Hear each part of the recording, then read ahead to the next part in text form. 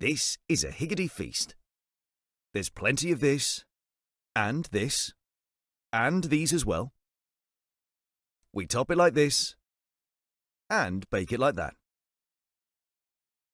Higgity. Baked generously.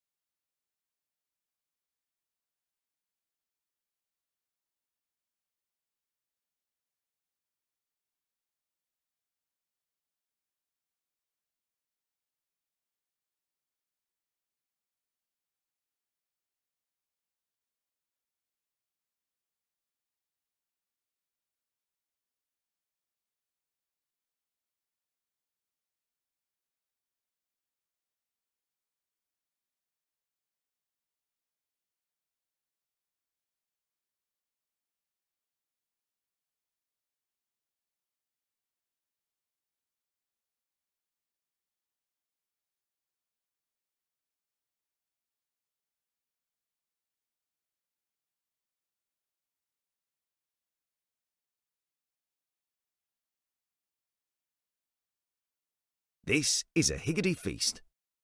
There's plenty of this, and these as well. We top it like this, and bake it like that. Higgity. Baked generously.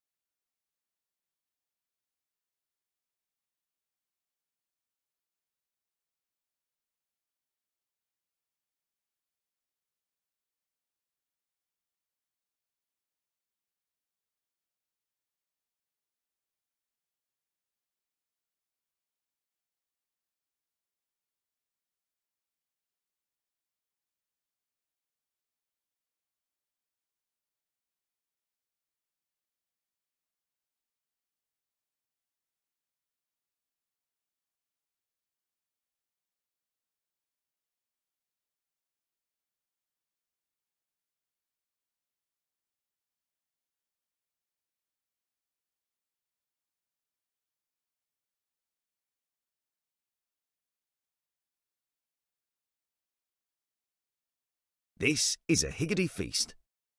There's plenty of this, and these as well. We top it like this, and bake it like that.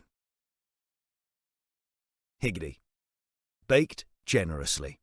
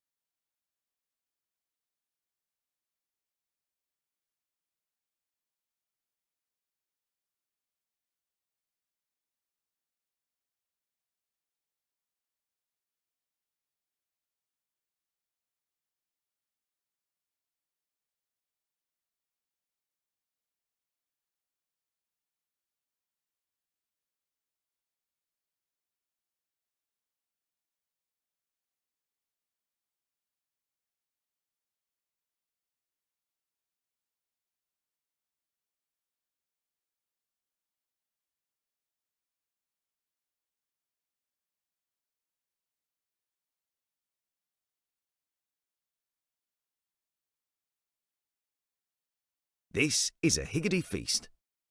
There's plenty of this, and these as well. We top it like this, and bake it like that. Higgity. Baked generously.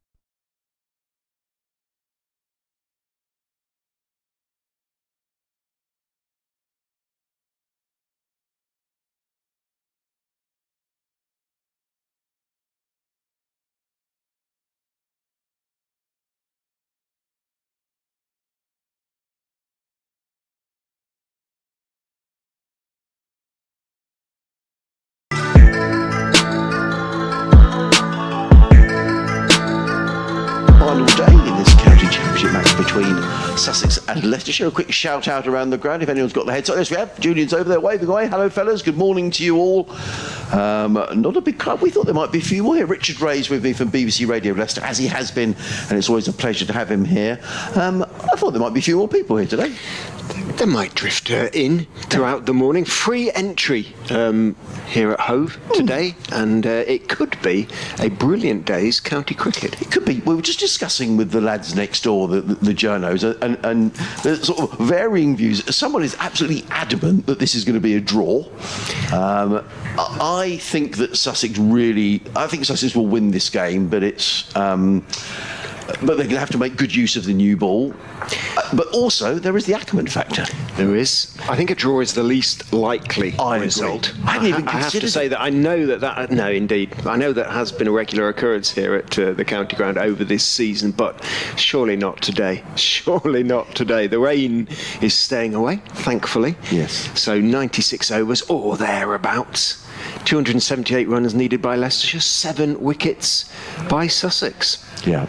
I mean, in normal circumstances, I would say if Sussex ought to win this game. If there were odds on this game, I'm sure Sussex would be firm favourites. But the deeper it goes, and talking to Cheteshwar Pujara last night, he was saying this is a really good surface. So Sussex will need to work hard. It just does bring into play why on earth Sussex didn't enforce the follow-on. I was about to say the follow-up question to that to Mr. Pujara. So therefore, why didn't you? But anyway, did anyone ask it? He did. I did ask him. I can't remember what his answer was, but he did give a reason.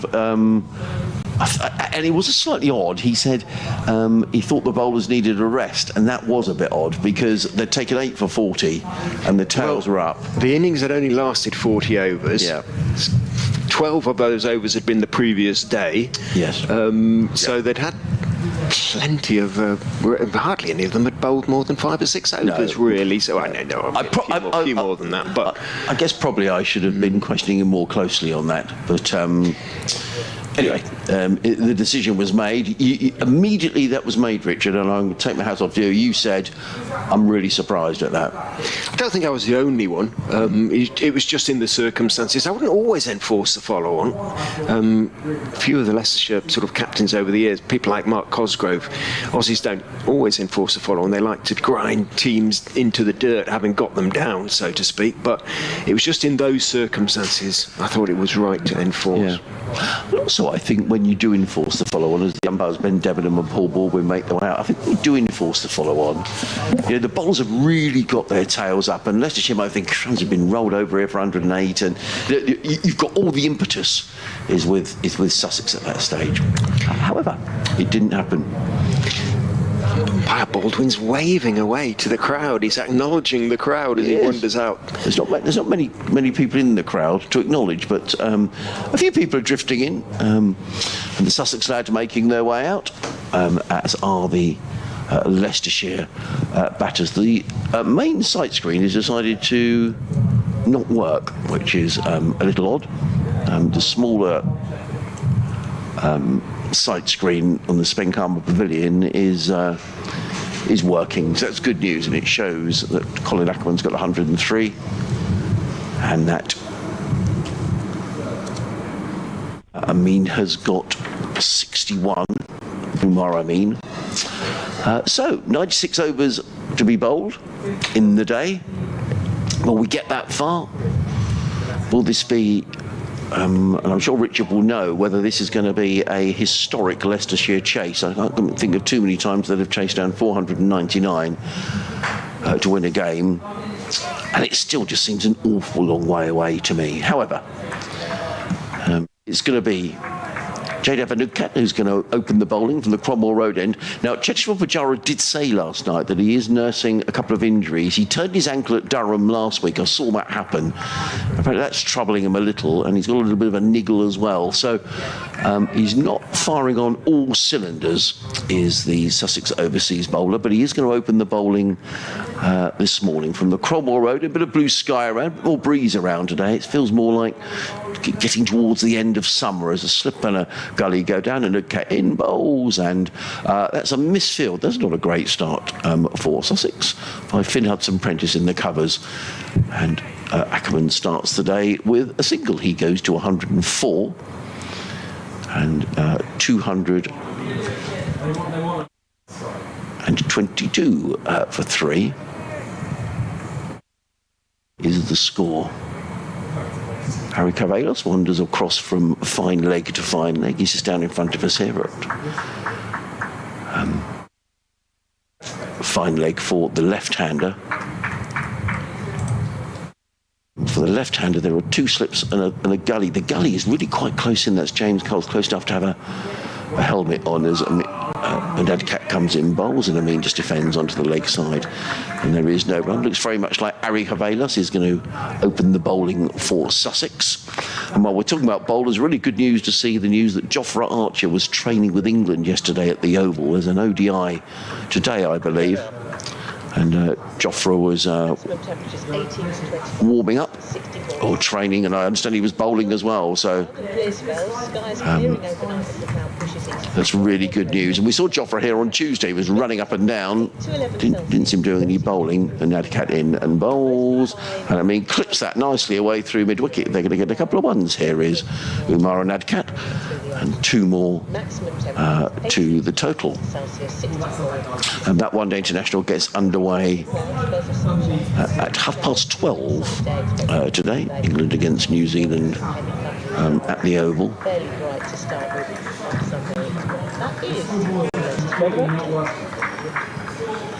Cricket update. Right, the latest cricketing news now with Adrian Hart. Yes, hello Sarah. Well, it could be a really exciting day here at Hove because it's the final day of this 4-day match against Leicestershire. Leicestershire starting the day needing 278 more to win. They've got 7 wickets remaining. You would think that Sussex would be firm favourites, but that would be account for Colin Ackerman, the Leicestershire player, who on this ground last year made 277 not out, and he's still there for Leicestershire today. He's 104 not out. So 278 needed for Leicestershire to win. Sussex needing 7 wickets. If Sussex lose this game, their chances of promotion are all but gone. If they win, they're very much in the fight for promotion. We'll keep you posted. It could be a really exciting day here at Hove. And Nadcat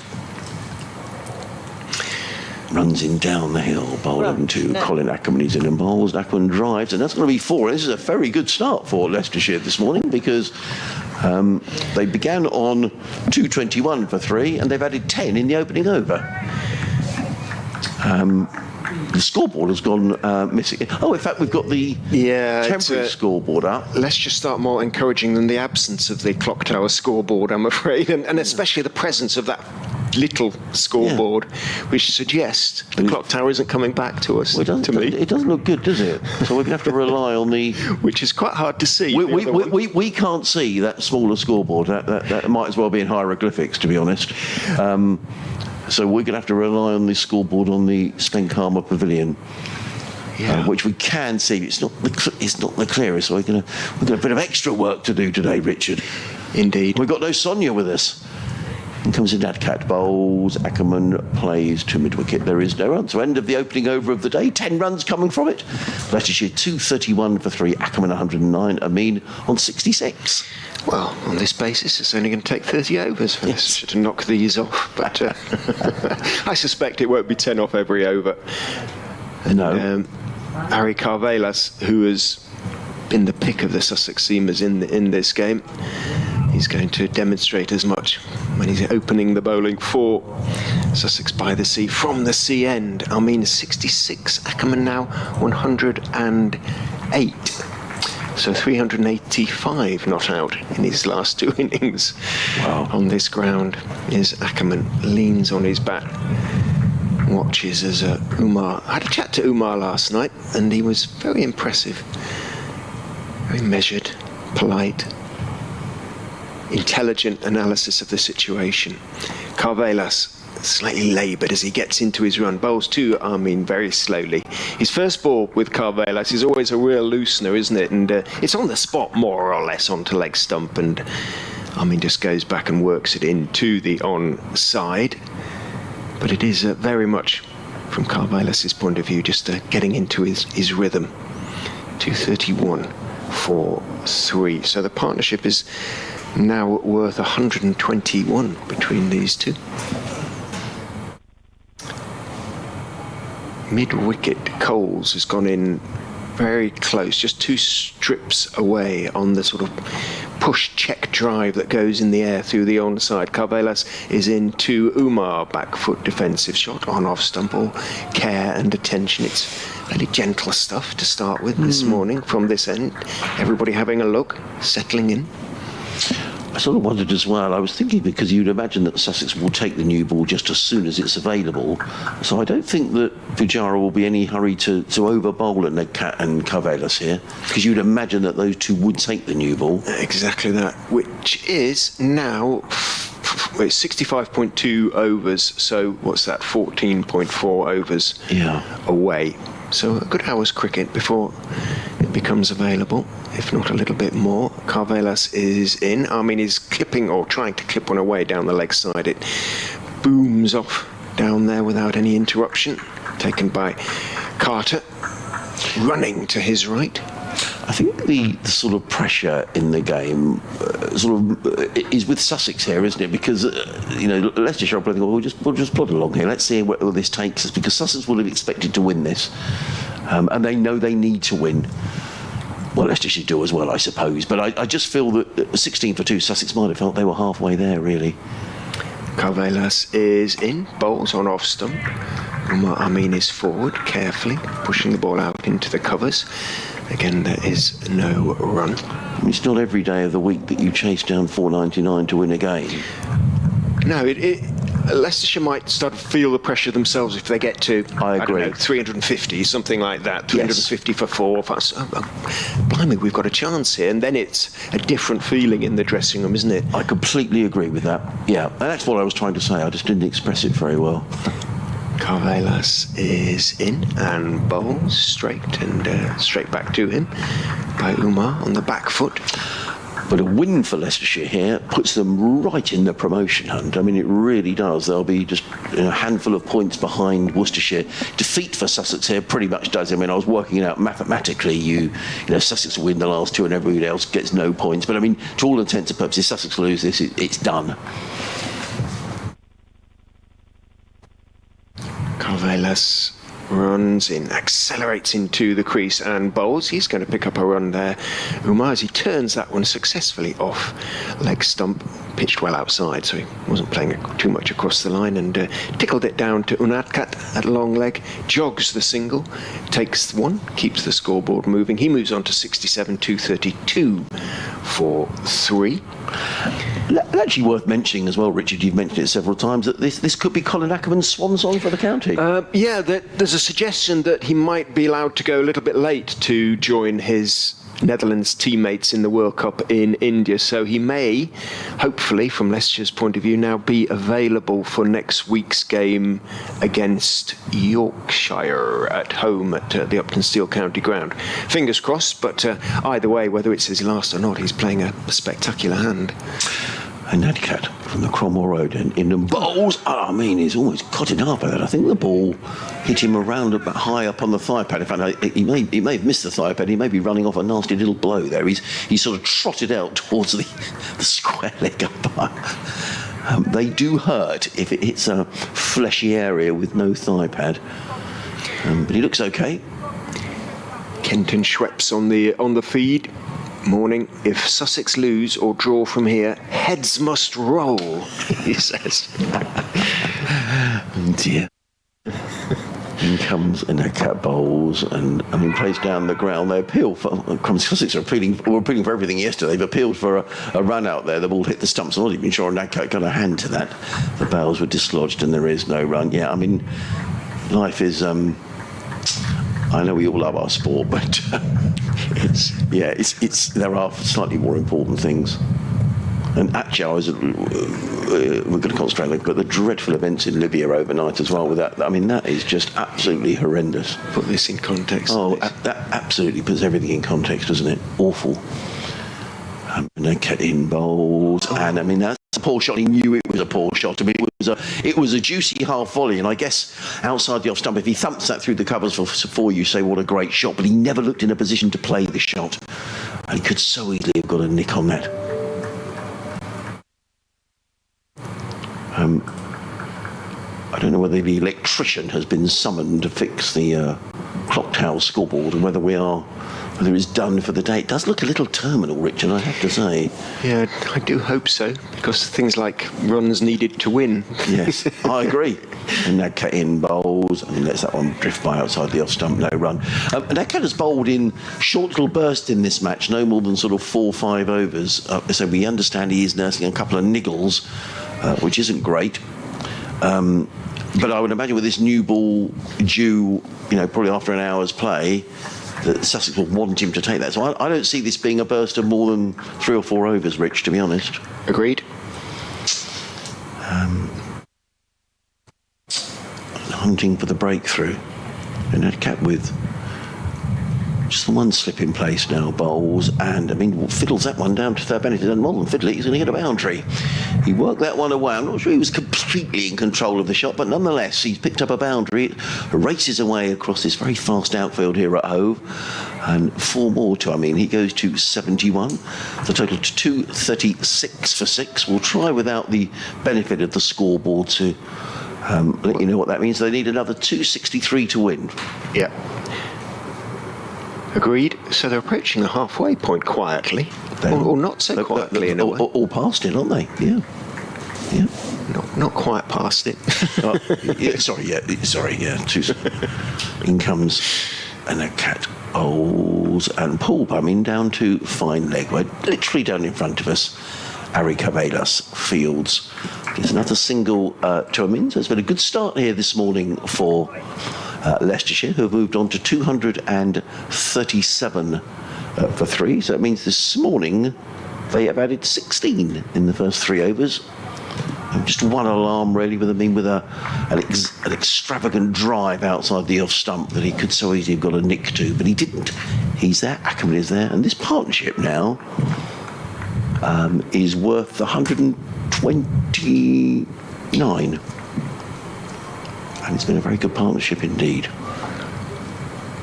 The Sussex would dearly love to break it before the new ball, get a new batsman in against the new ball. Carvelas trying to do that, comes in and bowls. Drives, gets a bit of a thick inside edge on it. Certainly wasn't as straight as he wanted it to go, and it ran out towards Pujara to a wide-ish mid-on. Also claps his hands in encouragement to Carvelas at first slip. Interestingly, there is just the first slip and a sort of very close third slip, fourth slip. Yes. Interesting positioning of the field as Carvelas is in, turned neatly off his legs by Umar down towards Nadcat in front of the indoor school and the players' dressing rooms. Down there at a wide, long leg. One is taken. They worked it around nicely this morning. Leicestershire. This will be the first time, however, that Ackerman will be facing Carvelas. Has moved on to 73, so he's added 12 to his overnight score. Ackerman has added 5 to his. Hasn't had much of the strike in the last couple of overs.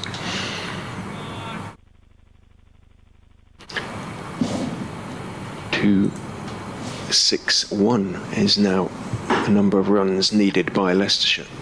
Once it goes below 100, then it really does become interesting. Carvelas is in, bowls. Ackerman is forward. He's going to pick up runs there as he steers it off a thick outside edge, wide of gully, runs down towards third man, turns for the second, makes it comfortably enough. Runs have come fairly easily this morning for the Foxes. 241 for 3. For some reason, that we're now having to look at the little scoreboard next to the old press box. I don't know what it is. The scorers are up there now, aren't they, these days? When I first came here, that was the press box over there. This building, the media centre, did not exist. Carvelas in past umpire Baldwin, bowls to Ackerman, who is forward, defending pleasantly, timing the ball. Rather spectacular diving, slightly unnecessarily spectacular diving stop, and he's actually hurt himself. I think the fielder there. He's just he stayed down on one knee. I think it's Hudson Prentice. There it is, and he. But I mentioned yesterday, and I got this from Dave Fletcher, the BBC's Derbyshire commentator, that Hudson Prentice was known as Carvelas goes in and bowls. Ackerman, he's going to pick up more runs there as it comes off another thick outside. It's along the ground all the way. Could go all the way. It isn't going to. It's going to be picked up on the third man boundary again. But again, he's going to pick up 2. As a little bit of an old soldier, Hudson Prentice, i.e. that if he did fall or anything, he'd often immediately go into a limp or rub his whatever. And those traits have been apparent during this game, bless his heart. I've heard that expression for years. My granddad used to say that, and I'm playing the old soldier. Ackerman on to 112. Leicestershire on to 242 as Carvelas is turned by Ackerman off Midland leg, but only as far as Carson, I think that is, at mid-wicket. End of the over, 242 for 3. We've had 4 overs today. I keep looking at that. Oh, I do as well. I do. Because it has so much more information than the little scoreboard above the, or on top of the pavilion, if you like. I'll see if I can find out whether this is sort of a terminal problem. But we've had 21 runs this morning off the first 4 overs. Well, it's going to be a cat who's going to carry on from the... Oh, an cat who's going to carry on, I should say, from the Cromwell Road. It's quite cloudy here at Hove this morning, quite a breeze. Comes in and bowls to a min who's forward and plays it down the track. There is no one. It has to be said, the pitch has got better and better, hasn't it? I mean, you know, this is the 8th day of county championship cricket on this pitch, and you might have thought by now one of 2 things: there might be some variable bounce, there might be some spin, but actually, you know, there has been the odd ball in the game, but you get that on any pitch. I mean, it's just got better and better to bat on, really,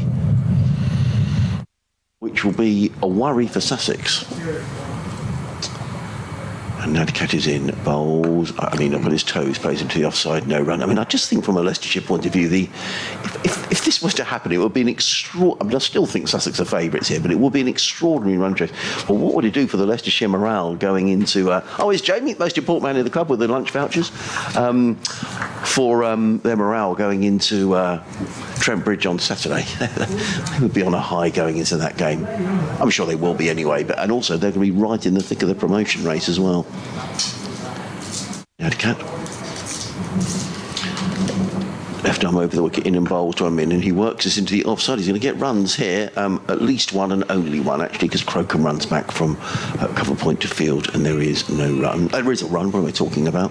Look, Amin goes to 74. It's Colin Ackerman on to strike.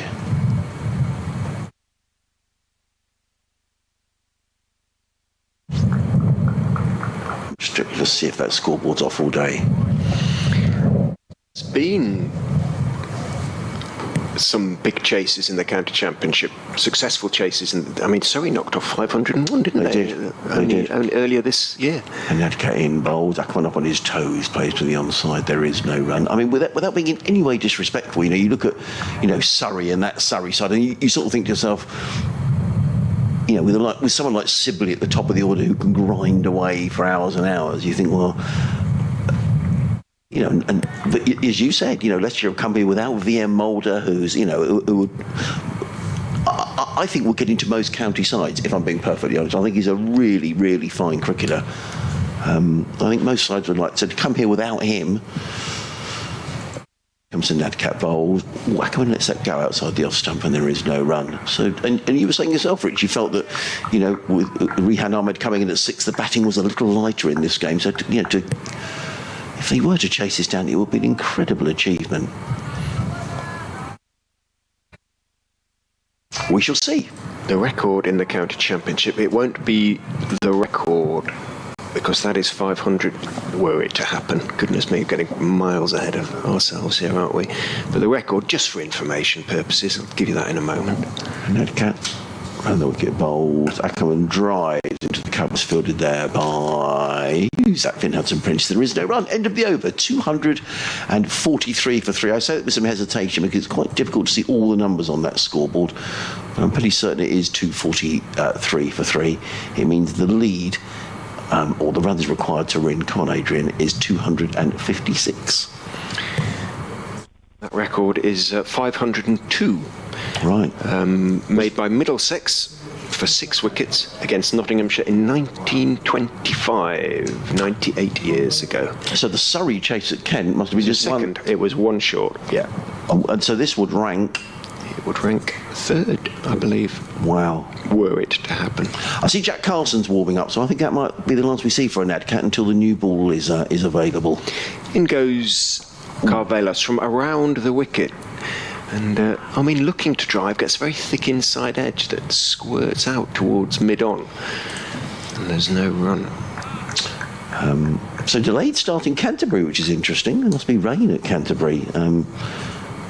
Notts 177 for 5, still trailing Kent by 4 runs.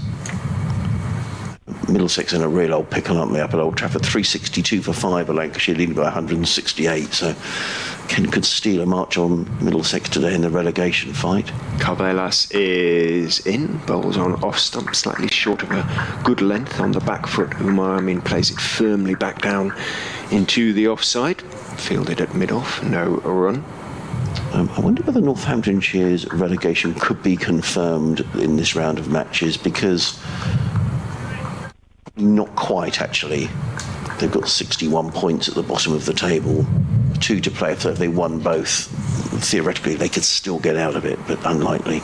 Carvelas in, bowls. Fuller looking to drive and getting on the front foot is Umar Amin. Doesn't put his full weight into the shot, and as a consequence, moving across to his left, Carson can make the stop at extra cover. I think Northamptonshire have still got to play Surrey and Essex, so I think you'd have to say it's fairly unlikely they're going to win both of those games. I'll be surprised. Nothing's ever impossible. Back over the wicket goes Carvelas. Short experiment comes to an end. Bowls outside off stump, carved away. Width there, and Amin waited for it. Didn't try and overhit it, but he got plenty of it, and no chance really for Hudson Prentice. Picks up the ball in front of the sadly defunct electronic scoreboard over there at the clock tower. Umar has taken the initiative this morning. He's moved on to 78, having begun the day on 61. 17 added already. Ackerman, meanwhile, who has had less of the strike, has moved on to 112. 247 for 3. Good shot, wasn't it? It was economically played as well. He looks good at the moment. In goes Carvelas, bowls to him. He's back behind it. The ball out into the offside. There's no run. A little bit grey and gloomy here at Hove now, and it's much cooler than it's been over the last 3 days. But there's no the clouds are fairly high. They're broken, and there's no real suggestion of possible showers in the offing. Certainly the floodlights aren't on, as they did come on the first day on the afternoon. Carvelas is in, bowls again a bit inside edge as he went for the drive there. It went shooting out to Coles at that short mid-wicket position, who flicked the ball back at the stumps, underarm them back at the stumps, but Umar's foot was back in his crease. Missed it anyway. The throw, end of the over. 247 for 3.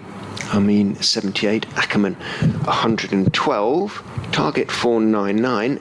Ergo, Leicestershire need another 252 runs. They are now almost halfway there. They are. I thought the weather forecast for today was pretty good, actually. I didn't think there was any rain around. It just, the clouds do look a little threatening. The good news is there is quite a breeze, more of a breeze than there's been on the other day. So hopefully, if there's anything around, it's going to clear. Now, I thought an Adcat would come out of the attack, and he is, but we're not going to get Jack Carson. We're going to get James Coles, which is interesting. James Coles. Normally we can rely on all these stats coming up instantly on the scoreboard, but we've got to do it ourselves today. So let's look at James Coles' figures so far in the match. And he has bowled. Here we go. 8 overs, 0 for 36. I was thinking his average, I think he's only taken 5 championship wickets this season as James Coles, at something like 88. But he's going to come into bowl from the Cromwell Road end. to Colin Ackerman, and Ackerman stretches forward, plays down the track. There is no run. Little surprise maybe that your frontline spinner doesn't bowl first change, but maybe Jack Carson's going to bowl up the hill, because you'd have thought they'd want to keep Carvelas and had Cat back for the new ball. Cole's in again, bowls, cut away by Ackerman. It was in the air for a while. I thought for a moment that was going to backward point, but it's going to run away for 4 runs. Nothing Tom Alsop could do about that, chasing back from point. Another boundary to Colin Ackerman. He was just in the air for a moment, but it was well wide of Alsop. 116 to Ackerman. The total now past 250. I didn't hear a ripple of applause. There should have been. 251 for 3. Especially as it means they are now past halfway. They are. Waits. Just the one slip in place. Bowls to Ackerman, who's plays that again to backward point. This time there is no runners. Alsop is moving smartly to his right. He's got the pads underneath his trousers, you can see, as Tom Alsop. And there is no run. Coles again. In bowls, Ackerman drives through the covers and picks up a comfortable sinker to Jack Carson, who's sweeping about 2/3 of the way back on the cover boundary. That's the end of James Cole's over. And Leicestershire have moved on, to be honest, without due alarm, to 252 for 3. They need 247 to win. Colin Ackerman on 117. Oh, sorry, nearly there at all. I do apologise, as Coles comes in, bowls to Amin, plays down to short leg, fielded by Alsop. There is no run. I was going to keep looking at that scoreboard and then trying to work things out. Looking at the smaller scoreboard is not ideal. Anyway, let's hope they get the scoreboard fixed. Coles in again, bowls to Amin, who defends down the onside, and that is the end of the over. So that's not too clever, is it, calling it 2 balls early? Either way, 2 for 3, which means there are 247 runs needed to win. Nice. I mean, Leicestershire will be very pleased with the way this morning has gone. I mean, I think we're all sitting here thinking, right, we're all waiting for the new ball, and that's going to be the testing period for these two. And I think, in fact, we're not going to see Jack Carson. We're going to see Henry Crocombe. So Pujara persevering with pace from the C end. Yeah, Leicestershire will be pleased because Sussex might be sort of waiting and hoping for the new ball, but Leicester in the meantime have just kept their scoreboard ticking very nicely. 31 runs added already this morning, gone past halfway. There are still 9 overs to be bowled with this old ball. Poor young Crocombe is going to have to shoulder his share of the burden of that job, and if he can make a breakthrough with it, then that would be huge for the home side. Ackerman waits with bat raised as Crocombe is in, bowls on the leg stump, clipped away, a half volley, but only as far as deep backward square. 1 is taken. I'm hearing that they're hopeful. Apparently it's an internet server problem with the main scoreboard, but they're hopeful he might be back on by lunch. But thank you very much to Jamie Burnett, who's the ever helpful Jamie, and he's been in touch and he's given me a website to go onto that gives all the info sort of in real time. Yeah, I'm not the most tech savvy, Jamie, but I'm going to try and find that. I have it up. On the match centre. Yeah, okay. In goes Crocombe, forward goes Umar on off stump, playing it out into the offside. Applause from the slips for the accuracy of the delivery. Coles with those, he's still sporting those rather flared whites. They're different to everybody else's, which are sort of fashionably narrow with a sort of slightly sort of transparent patch at the back. In goes Crocombe and bowls. I mean, is driving for 4. I suspect, although the chase is a vigorous one, it's not going to be successful. No. As it crosses the ropes at extra cover. Carson was the man in hot pursuit, but Umar picks up 4. The runs continue to flow this morning for Leicestershire. Have moved on to 257 now for 3, and Armin has moved from not out overnight score of 61 to 82. 21 added by he alone. Crocombe is in, bowls to him again. It wasn't quite there to be driven. He got forward and checked the shot rather. It was very funny yesterday with Sonia here when we were talking about some of the Cockney rhyming slang, and then we were talking about party lines with telephones and black and white television. And she was looking at us as if we'd come from another era, which I guess we have. Indeed.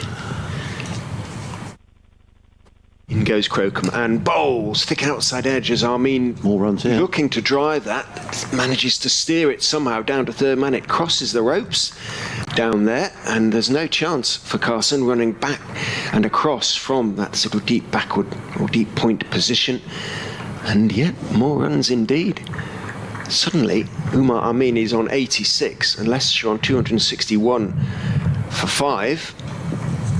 Needing 238 to win.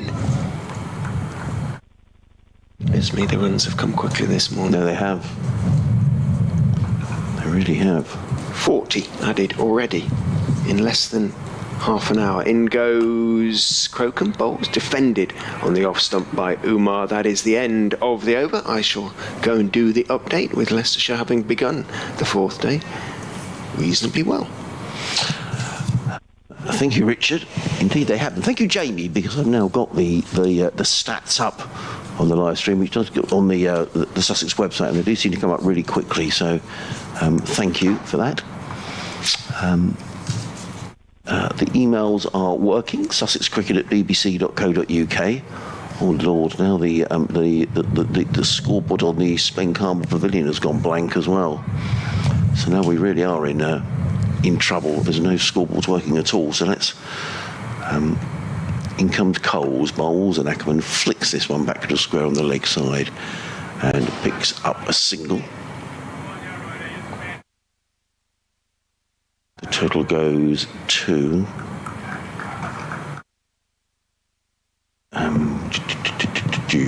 This is getting really difficult now.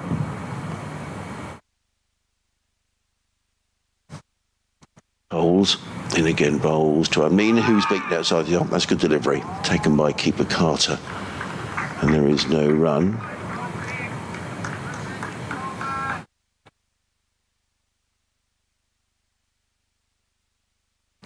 Bowls again, just waits. He's in bowls, stretching forward. Is he caught? They think they've got him, and he's given not out. Well, the Sussex players again all rushing around, getting very excited. All ending up in the slip cordon, but again there is no run.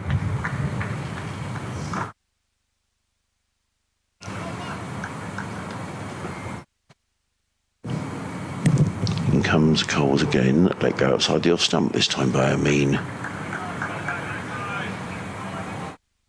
And again there is no run.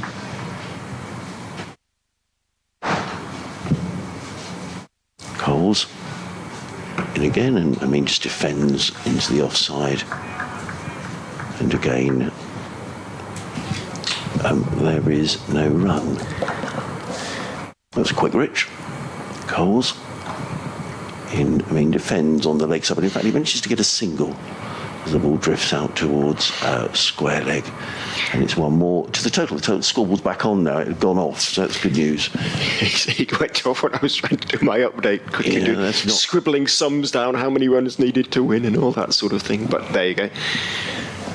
It is now 237 to win. 262 for 3. Armin 87, Ackerman 119, and to be quite honest, they've batted with, from Sussex's point of view, a concerning degree of comfort this morning, and they've done more than accumulate. They've picked up 41 runs. As in goes Crocombe and bowls to Armin, slightly short of a length, plays it on the back foot. It was a good straight delivery. Back down the pitch to the young Sussex seamer, and there's no run. Once it goes below sort of 150, if these two keep going, as you say, the new ball's acquiring ever greater importance and potential status. They're really going to have to hope it does something. In goes Crocombe and bowls. Armin gets a full delivery, comes down on it just outside of stump, steers it along the ground through the gully down towards third man. And I'm assuming out there it is still young Jack Carson It has been for, I think it is. I recognise starting to recognise Yes. the sort of gates and the Yeah. figures out there now. And one is taken. Umar on to 88. Ackerman 119. Amin has been the main man as far as Leicestershire have been concerned this morning. Taking the partnership well past 150 now. As Crocombe back over the wicket to Ackerman, bowls on off stump, fullish. Half driven, didn't really put his weight into the shot. Sounded a little bit tinny off the bat, steered it out to mid-off, no run. I don't think there'll be too many. I mean, I think the Sussex at the moment we're thinking, well, the new ball is just around the corner, and there'll be no panic at the moment. But I think, you know, if Leicestershire were to reach lunch and hadn't lost a wicket, then I think there may be a few jitters. Crocombe is in, bowls well and straight. Ackerman has to defend and does. Bounces out towards mid-on this occasion. It's a dangerous frame of mind, though, isn't it? No, totally. If we just Totally. go through the motions until we get to the new ball, suddenly, I mean, these two have almost added 50 this morning already. You know, they have, and Suddenly, you know, and they're flowing, and they're not bad bats, as Sussex know all too well about Ackerman, and Umar is showing at the moment. Crocombe is in, bowls. Ackerman is solid in defence, bounces high off the pitch. Crocombe leaps high to his right to take it in his follow-through. No, it's a very, and I'm sure, you know, that is a dangerous game because, you know, those runs, you know, when we were looking yesterday, 499, we thought, oh, well, this, you know, 16 for 2, that's not going to happen. But all of a sudden, 235. Oh, the main scoreboard's back up. Oh, thank goodness for that. In goes Crocombe and bowls. Driving again is Ackerman, but although it goes past Crocombe, Pujara can make a comfortable stop at mid-off. Welcome back. Clock Tower scoreboard. Runs to win being shown. That's what we want to see. Yeah. 264 for 3, Leicestershire after 74 overs. 6 to the new ball. Amin 88. Likely, if he continues in this vein, to clear 300 before that new ball. Ackerman digging in again, 119. Wow. Well done, everybody. Well done, everyone at the club. Well done, Graham, up in the score box. And the scoreboard is back. In comes Coles, bowls to Amin, who plays forward, plays to Pujara. There is no run. How ridiculous that something so simple can make me so happy. Oh, you see, the problem is we are quite simple, isn't it? Well, I am. Can't do much else, really. It's a good job there's cricket, or else I don't know what I'd do. Some would say you don't know that well either. In comes Coles over the wicket, bowls, and I mean, just plays that through past Pujara at mid-wicket. They might come back for 2 runs here, you know. They are going to come back for 2. Because it needs to struggle. Oh, just for a moment, I think Amin was thinking, crumbs, I need to get my foot down here. But in the end, 2 runs that maybe they shouldn't have got. 266 for 3. 233 needed to. And I don't think we're going to count down all the way to 1. But Amin has gone to 90. Coles in again. Oh, and he gets away with one there, and he's going to get more. Oh, that's a bad bit of fielding by Covalis. That's pretty sloppy. Amin gets 2 runs. He was looking to drive away on the onside. He gets a big inside edge. Ari Covalis made a bit of a Horlicks of fielding, Nick, to be honest, at a fine leg. It shouldn't have even been a run, but it went right under his body, and they pick up 2. Amin to 92, 268 for 3. Sussex fielding a little sloppy. And they've added 55 runs this morning, Leicestershire. Bowls in again, up on his toes as Amin punches into the covers, and there is no run. Is that right, Richard? It is right, and in 38 minutes they've not just milked the bowling, and they've picked up plenty of boundaries as well. Coles in bowls. Amin plays into the offside, fielded in the covers, and there is no run. 45. 45, but yeah, you know, it's significant. It is. Coles again. The light's not great. In bowls, Amin turns it onto the leg side. There was a cry of catch, but I don't know why, because it was nowhere near Pujara. End of the over. An over that cost 4 runs. A couple of sloppy bits of fielding. Coles has bowled 11 overs, no maidens, 0 for 47. So I'm a little surprised. You turn to with all due respect to James, he's a part-time spinner. Carson is your front line spinner. There's 1 or 2 comments to that effect on the stream. It's a little bit damning is the word somebody uses. that Carson isn't bowling. I didn't think he bowled badly. No, I could agree more. Yeah, very odd. Crocombe continues from the CN, bowls to Ackerman. Ball comes back in towards Ackerman, defends but gets a thick inside edge, slightly turns his wrist on it, being a bit unfair there. So he turned it through the vacant square leg area out towards the aforementioned Mr. Carson. Claps his hands together, having fielded the ball at deep backward square. He's going to sort of deep backward point now for the left-handed Amin as Ackerman moves on to 120. Amin on 92. He's going to go around the wicket to the left-hander. In he goes, bowls, full, drivable, and was driven, but it was quite straight, and the ball went straight out towards Carvelas, who polishes the ball vigorously, notwithstanding its age, 75.2 overs old, on the bottom of his Sussex shirt. James Coles this season has taken 5 wickets. His best is 2 for 93. Every wicket coming at 97. So it is a little odd. Crocombe is in. Bowl slightly shorter this time, and as a consequence, Amin can go back and work it into the vacant mid-wicket area. Pujara has to run around or up from mid-on to field. Amin takes one. Interesting comment from Louis Jagger about the Carson situation. Carson and Liam Patterson-White were both England Lions spinners last winter. Both have regressed this season. Coincidence? Question mark. In goes Crocombe and bowls outside off stump, and a little bit of a fendy feel for the ball from Ackerman. I think he was trying to guide it down to the vacant third man. It is an invitingly open space down there, and it didn't really get up that much. It is a very old ball now. And it might just have slipped underneath rather than over the top of his offered bat. I think it's a reasonable comment. I mean, Jack Carson this season, 24 wickets at 47. Wickets haven't been particularly spin-friendly, have they? In goes Crocombe and bowls, and that is exactly what Ackerman was trying to do the previous delivery. A little bit of width, he steers it wide of the third stroke fourth slip down to the vacant third man boundary for 4. Yeah. Good shot, wasn't it? You know, he flirted with one outside the off stump, as you said, Richard. And this time he made sure that he made contact, and the ball just raced away for 4 runs. Matt Norman on the stream points out that Carson he says he hasn't quite been the same since he's had a back injury. So yeah, and he had knee problems as well. Jack missed a lot of last season. Crocombe is in. Ackerman is turning him neatly off his leg stump down towards Jack Carson, the subject of all these discussions and speculations. Might just be just a sort of slight phase he's going through. Young cricketers often do, don't they, as they learn the game. Yes. Single is taken. Ackerman keeps the strike, moves on to 125. 93. And suddenly, 275 for 3, 224 to win. Extraordinary. Jack Carson is now warming up. I mean, a couple of things actually about that. I know that Jack was saying that he'd been working, I think Graham Swan had worked with him a little bit as well. You know, is it the fact that the wickets in this country just don't help spin bowlers? Is it,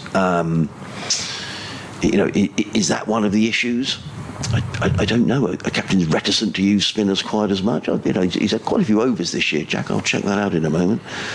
As in comes Coles, bowls, cut away by Ackerman. And from a Sussex point of view here, Leicestershire are eking away at this total without taking unnecessary risks.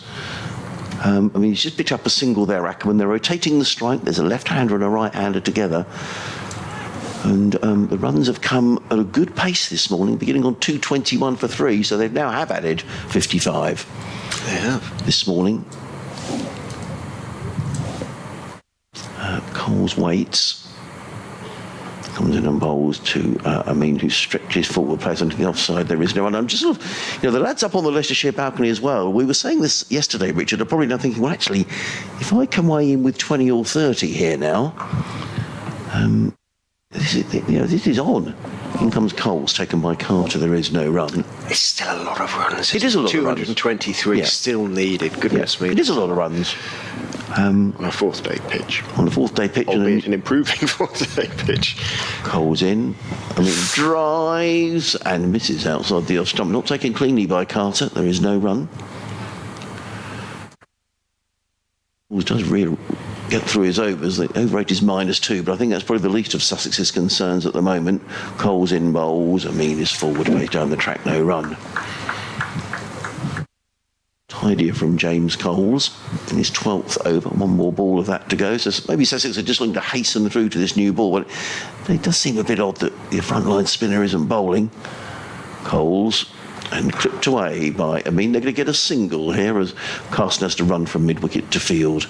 And Amin has picked the strike. He goes to 94. 277 for 3 are Leicestershire. They need exactly 222 to win. There are 3 overs until the new ball will be available. I would imagine almost certainly that Sussex will take that new ball. I can see Finn Hudson-Prentice is running off the field. He's being replaced by, I think that's Bertie Foreman, who's come running out. Maybe Hudson-Prentice going off to put his bowling boots on, because you'd have thought he would have a spell at some stage with the new ball. And now we are going to see Jack Carson, which seems... well, he's probably only going to get 2 overs. He is. Yeah, absolutely. Because there are only 3 until the new ball. Good morning to Robert Coe, who is on his bike at the moment. He's on a bike ride through the beautiful Cambridgeshire Fens towards equally beautiful city of Ely. The cathedral is sensational. And he's listening to what could be, he says, another Headingley-esque run chase. Come on, you foxes.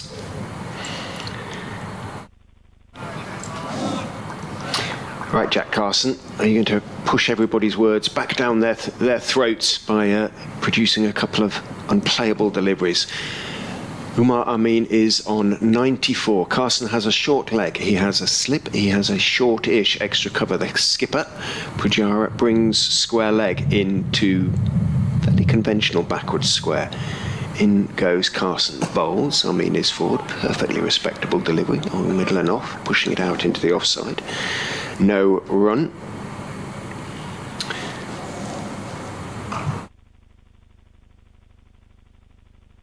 Carson grips the ball very sort of deliberately before stepping in and bowling, bringing Amin forward with that good length delivery.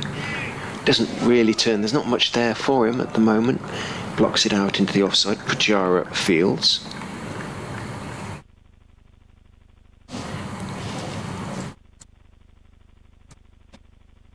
Some bowls get a little bit more air on that one. Nice flight, but getting to the pitch of the ball is Umar Amin, blocking it back up the pitch to the Northern Irishman.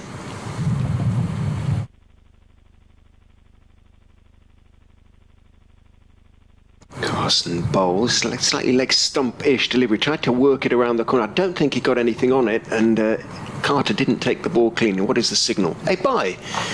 And no, he didn't get anything on it, clearly. And as a consequence, it bounced 10, 15 yards behind Carter. Slip had to run back to pick it up. I think that's Allsop there. And no, actually, he's at Allsop at point.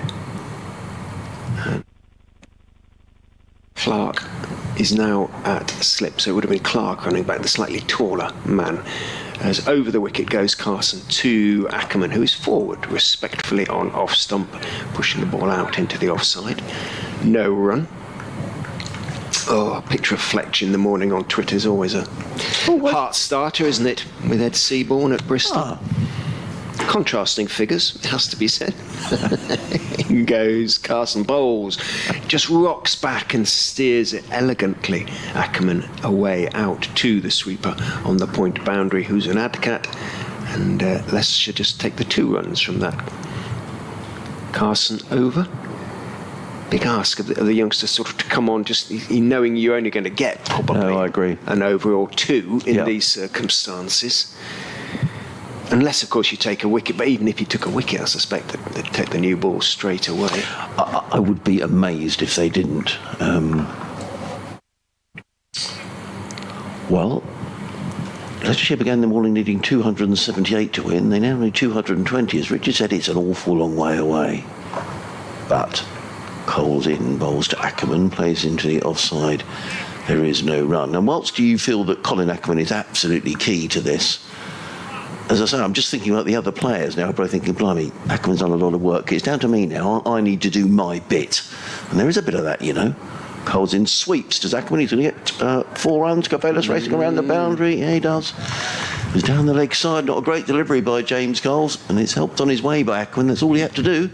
He goes to 131, and Leicestershire to 283 for 3. The new ball here, well, 62 added in 50 minutes. Extraordinary. Coles in and bowls. Ackerman forward, plays down the offside, no run. And as I would say, it's been relatively low risk cricket. Exactly, they haven't been sort of throwing the bat or anything like it, have they? They've just put away the bad ball, yeah. Poor ball. Coles bowls. Ackerman defends into the offside. Another dot ball. Just the one slip. Pujara with plenty to ponder at cover.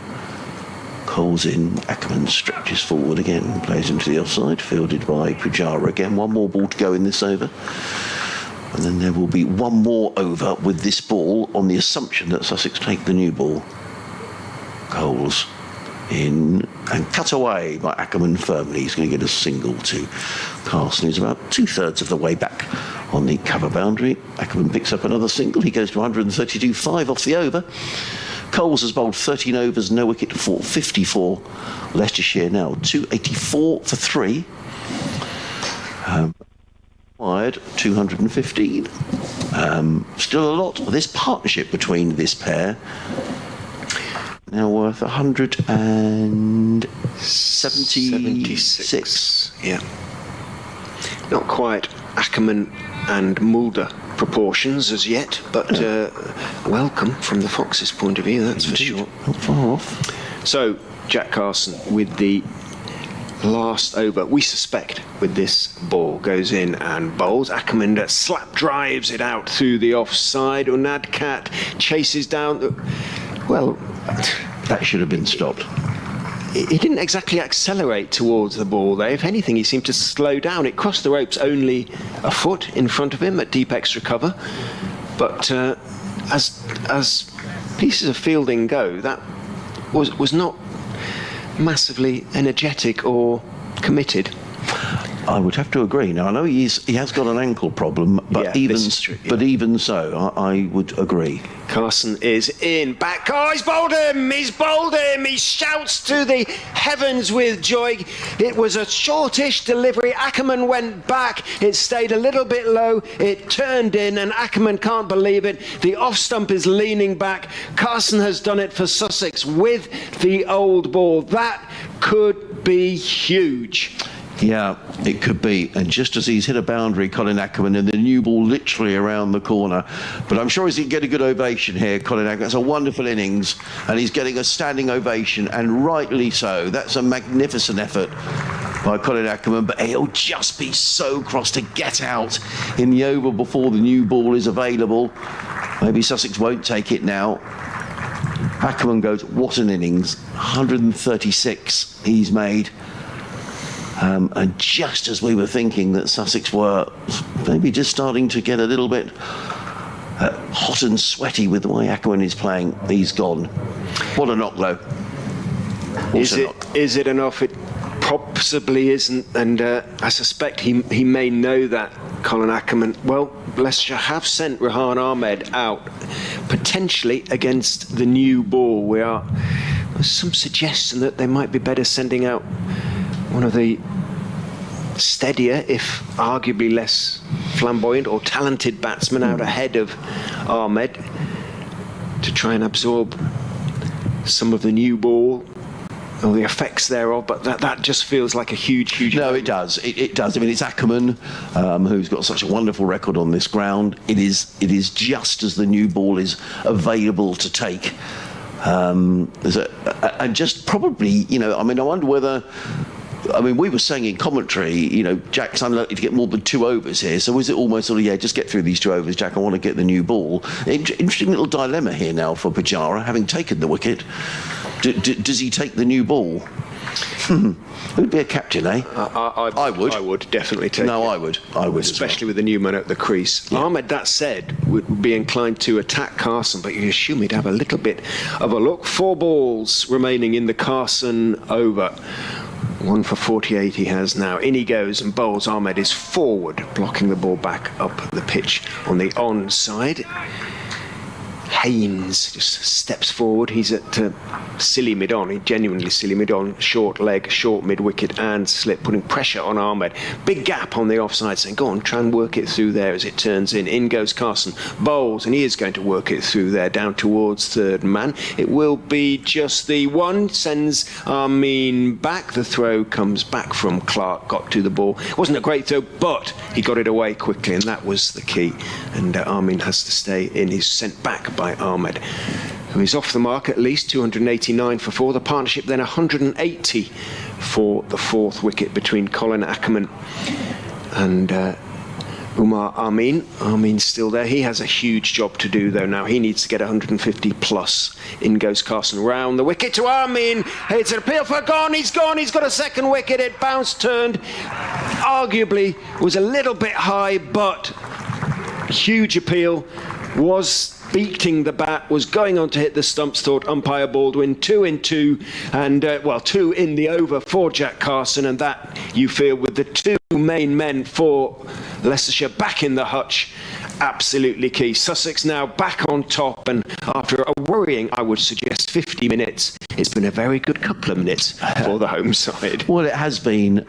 We were surprised as to why, and I mean gets a sympathetic hand as he makes his way off. He's missed out on his 100 fine innings, 94 and 185 balls in 3 hours with 17 boundaries. But 2 wickets going in and over. Well, and how extraordinary, what a crazy game cricket is, really. You know, Carson comes on, we almost feel it's to use up a couple of overs before the new ball is taken. And lo and behold, Jack Carson gets a couple of wickets, and you just wonder, well, we were very surprised why he wasn't thrown the new ball by, or why he wasn't asked to bowl by Pujara earlier on. He bowled James Coles, who's only taken 5 wickets all season at the best part of 100 a wicket. And Carson comes on, suddenly gets a couple of wickets. So there you go. I guess there may be method in the madness. You would say that the pendulum has now swung hugely in Sussex's favour. Yeah, very much so. Those 2 fine innings coming to an end. So it's now for Ben Cox and Rihan Ahmed to see what they may or may not be able to do. But you know, Sussex now hold a lot of cards. They do. 2 new men. Yeah. And against a very now upbeat attack, a rejuvenated Sussex attack with the new ball available in 1 delivery's time. Well, give Carson the new ball, give him an over or 2 with a new ball, maybe. Yeah. It might be considered a bit of a waste, but it'd be hard with a seam, it would bounce. What will be the attitude? So 2 wickets in 3 balls for Jack Carson has made a huge difference to this game. Can he make it 3 in 4 as he goes in and bowls? Cox drives pleasantly, stopped at point, and that is the end of a wonderful over from Jack Carson. Well, it is indeed. I mean, what a strange over. The first ball gets thumped through the covers for 4 by Colin Ackerman. Not a great bit of fielding by Anadkat on the boundary. Then he picks up 2 wickets. So well done, Jack Carson. Sussex supporters will. And I noticed all the Sussex lads coming over and congratulating Jack Carson. Although there's a fairly significant element of relief in those pats on the back, because all of a sudden the game has swung decisively Sussex's way, and now Sussex are not going to take the new ball, which is interesting, and James Coles is going to carry on. So there we are. Interesting decision. New ball not being taken, and maybe those 2 wickets have changed Pujara's mind. James Coles is going to come into bowl to Rihan Ahmed. He's in and bowls, and Ahmed, they've got a bit more extra bounce from Coles actually. Ahmed plays it onto the leg side, and there is no run. Come on, Colesy, you probably heard the cry in our effects microphone. Coles in again, bowls, and Ahmed stretches forward, plays down the onside of the track. And again, there is no run. So it's just a slip and a short leg. Are the close fielders. Coles is in again, bowls. Oh, he's put down. Put down at short leg by Tom Alsop. It was a sharp chance, but it was a chance nonetheless. So Rihan Ahmed is dropped on 1. was a sharp chance, but I think he got a hand to it. A short leg with a total on 289 for 5. Cole's in, bowls to Ben Ahmed, who plays on the other side. All of a sudden, it feels like Sussex could get a wicket with every ball.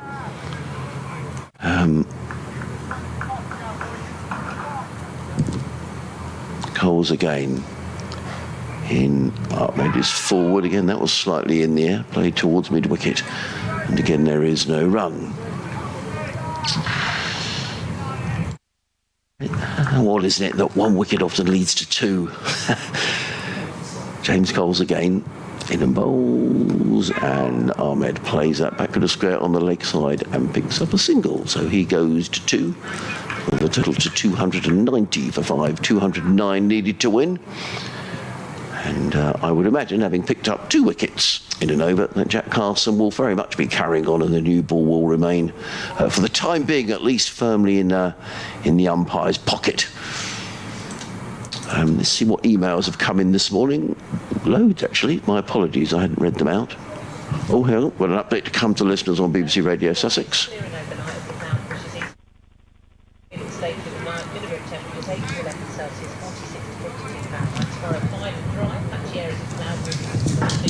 And top temperatures 18 to 21 Celsius, 64 to 70. In comes Carson, bowls. Ahmed stretches forward and gets a single. Well, Sussex have just fought their way back into this match, Sarah, in literally the last 5 minutes, because Leicestershire were going along very nicely. They were 288 for 3. The runs required were coming down all the time, virtually to 200 needed to win. And all of a sudden, Jack Carson comes on to bowl and he picks up 2 wickets in an over. First of all, Colin Ackerman for 136, and just 2 balls later, he picks up the wicket of Umed Amin, who was out for 94. So Sussex suddenly really back on top in this game. Leicestershire 291 for 5. They still need 208 to win. As in comes Carson over the wicket, bowls, and forward comes Cox, plays out into the offside, and there is no run. So keeping his spinners on, which is fair enough. Yeah, hasn't taken the new ball. Nice to have it up your sleeve in case of problems, isn't it, now? Yes, it is. No, it is. A few more messages I'll read as I go through. In comes Carson Bowles outside the off-stump, taken by Carter, no run. This is one from much earlier on. Ian in Scales in Finland says, Adrian, how can you make Sussex firm favourites? It's beyond me. Leicester have 2 batsmen firmly set, and I bet they get the runs without losing any more wickets. We have no effective bowlers to trouble them. Why is Ollie Robinson not playing? We might then have had a better chance of getting through them. The club must act and get a decent bowler now for next season. In comes Carson Bowles, and Cox plays, looking to play on the offside. It suddenly looks like a minefield, this pitch. That doesn't sound a very prescient email, does it, really, now? With respect. Ian says, I'll be distraught if Sussex loses. Now, to be fair to Ian, he sent this just after play had started. I mean, I did think, I said it in a tweet this morning, I still think Sussex are favourites. It's a lot of runs. Carson in bowls. Cox pads up. Is he going to be given out? Carson thinks he's got his man. That's a dangerous game, padding up. That really is a dangerous game. You can't just kick it away like that. No, he survived. It didn't turn enough, did it? It had to turn a bit more than it did. It wasn't going to hit the stumps. It's as simple as that, really. But dangerous game. Now, interesting here. Now, the umpires are having another word with Pujara here, maybe about excessive appealing. There we are. And he's just saying, you can see Paul Bulbert is saying there, calm down. Yeah, Debenham. Debenham, so he's saying, calm down. He's saying to Pujara, and now he's having another chat with him. The Sussex discipline, I have to say, hasn't been impressive during this Leicestershire second innings.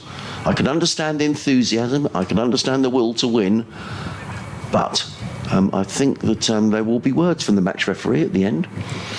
Have been already, as Coles goes in and bowls plunging forward as Rehan Ahmed, pushing the ball back up the pitch to Coles. I don't know, Ian, whether you've heard any of the conversations from, or the interviews that we've played. Coles steps in and bowls. Back goes Ahmed, looking to force it away through the offside. Has managed to do so. There is cover out there. Carson runs onto the ball from backward point and 1 is taken. The reason Ollie Robinson is playing is because he's an England contracted player, and they've said he cannot play until the last 2 games of the season. That's the reason. as explained by Paul Farbrace last week. He's England's player, they play his wages, and as Paul Farbrace said, whether he'll play the last 2 games, we'll have to see, but that's the reasoning in that he's not playing in this game. And as you heard you may have not heard John Philby the other day, Sussex are looking to recruit a new bowler for next season, or bowlers. Chris Wright, who's playing in this game, will be one of those. So that answers the question.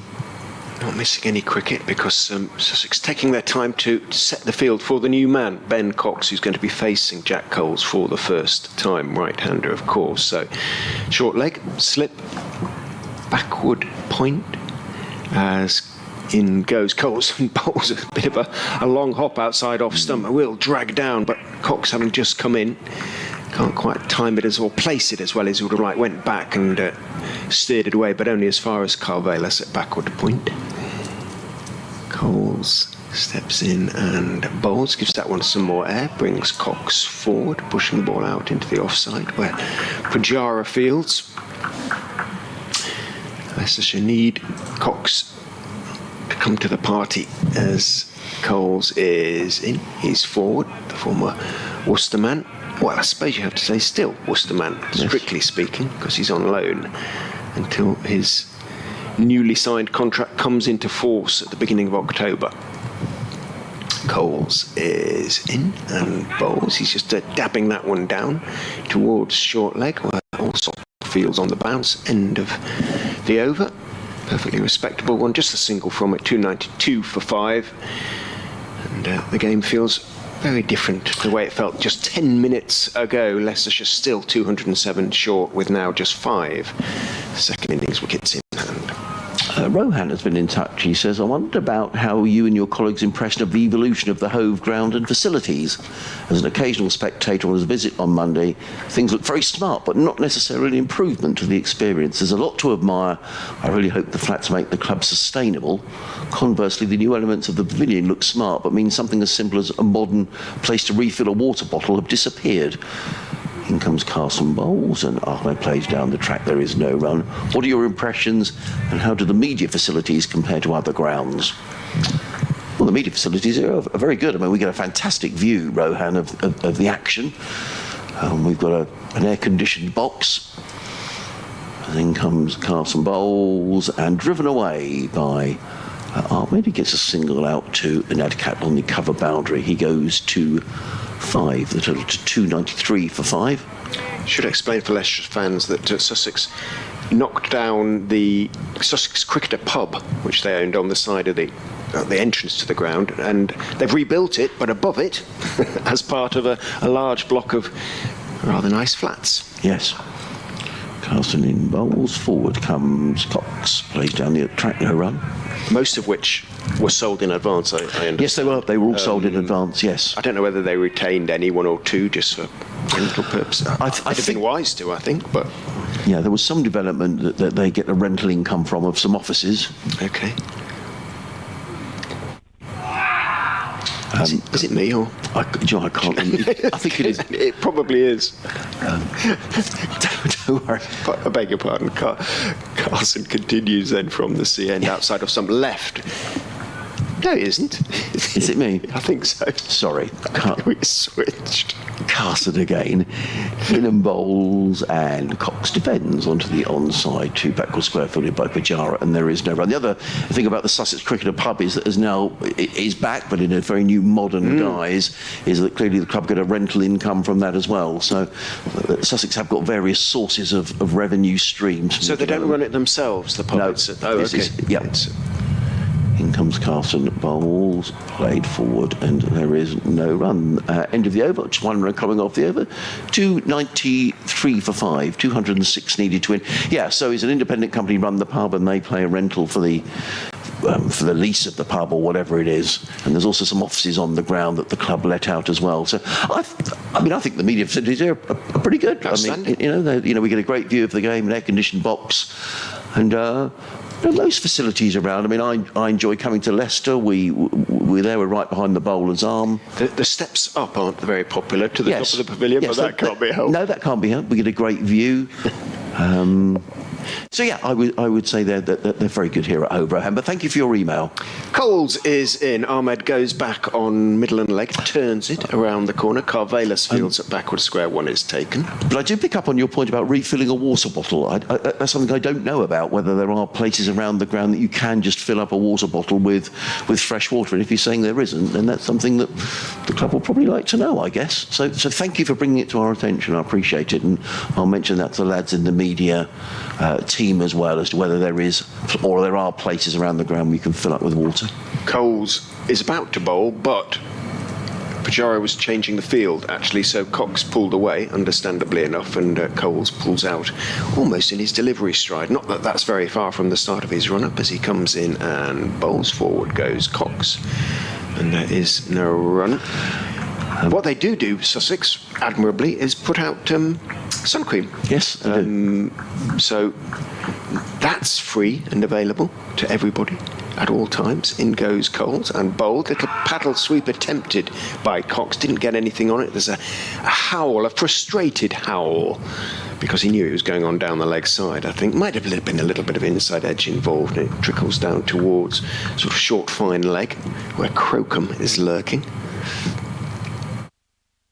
Coles is in, drops a little bit short cut, and in the air, Carvelis goes down in stages, but he goes down and gets there. He almost lowered himself to the ground there. Bless his slow heart. motion, wasn't it?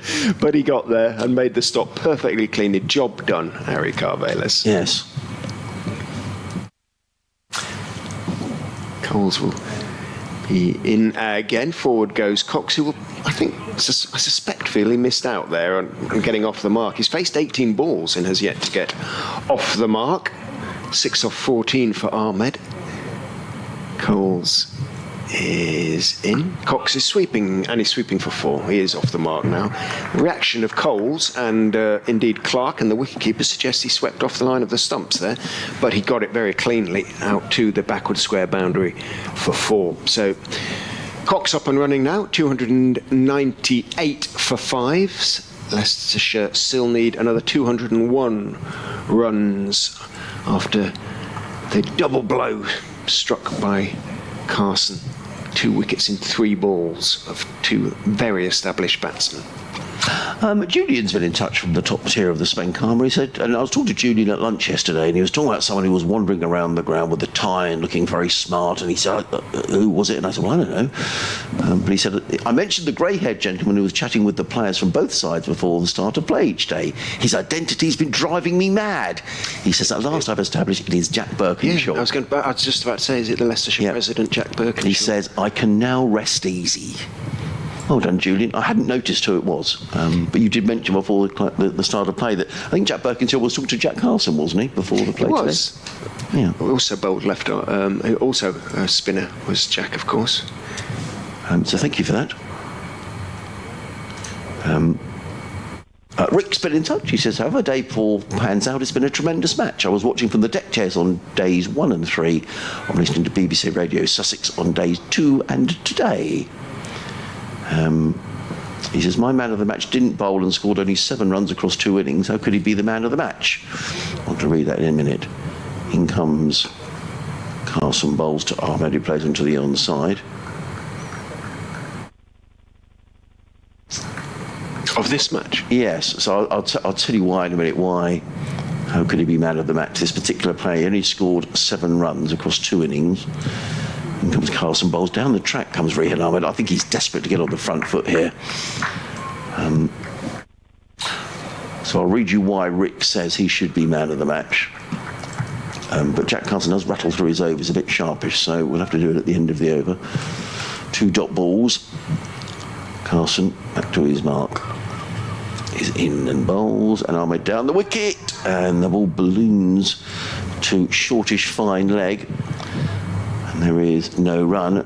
Batting just looks a different game now, doesn't it? Since those wickets have fallen, both Ahmed and Cox look very uncertain. And the ball is certainly on top of the bat at the moment. In comes Carson, bowls Ahmed down the pitch. In fact, to be fair, Carson saw him coming and dropped that in a little shorter. There is no run.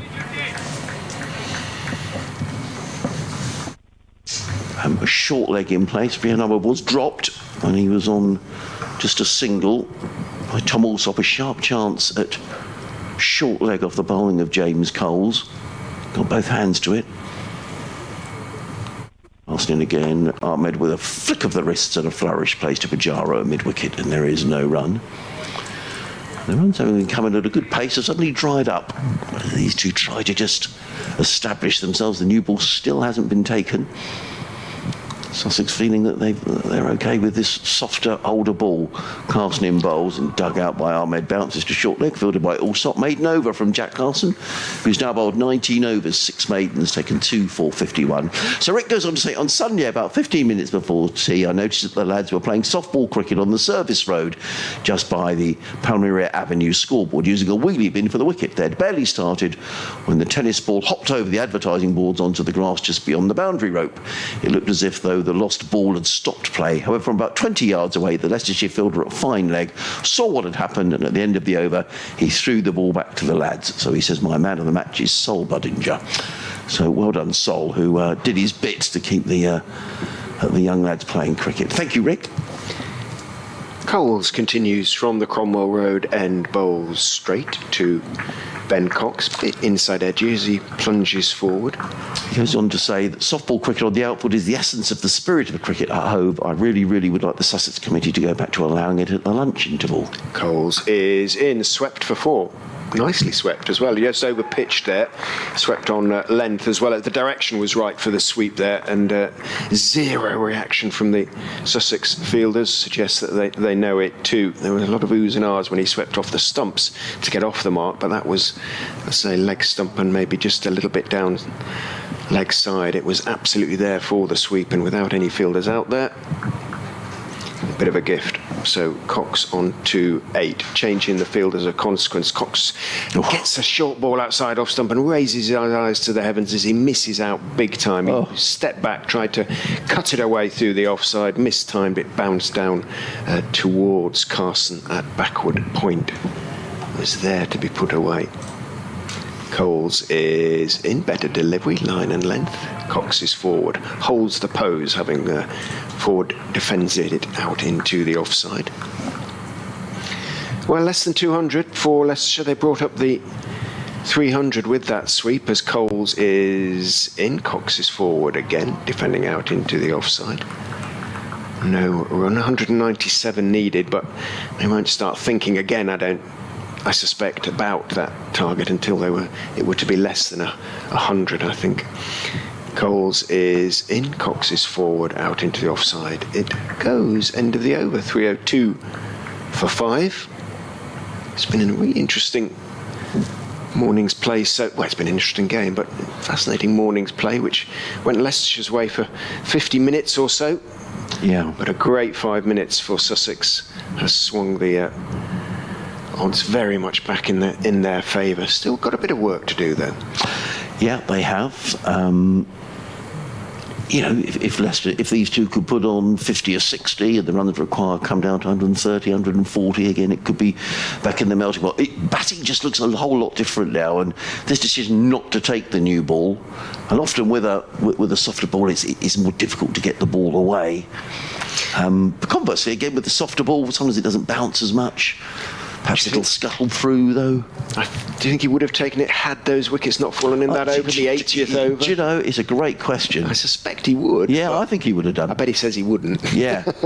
He knew exactly what he was doing, yeah. I'm sure. Yeah, I think he would have taken it. I think I would have done. But then I think I'd have had Carson on earlier. I know it's easy to say now. Comes in and bowls, and Ahmed defends onto the onside, no run. He may be still a bit concerned about Unadkat, who's moving a little bit gingerly out there. Yes.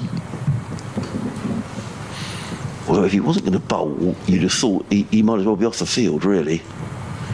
In comes Carson, bowls shorter, pulled away by Rian Ahmed, and that's going to go for 4 runs. That was short down the leg side, and I think Ahmed's been itching to do that for about the last 10 minutes. You know him far better than I do, Richard, but he played a very good innings up at Grace Road, actually. Made a half century from memory. Yeah. He did.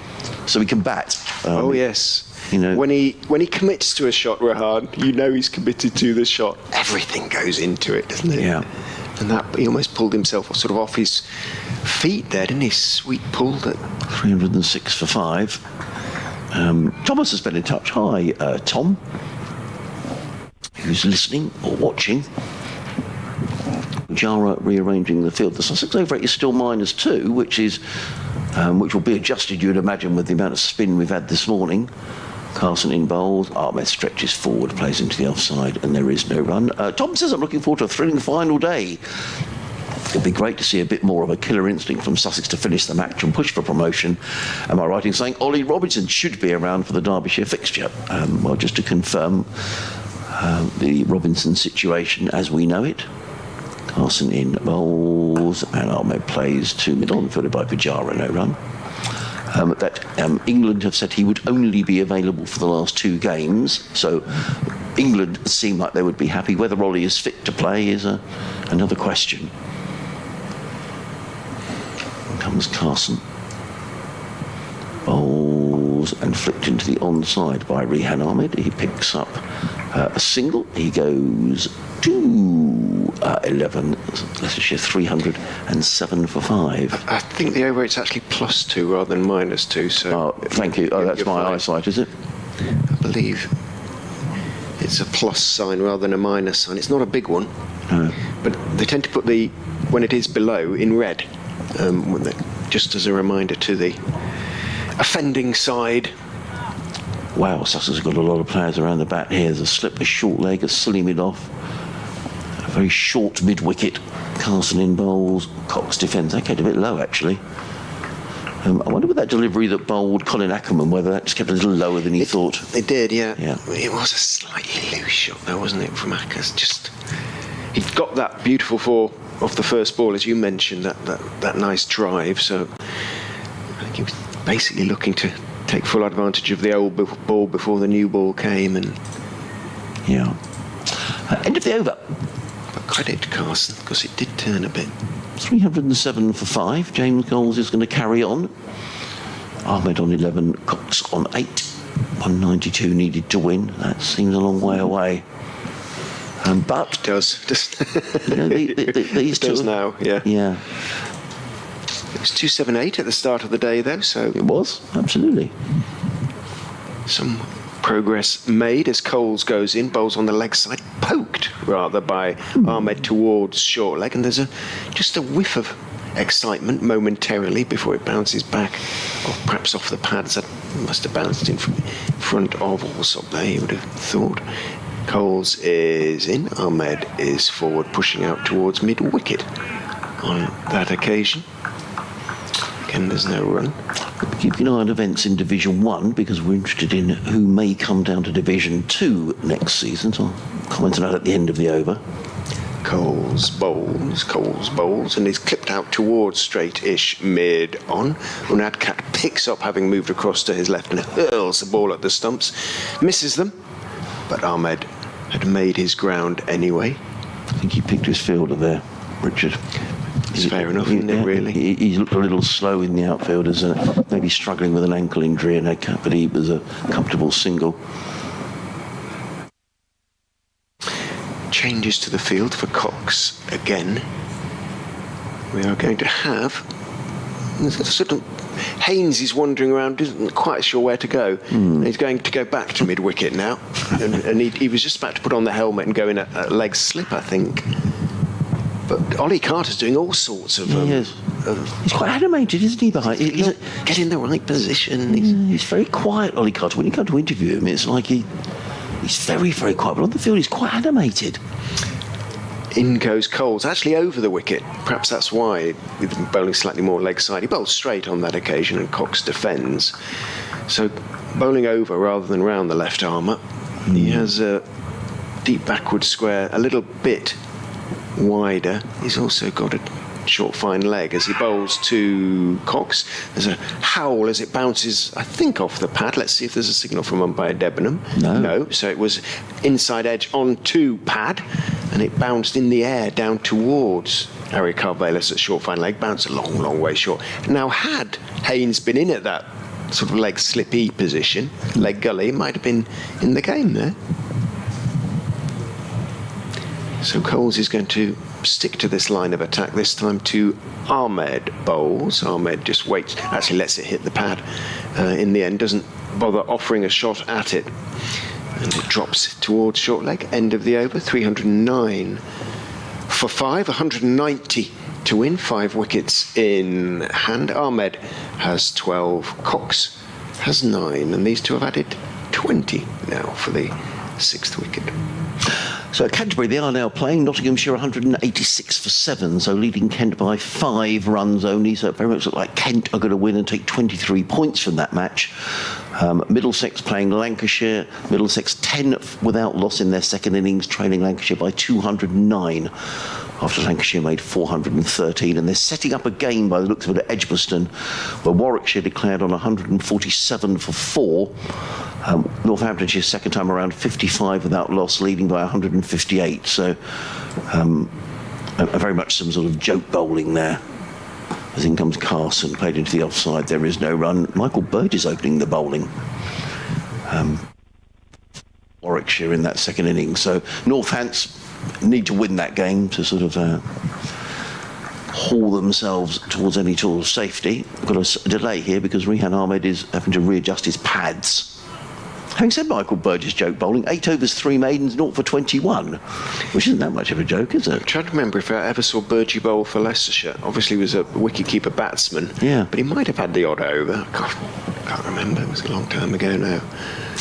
So actually Yates has bowled 7 overs for 25, so it's not going around the park. As in comes Carson Bowles, swept away. That's going to be 4 ball for Ben Cox. He likes that shot, you know. Swept back good of square. He goes to 9, and the total to 300. Sorry, goes to 13, and the total to 313 for 5. Nice shot. Pulling 3 boundaries, all from the same shot. Yes. For Cox.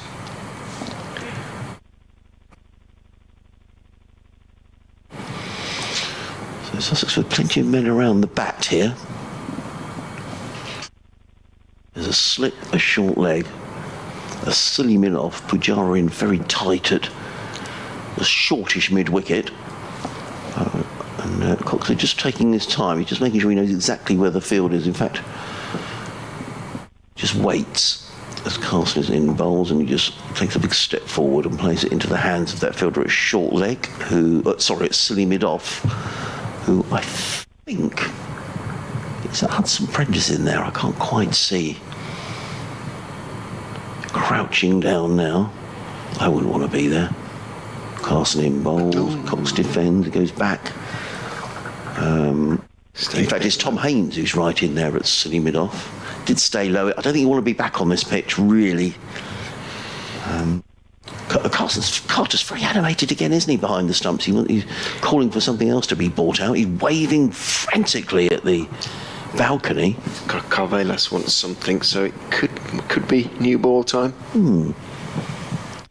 And again, stretching forward is Cox, who very obligingly, when he does that, he plays with a dead bat and just plays it in front of him. Very obliging, just sort of pushes the ball towards the field. I've noticed him do that a couple of times. Yeah, some fielders don't mind that, but some do. So it can be annoying for the fielder. No, just leave it alone.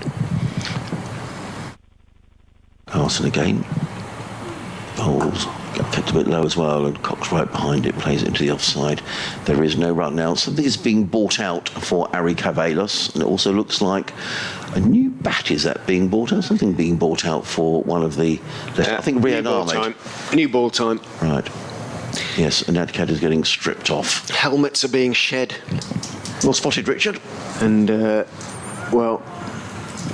Carson did his job big time in that over, didn't he? Double breakthrough before the new ball. And he earned a few extra overs there, but now is the time for the new ball before lunch to work its magic as far as Sussex are concerned. They'll be looking for a 1 or 2 wickets before the interval. Leicestershire 186 to win, 5 wickets in hand, 313 for 5. How many have they added then this morning? 221 to 313? 92? Yeah. Updates time. So Jara decides, as Richard says, to take the new ball. I mean, occasionally with the new ball, you never know, do you? You can get You can pick up wickets, you can see the ball flying around, so we shall see which one of the two it's going to be. But I think that's fair enough. It seems a sensible thing to take the new ball. It is available. Sussex have got the breakthrough, 2 relatively new batters in. They've since Jack Carson picked up those 2 wickets, Sussex have kept going with the spinners. And they've just decided that now's the time to take the new ball and see whether they can pick up these 5 remaining Leicestershire wickets, or Leicestershire see the ball disappearing around the ground. And Adcat in bowls to Rehan Ahmed, who plays to mid-off, and there is no run. So immediately 3 slips are in place. Alsop, Clark and Coles on duty in there. A few more emails have come in, actually.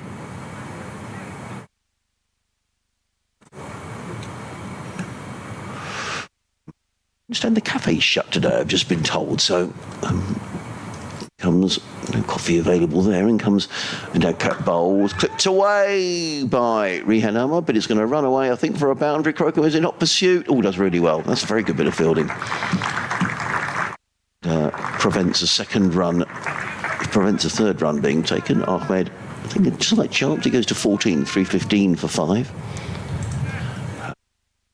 Rohan has been back in touch. He says, thank you for answering his question about the water, because as we head towards the end of the season, I was interested in what your favourite memory of the season so far are from the games you've covered. Looking to the future as a Sussex supporter, I hope Saturday goes well for Leicestershire. Yeah, we all do. So Leicestershire have a good day up at Trent Bridge in the 50-over final. In comes an Adcat bowls, and Ahmed with a drive outside the off stump. He was not in position to play that shot at all, and the ball goes through to Carr, so there is no run. I have to think about my favourite moment of the season, Rohan.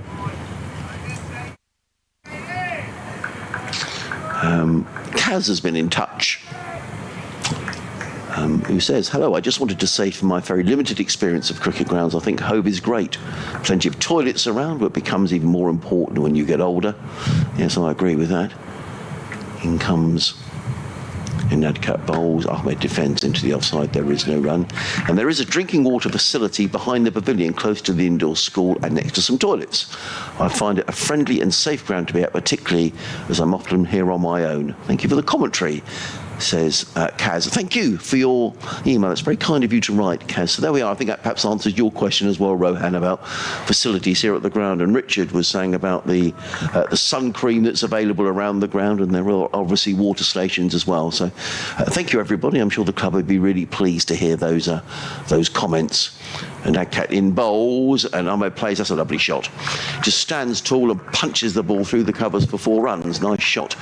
He goes to 18, and Leicestershire to 319 for 5. 180 needed to win. Still seems an awful long way away. Faith has been in touch. Hello, Faith. Faith goes on to say, again, talking about water facilities, when I attended the last one-day match at the ground, I spoke to a steward about a water bottle refill point. There's a drinks fountain by the back of the shark stand in the quiet corner of the stand. As in comes an Adcat over the wicket bowls, and Ahmed is beaten again outside the off stump. That's the second time in the over he's played and missed outside the off stump. The ball goes through to Ollie Carter, and there is no run. End of the first over with the new ball that costs 6 runs.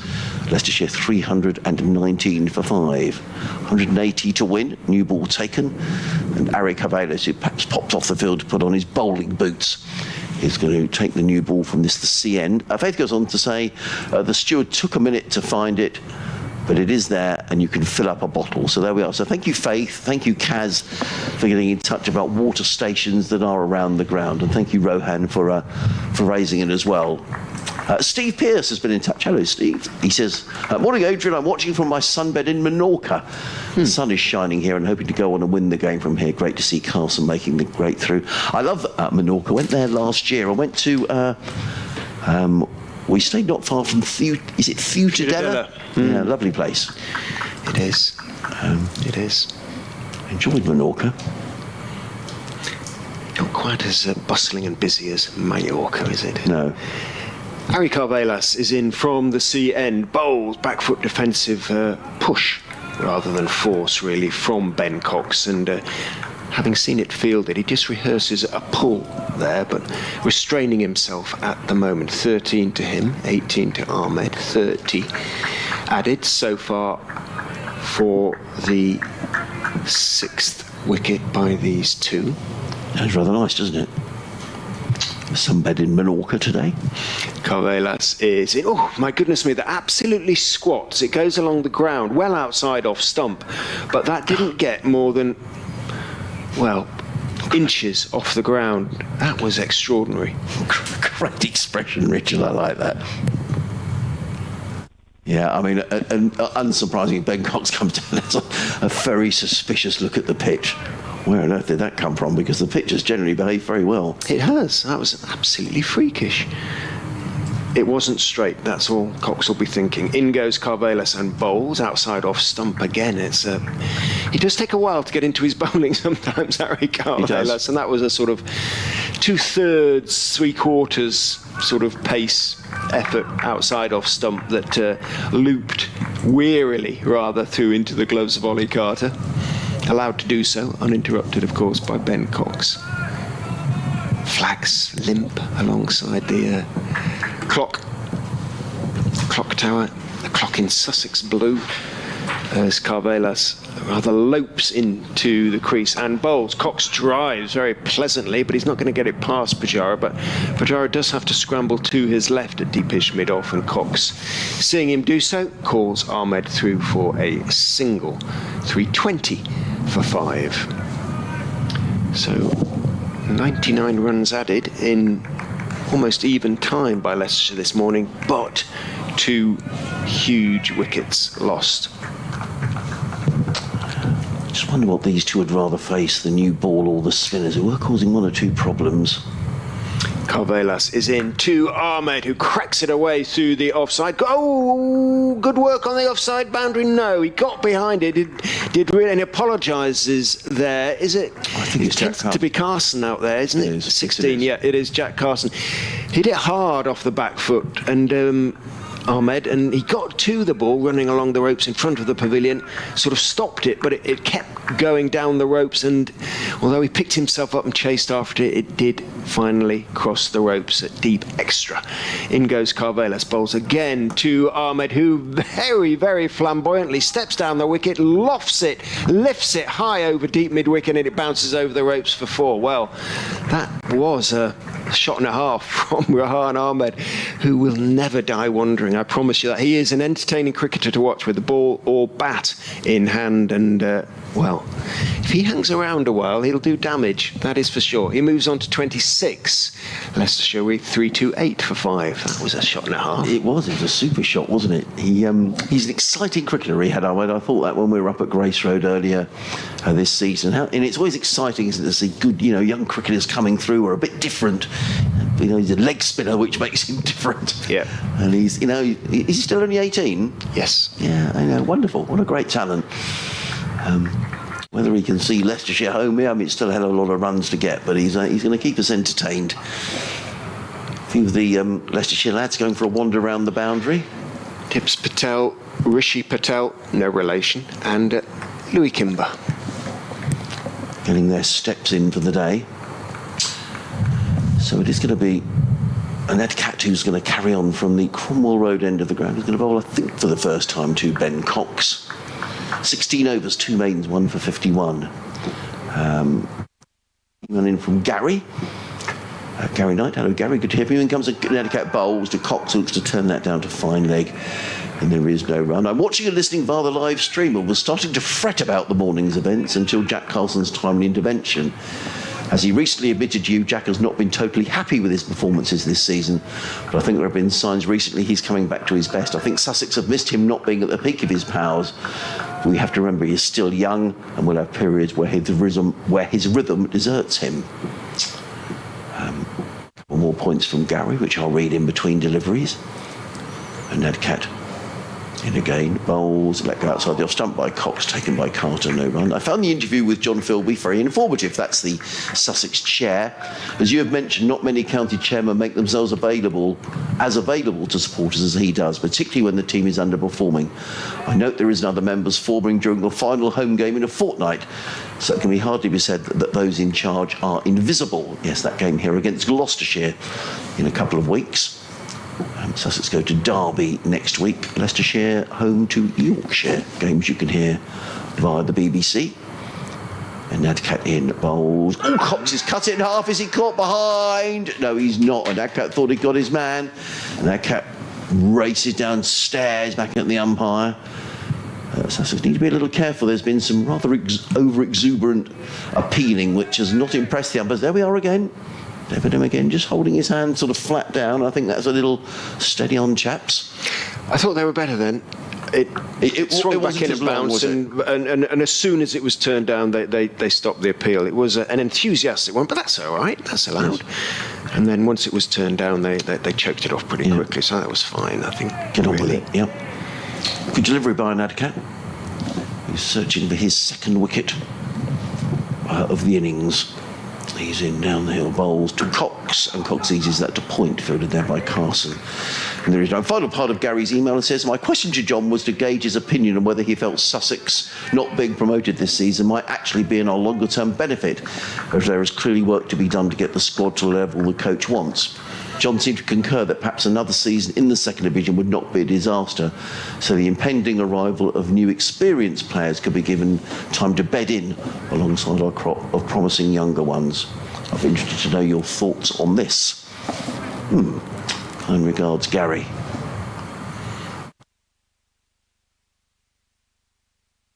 Just marks out his crease again. 2 more balls remaining in this over. We've got another 19 minutes to go until lunch.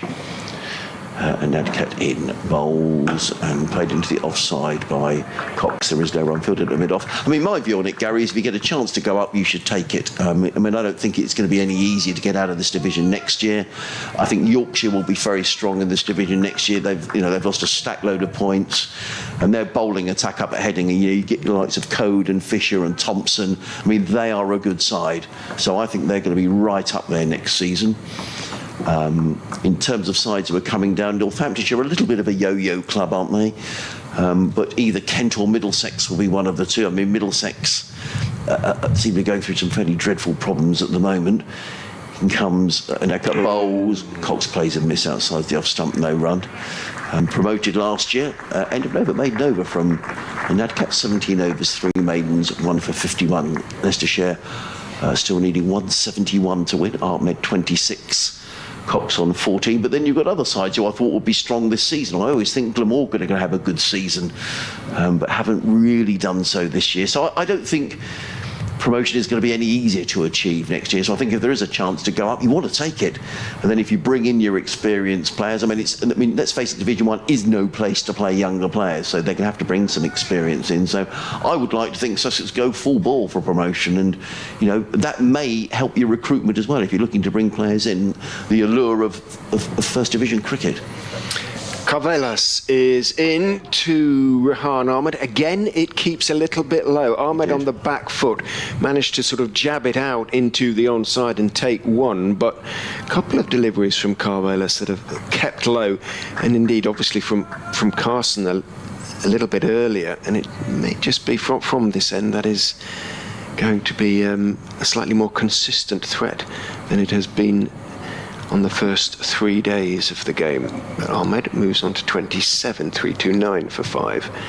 Carvelas is into Cox. That's a poor delivery down the leg side, and it's flicked away off his toes, off leg stump and beyond by Cox, but only as far directly to long leg where Nadcat is waiting. 10 metres either side. That would have been 4, but Cox picked out the fielder rather. Moves on to 15, 330 for 5. And just finishing up, Gary, I think you want to test yourself against the best, and I'm sure the likes of Tom Haynes, he hasn't had a great season this year, maybe they would flourish in Division 1. So I would certainly want to go for it, but they would need some more experience, definitely. Carvelas into Ahmed, a little grunt of effort as he bowls a line and length delivery, and Ahmed is solidly in position waiting for it. Back down the pitch it goes to Carvelas, who throws it to Haynes to do a spot of polishing. He should have done pretty well, actually, Richard, since they've come together. I mean, those 2 wickets going down were, a hammer blow for Leicestershire. And it's still an awful long way to go, but these two have sort of trying their best to weather the storm. 41 added by them so far for the 6th wicket. As Carvelas is in, Ahmed is back and turning it neatly out towards the sweeper, who's about 20 yards inside the ropes there, Finn Hudson Prentice, in front of the clock tower scoreboard. Takes 1. Certainly they have to be there at lunch if Leicestershire are to have any chance, albeit that now is only 15 minutes or so away. Yeah. Tom Scriven, who's in next, made a half-century for Leicestershire at Grace Road in the game earlier on this season. We know Chris Wright can batter. I don't think he's been in great form recently. He made 48 at Grace Road, so there is still a little bit to come for Leicestershire. And goes Carvelas, bowls, thick inside part of the bat from Cox. Run, run, run, he says, as he sees it going wide of Henry Crocombe at mid-on. Crocombe picks up and throws at the non-striker's end, but misses, and Cox, having made his ground, just holds up his hand to Rehan Ahmed and says, that just moved in a bit, that just came in a bit. And so it did, hence the thick inside part of the bat. Cox on to 16, 3-3-2 for 5, 167 needed to win. Carvelas in past umpire Baldwin and bowls, and a slightly airy sort of attempted on drive, I suspect, from Rehan Ahmed. Takes a thick inside edge, runs down towards wide long leg, picked up by Unadkat Dav, and he keeps hold of it because it's the end of the Carvelas over. Hasn't quite hit his straps so far today, Ari Carvelas, in the way he has done on the first 3 days, arguably. He has 2 for 45 from his 15 overs. Leicestershire 3-3-3 for 5, 166 now needed to win. I think for our lunch today, because I understand that Greg's is shut today, so I think we have to go over to the pavilion. I don't know whether the lads in the marketing team might let us know whether we have to wander over the ground. I think we might have to get the important things sorted out, Richard. Lads can let us know, that'll be great. No veggie pasty. No veggie pasty. They're good, actually, aren't they? Jolly well are. They really are good, those veggie pasties. I've had 2 of those this week. I would have made it a quadruple had it been open, Greg's. That cat is going to come in from the Cromwell Road. The glimmer of sunshine across the ground. He's in and bowls, and he's got behind his Rehan Ahmed. He's gone. Good catch by Ollie Carter, low to his right. And Nagcat gets the breakthrough. He's taking an age to walk off. Well, that's been threatening to happen for a little while, hasn't it? He's played a couple of shots outside of the off stump, and that was a good catch by Carter, in fairness. It was low to his right-hand side, and Rehan Ahmed goes, and the 6th wicket goes down. Yeah, hanging his head because it was an awful shot, really. It was just a sort of poke. It was a nothing shot.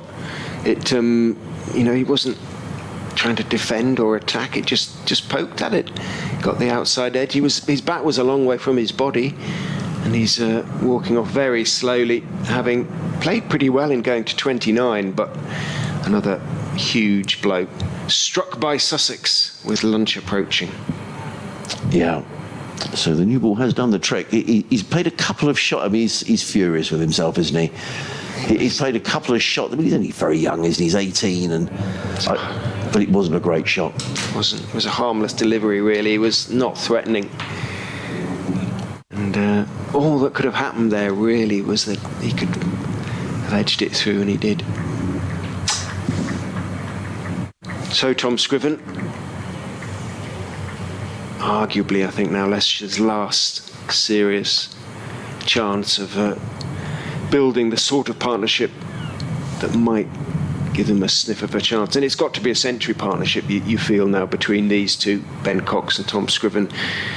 if the Foxes are going to have any chance of really threatening Yeah. that 499.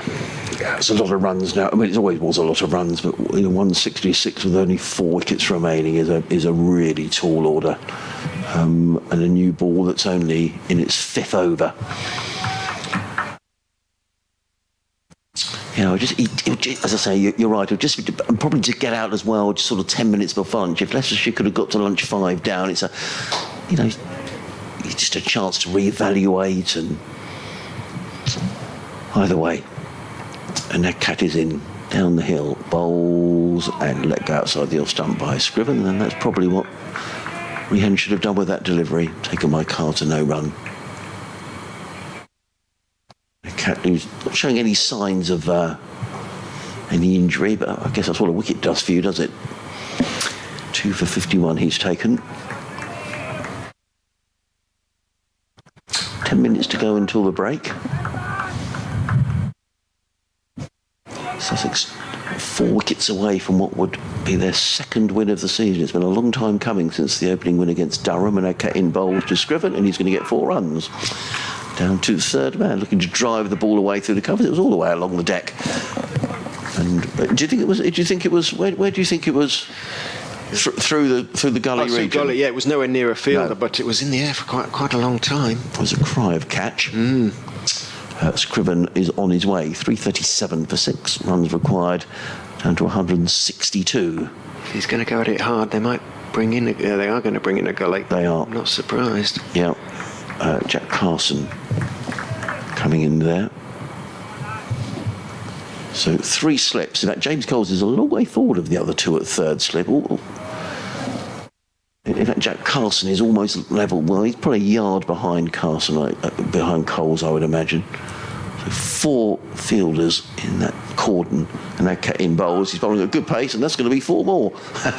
Well, he got a little edge to that. The ball bounced in front of James Coles, over James Coles, and runs away for another boundary. So back-to-back boundaries for Tom Scriven, and he goes to 8, 341 for 6. You have to say, neither convincing. No. But maybe that's the luck he needs at the start of his innings. Yeah. And the cat walks back now. I think they've lost the ball, actually. Tom Alsop is down here looking for the ball. There's all sorts of gubbins down below us. There's the dugout that they use for the T20s. There's also the covers down here as well. So I'm going to see if I can help. Let's peer out the commentary box. I don't think it went... they found it. Well done, Tom. Yeah, that's a bit village, isn't it? Sort of 3 or 4 fielders looking for the ball. I'll tell you what, Richard. Careful. My days of playing cricket, if the ball went in the long grass, you had to find it. We can't afford to sort of just give up looking for the ball. Tom Alsop didn't give up either. Scriven goes to 8, 341 for 6. 2 edges from Tom Scriven, that won't please. And then Catu's taken 2 for 59. He's racing in now, in and bowls, and Scriven is very comfortably forward to this though, plays it to backward point further by Hudson Prentice, and there is no run.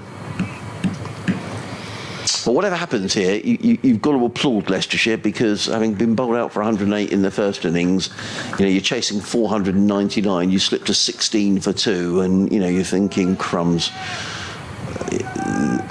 You're completely out the game, and it was always going to be an uphill battle. But to be fair, with a big cup final on the horizon on Saturday, I think they've done really well. 341 for 6. They've shown some real battling qualities, particularly Colin Ackerman, Umar Amin, Rishi Patel as well. But just going to be a bit too much, I think. In comes an cat bowl, Scriven punches to mid-on, and there is no run. So, a wicket in the over, but also 8 runs conceded, but I think an cat would have settled for that. 341 for 6 at the end of the over. We've got another 7 minutes to go until lunch. 3 more overs, possibly, although an cat doesn't hurry through anything.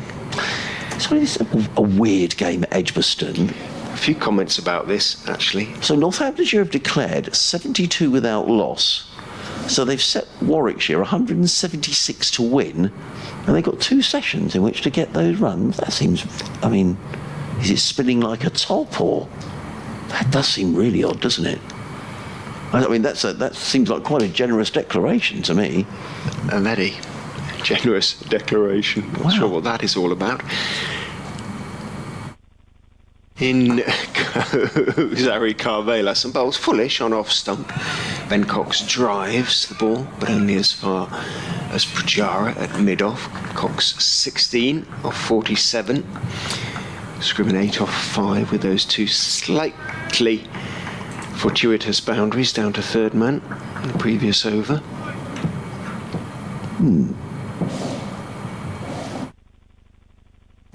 Carvelas is in and bowling straight. Cox presents a very straight back in response. Nice high left elbow.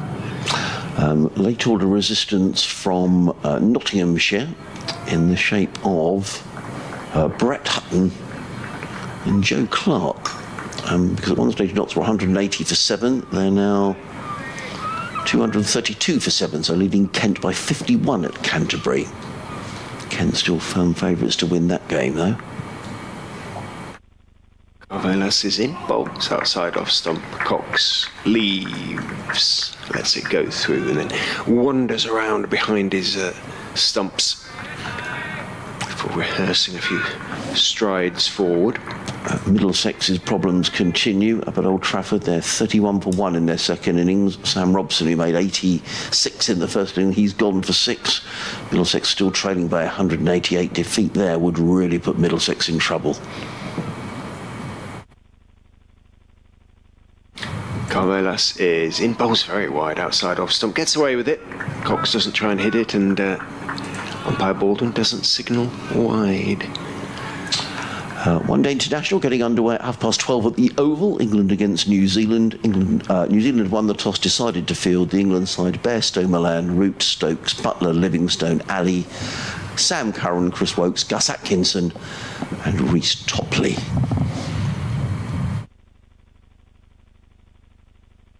Carvelas bowls full toss, and it is driven 4-4. It was on drive just past the stumps and just too far ahead of the diving Henry Crocombe. Was just hurt his shoulder a little bit as he ran back from mid-on. Almost got there, reaching out, but going down the slope, just gathered a bit of pace, the ball. Across the ropes down there at mid-on and gone past the advertising hoardings, and Pujara's, he, like a couple of overs ago, is having to find the ball. He's found it.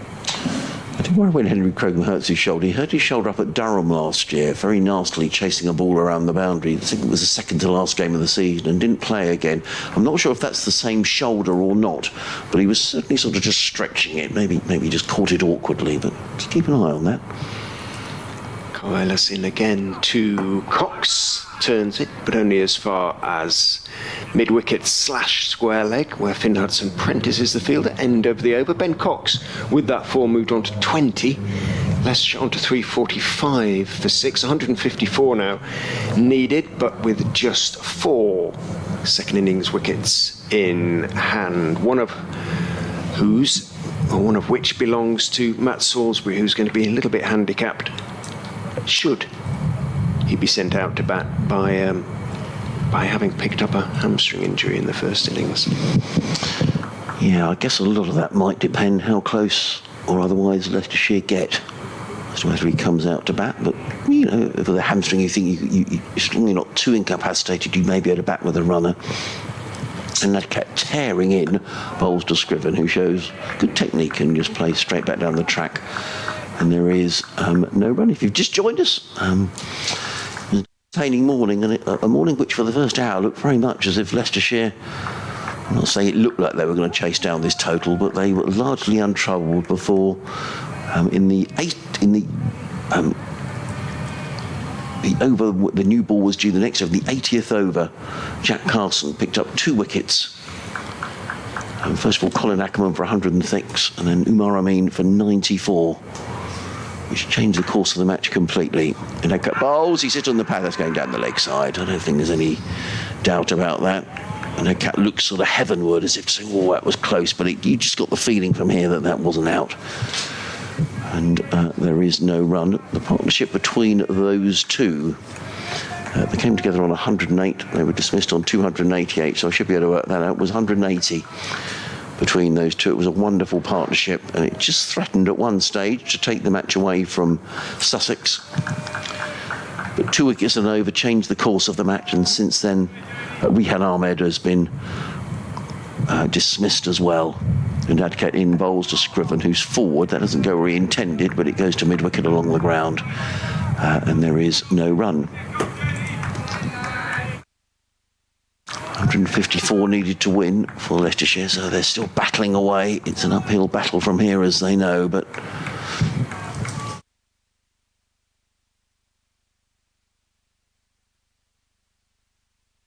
Leicestershire know that a win here and there, really on the coattails of Worcestershire on the race for promotion. A Sussex win takes them to within 18 points of Worcestershire with 2 to play.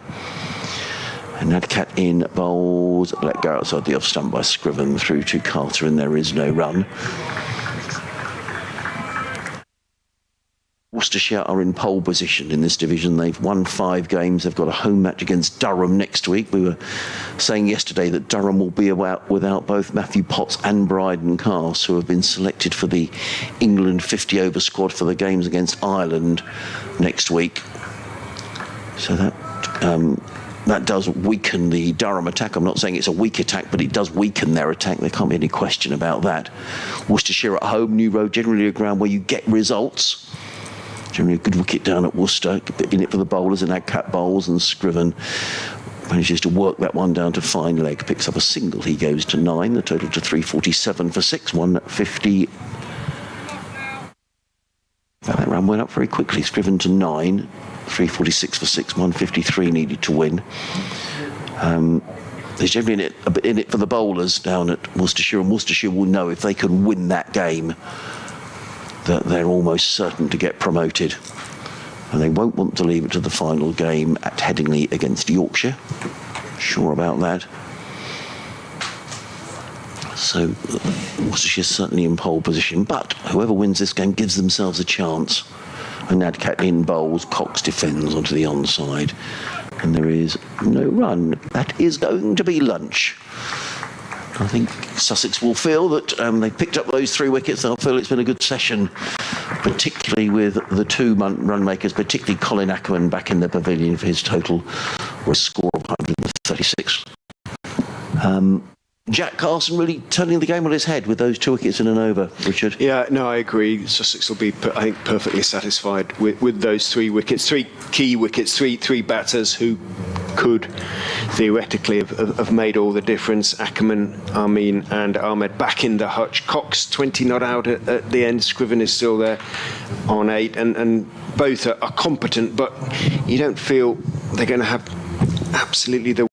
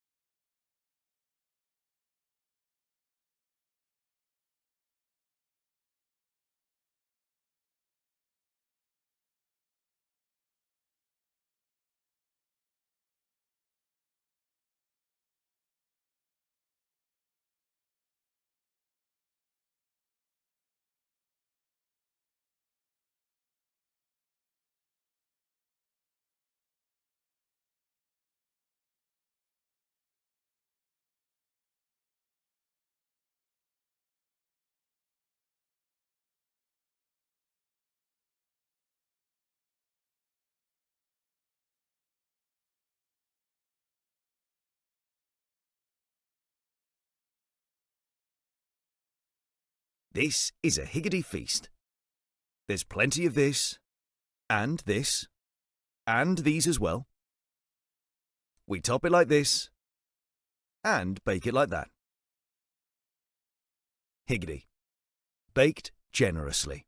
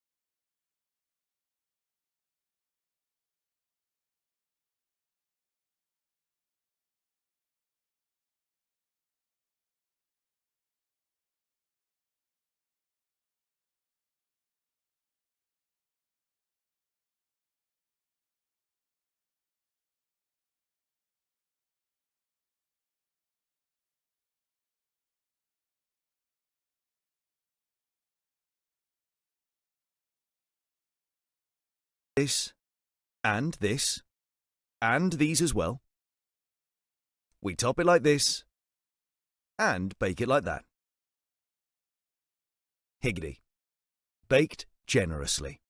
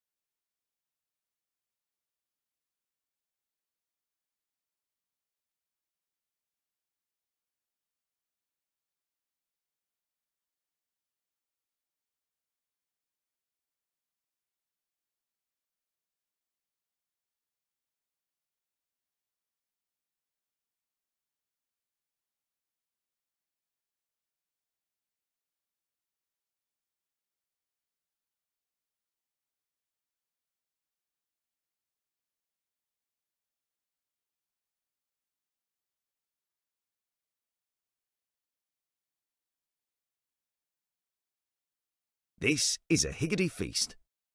There's plenty of this, and these as well.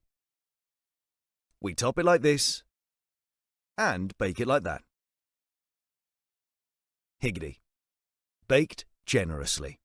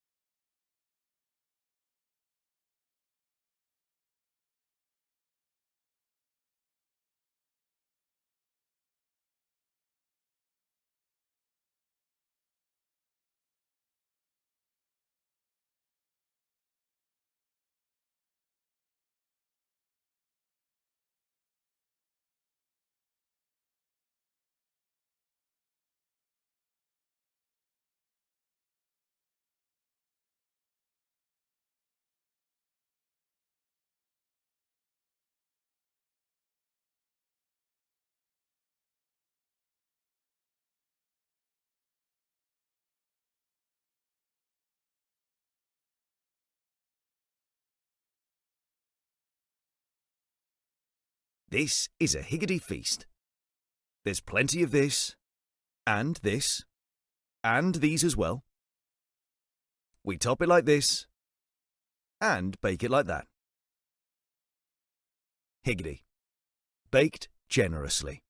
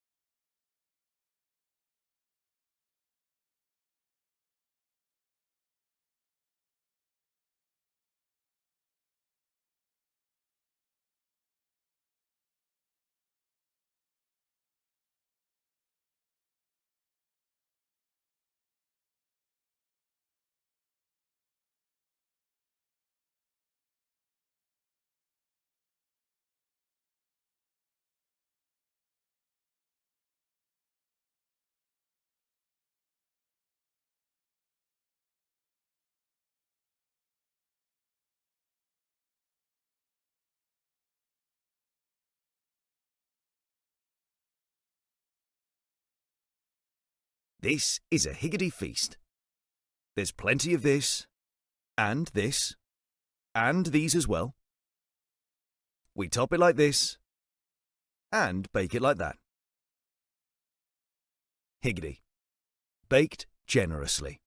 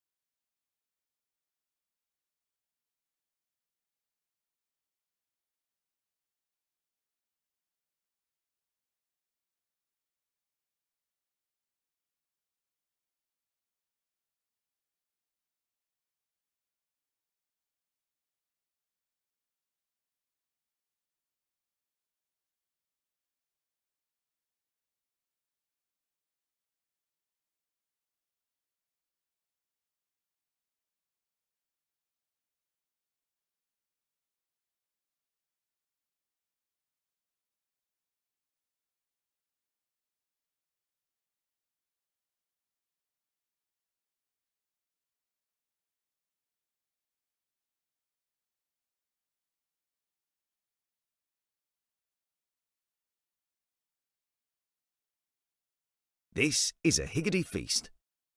There's plenty of this, and these as well. We top it like this, and bake it like that. Higgity. Baked generously.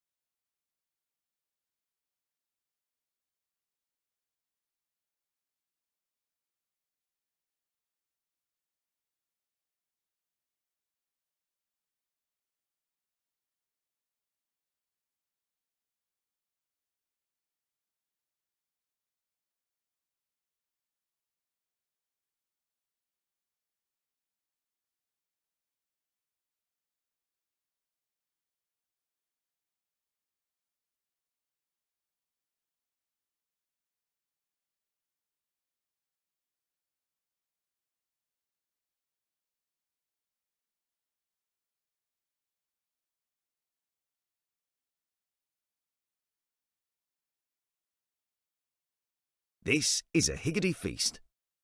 There's plenty of this, and these as well. We top it like this, and bake it like that. Higgity. Baked generously.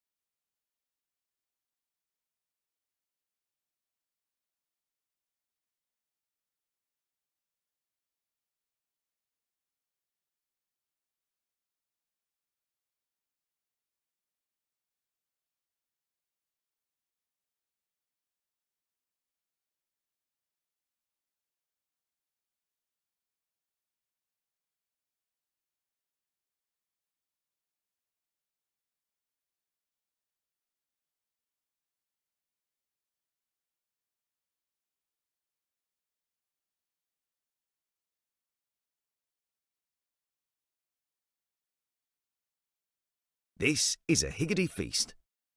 There's plenty of this, and these as well. We top it like this, and bake it like that. Higgity. Baked generously.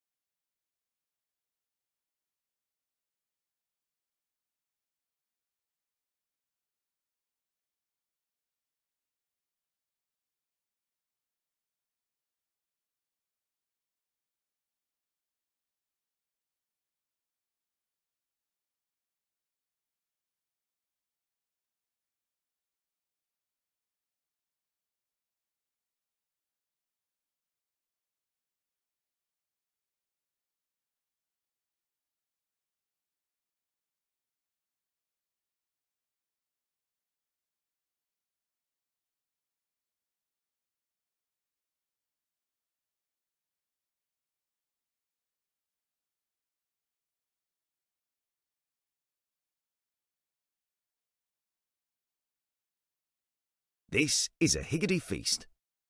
There's plenty of this, and these as well. We top it like this, and bake it like that. Higgity. Baked generously.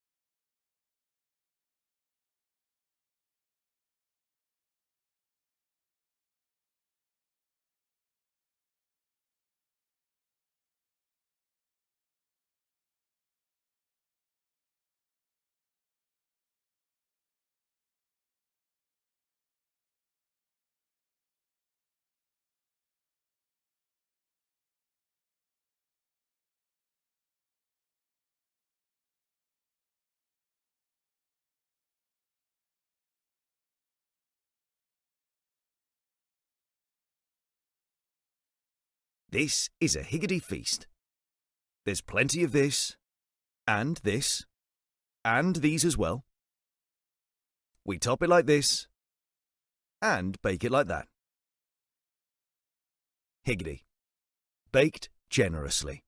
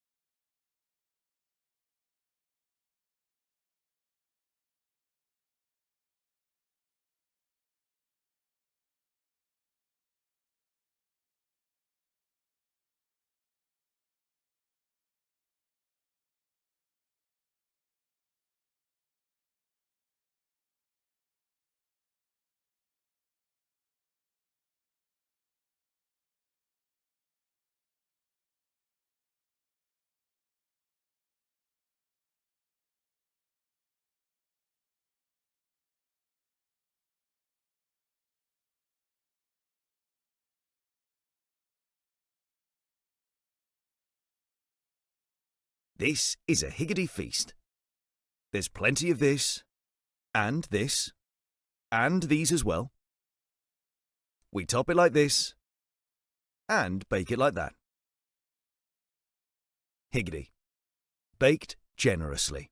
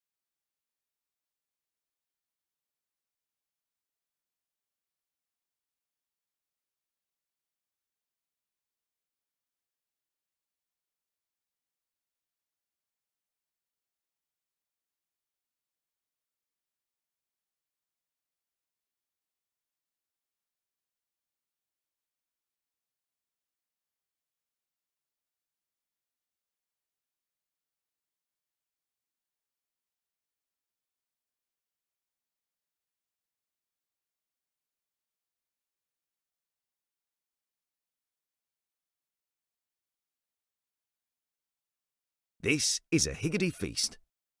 There's plenty of this, and these as well.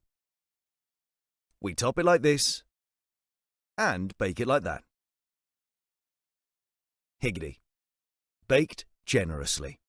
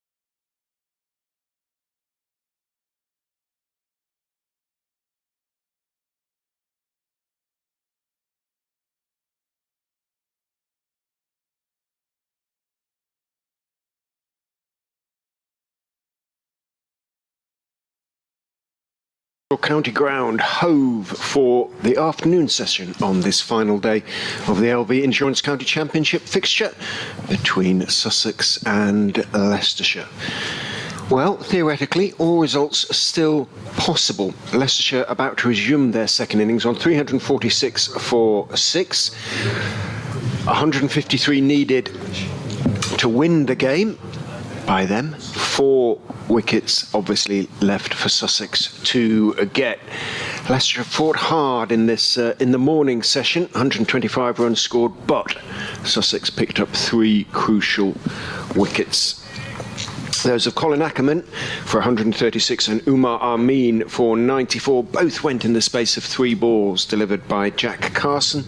Ackerman bowled, Umar leg before wicket, and that you felt was, if not quite the final nail in the coffin, pretty close to being so. And Rehan Ahmed's dismissal shortly before lunch, poking at a wide-ish delivery from Idev Unadkat and giving a catch behind, probably was that final nail. Not quite though.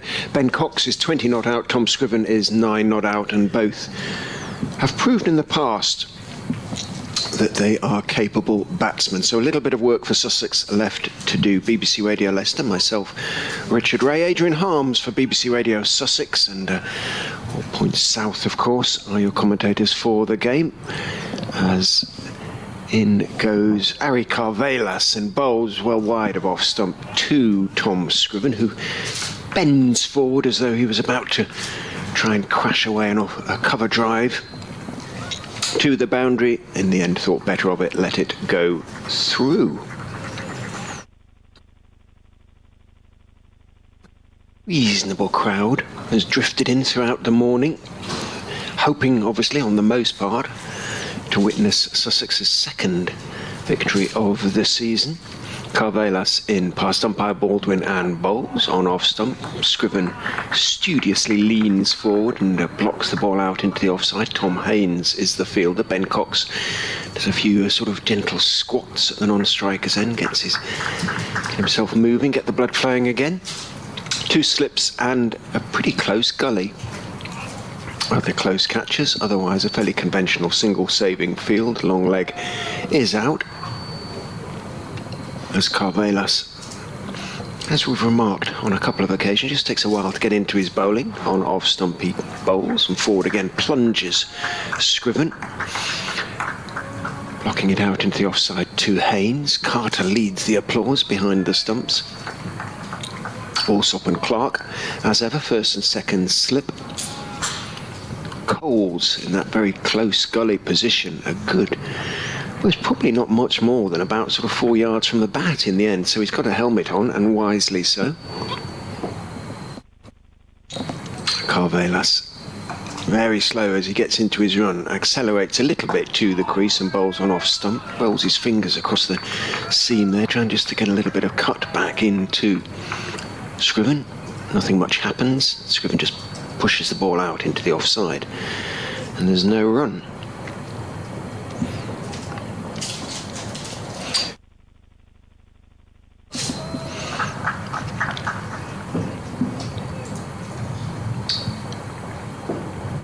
Coriolis walks into his run-up and then kicks up his heels, runs away from us and bowls down the leg side. Scriven's going to pick up the first run of the afternoon session, just turns the bat face on the ball as he leans forward, works it down to long leg, where Unadkat back with us.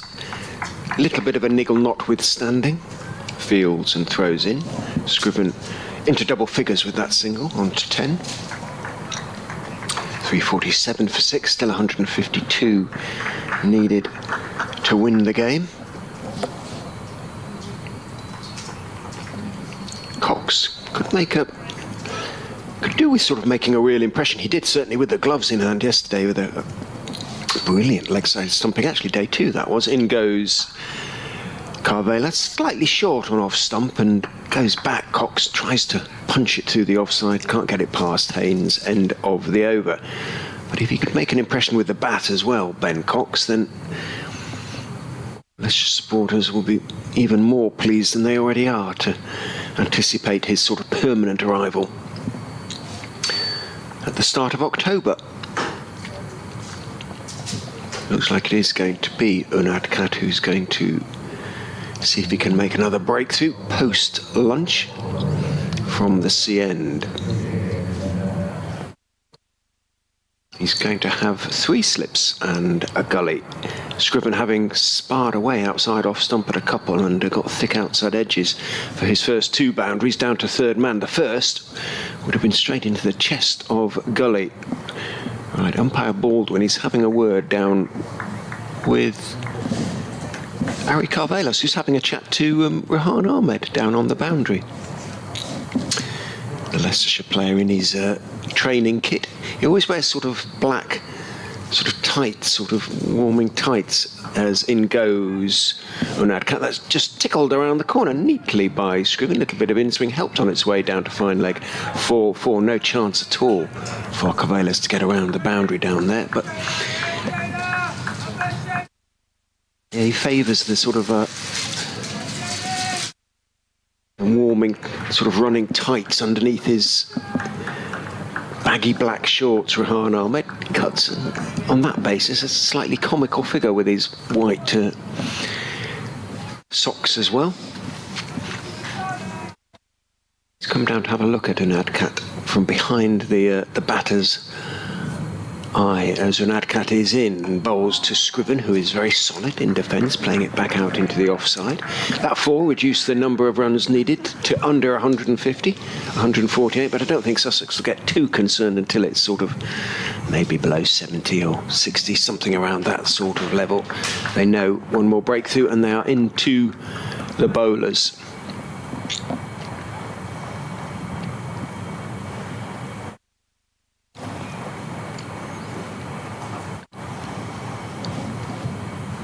Scriven waits with bat raised as Unadkat accelerates down the slope and bowls. Scriven is forward again, pushing the ball back up the pitch to the India Test bowler, international bowler. I just wondered whether Rehan wandering around the boundary there, whether he's just sort of having a look at Unadkat thinking, why on earth did I play at that wide delivery? He's probably still berating himself. What a fine young cricketer he is. How exciting that he's with Leicestershire. He's very, very important for Leicestershire as Unadkat is in. Scriven is going to pick up at least 2 there as he leans forward and punches it through the covers. Could be 3. Haynes is quick to the ball. He picks up, but they are going to turn for 3. Cox puts on the afterburners a little bit just to make sure. But the throw is slightly short of Carter, so a comfortable 3 in the end. Not just because he is a fine young cricketer, but because he's playing for England, and on those terms alone, he sort of justifies Leicestershire's status to a certain extent. Updates time coming? No, shouldn't be. No, just a little hello from the BBC Radio Sussex studios. I see Johnny Bairstow out first ball in the one-day international today. England 57 for 2 in the 11th. At one stage, they were 13 for 2 with Bairstow and Root out. And Unadkat's going to come around the wicket to Ben Cox, who tries to square drive it away through the offside. Doesn't get anything on it. It bounces through with that extra little bit of pace from Unadkat. Doesn't get the edge. Lucky not to do so. I mean, they're going to have to play a few shots here, aren't they? At Leicestershire, picking up, the 1s and 2s all helps, but a few boundaries just to put Sussex slightly on the defensive here. He's got himself to 20. He's been very circumspect, hasn't he? 20 or 55 deliveries for Cox. He's still got Scriven there. He'll continue to play the same way, I would think, as Unadkat goes in bowls to him. He leaves at the very last minute. Unadkat's hands started to go into the air as it swung back towards Cox, but a good leave by him. But with Scriven at the other end, with a proven bat at the other end, I guess you keep playing the same way. Yeah, for sure. To come, right, who we know can handle himself with the bat, albeit he's not in any sort of form with it at the moment. Scott Curry, who we only saw briefly in the first innings. What did he get in the first innings? He says, looking back through his notes. Scott Curry was 9 not out. Which implies he's not a complete Clay Lender and Matt Salisbury, who, hampered by both a dodgy hamstring and a certain lack of talent with the bat, may not hang around too long, with respect to Matt. Yeah. Well, Aleka has sort of bowled in little bursts, hasn't he? And he's had a little burst.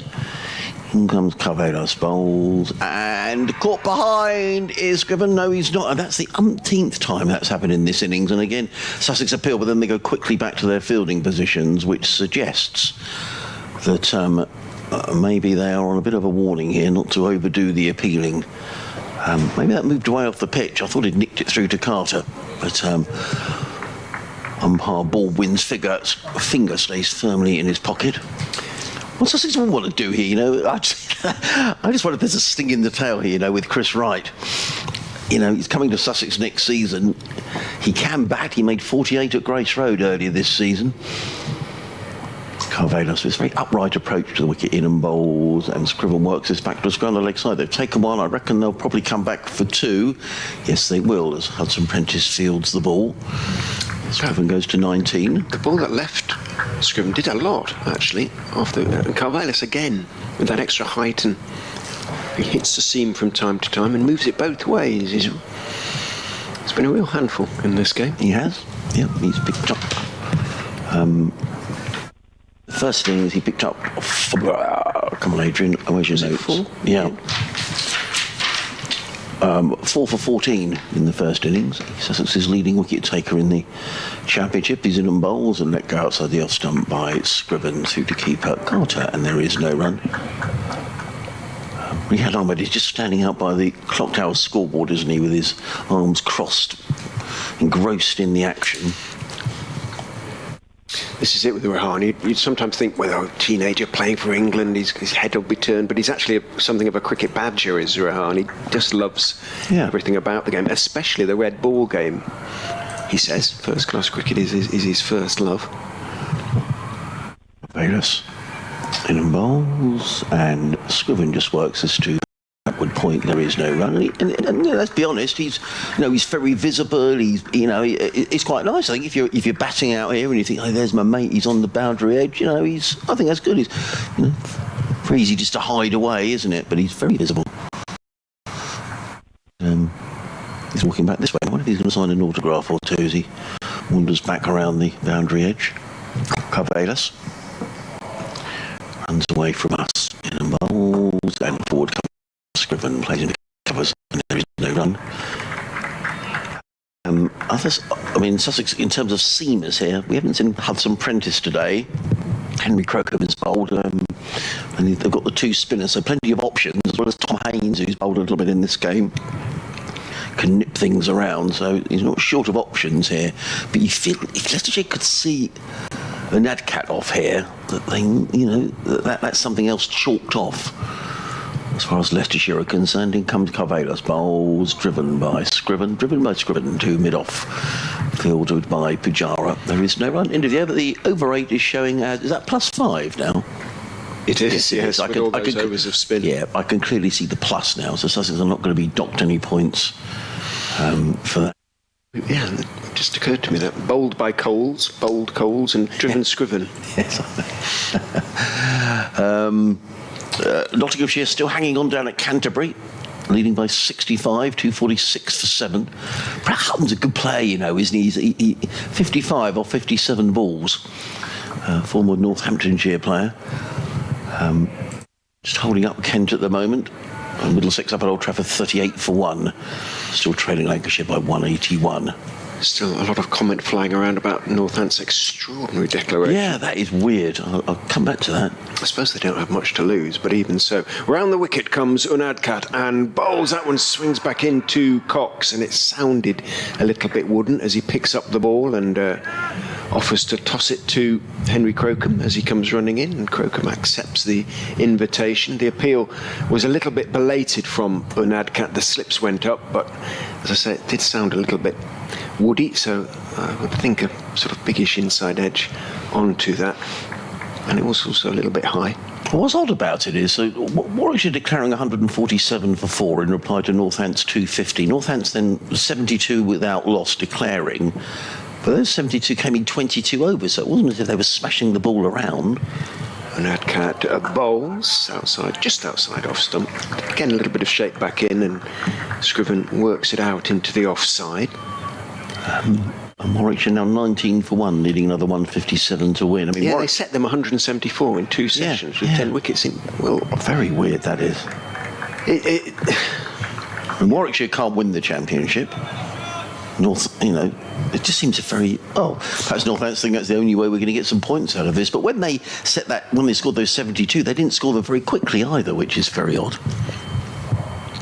Unadcat is in, bowl swings in, fullish on towards middle leg. He's going to call Ben Cox for the single and make his ground. Crocombe was a little bit slow in taking off for that one, picked up and underarmed the ball at the stumps at the non-striker's end, but Scriven is quick, and so is Cox actually, between the wickets, and they made their ground. Cox on to 21, his first run post lunch.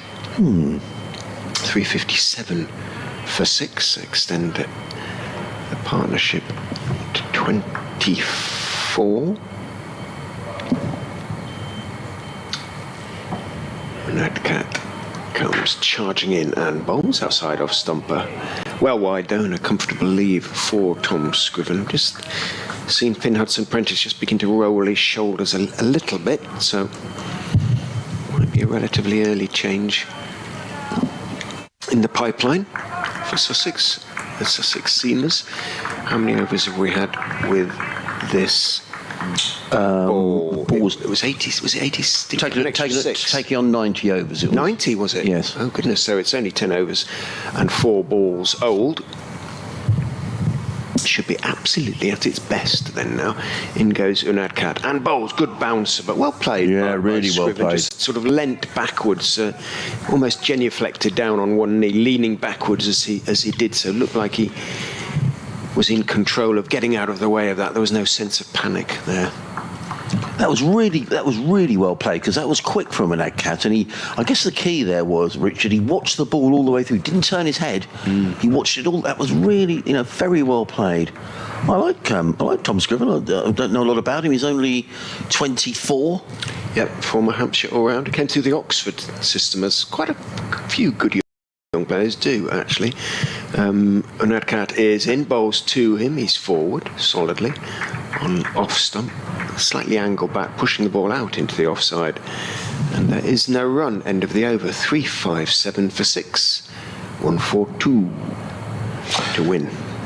Yeah, just like the way that he played it. I mean, in terms of the Oxford sort of pathway, Sussex have a relationship with Oxford. That's where James Coles has come through, Harrison Ward as well, a young player whose name I forget, Zach,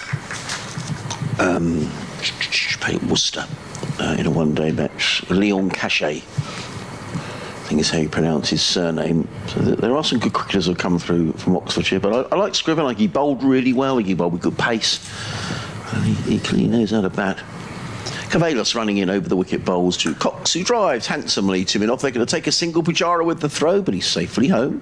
To Pujara, who was quickly round, but Cox is always going to win that race. Cox goes to 22. He's not worried about giving Scriven the strike. 355 for 6. Sorry, let's get that score absolutely right.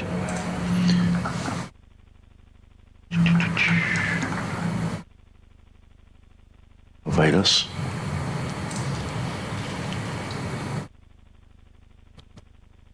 And again, bowls. Scriven defends into the offside, and there is no run.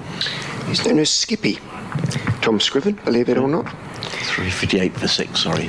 Thomas Anthony Rees Scriven. Right. So it's in Magdalen College. We were born in Oxford. Magdalen. Is that how you pronounce it? I never knew that. M-A-G? Mm-hmm. Really? You must know that. No, I don't.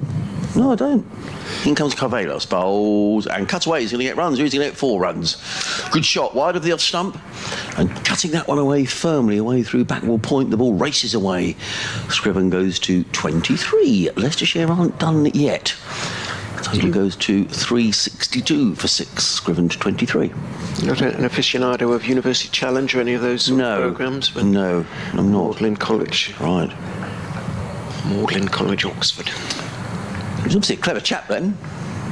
Yeah, it's not. He didn't. I don't think he attended Magdalen College, Oxford University. I think he went to Magdalen College School in Oxford, which is slightly different. Slightly different. Okay, but born in Oxford, as you say. Carvalus in a gimbal. Scriven drives, and he's annoyed with himself actually. I think it seemed like a slightly slower ball there from Carvalus, and Scriven was slightly deceived. In fact, he's to Ben Cox just to wander down, and now someone is moving behind the bowler's arm. There's hardly anyone, well, I say hardly anyone, there's not any sort of big crowd here, but umpire Baldwin just making sure that whoever was moving behind the bowler's arm isn't any more. Carvalus again. Runs away from us. In and bowls, and played by Scriven through the offside. More runs here, just a single on this occasion. A good sliding stop by Jack Carson, who's been in the thick of the action today, as Jack.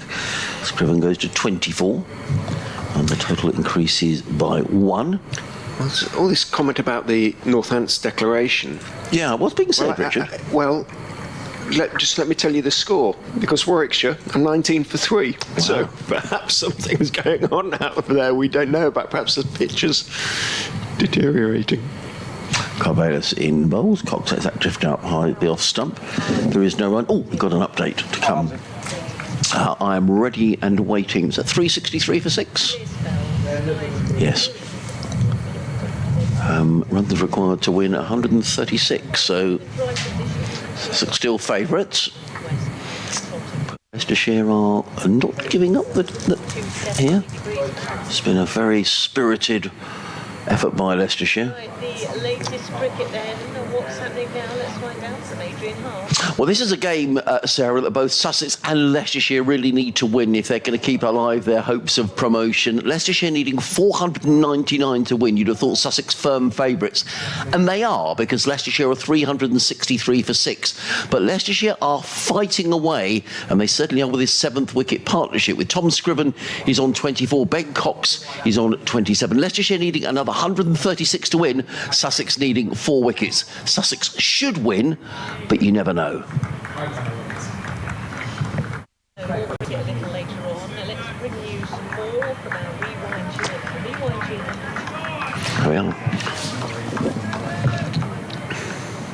That was a nice delivery from Munadkat, just outside off stump, tempting Scriven into the drive, and it held its own off the seam and missed it. He just looks likely to get a wicket, doesn't he, Munadkat? He looks more threatening than Carvalus at this stage. He puts his energies into his bowling, doesn't he?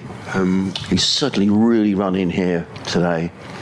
And he comes and bowls and bounces horribly, and on the hand of Scriven it looped high towards short leg, over where would have been a short leg, and it bounced well short of square leg, but that leapt up at Scriven, and he's shaking his hand up. Cox is coming down to have a word with him, but we were just saying, making the point that Munadkat reserves his energies for a fairly explosive bowling action. He's got a lovely flowing run as well when he gets into his stride, and that was sharp up into the armpit of Scriven, and he did well to not suffer even more damage than he actually did. He's already ready to go again now, as Munadkat is into him. He's solidly forward. No, he wraps out.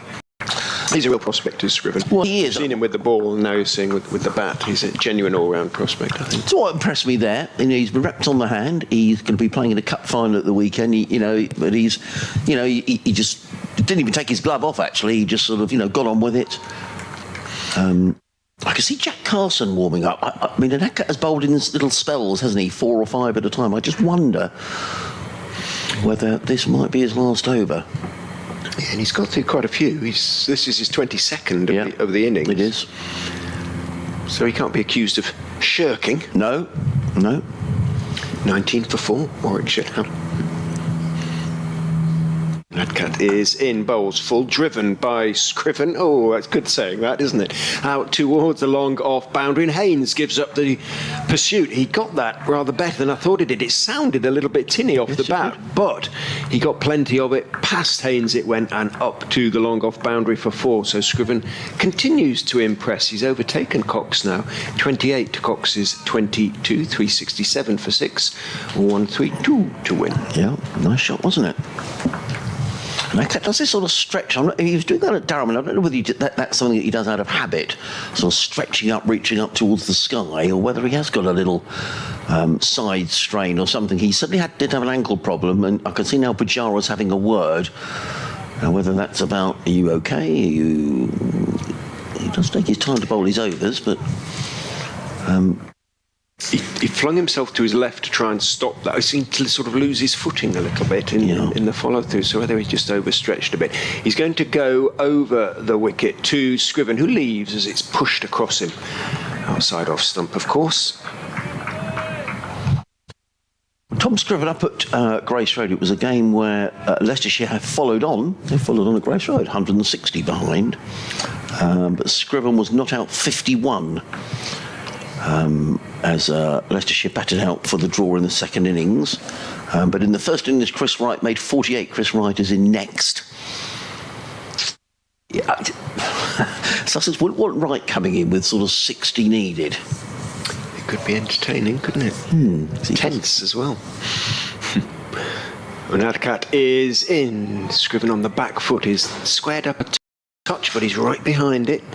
Comes off the thick outside part of the bat out into the offside, and it's the end of the over. Another survived, and well, more than survived by Leicestershire, because they picked up runs in it. The drinks are coming on. Callum Parkinson bringing them, and the Leicester physio is going to just check over Tom Scriven's hand.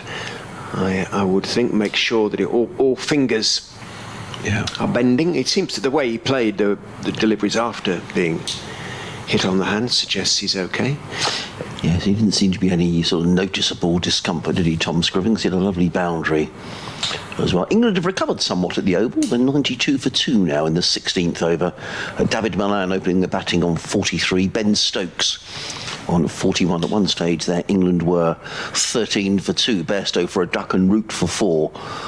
Both victims of Trent Bolt. I think that's the final one-day international, isn't it? Then there's 3 matches coming up against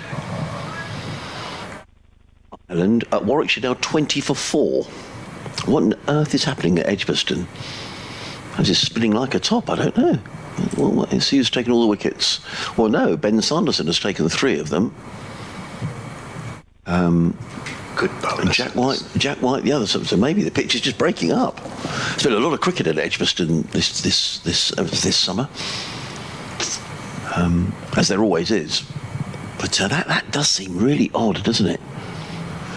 And I'm sure Kent and Middlesex are watching that game with interest, because that was me writing Northamptonshire off, saying, well, they're down, and I think they're going to play Surrey next week at the Oval. Then I think they go to they have to play Essex at maybe Wantage Road, I guess. But anyway, keeps it interesting. So we are going to see Jack Carson. I thought I could see Jack warming up. And he's going to come on to bowl. Figures of 2 for 60 in his 21 overs. Those 2 really important wickets in 1 over, which accounted for both Colin Ackerman after that wonderful 136. As in comes Carson bowls, and forward comes Cox, plays it into the offside there. And I think Ben Cox has looked more uncomfortable against spin than he has against the seamers, actually. I think he's played the seamers really well. But this is a bit different kettle of fish now, because, to be fair, when Carson was bowling to him when he just came in, it was a very soft old ball. And now it's a much harder ball that Carson is bowling with. He's got a slip and a short leg. Carson in again, bowls, Cox is forward and just plays down the onside of the track, and there is no run. Slightly heavier cloud over the ground at the moment. It was gorgeous well, not gorgeous, but it was bright and sunny during the interval, but a few heavier clouds drifting over now. In comes Carson and bowls. A good stop at slip. I think that's Tom Clark in there. And a couple of people have said to me, how interesting it is that we did pick up earlier on that Michael Burgess opened the bowling for Northamptonshire. It was really, really odd, but for Warwickshire rather. But Northampton didn't sort of smash the ball around. It was all very, very odd. Which I thought there'd be some discussion about that as Carson comes in, bowls played onto the onside. Lots of interest around not just the cricket in Brighton at the minute, but also the football, with the team going very well at the moment. And Carson comes in over the wicket, more on that in a minute, comes in and bowls, and forward comes Cox. He has to habit, he plays into the offside, and every time he does that, he just pokes the ball to the closest fielder, which I think is always quite nice, but as Richard was saying, it can be a little irritating if you're... Maybe that's why he does it. Yeah, absolutely. He does it to annoy the opposition.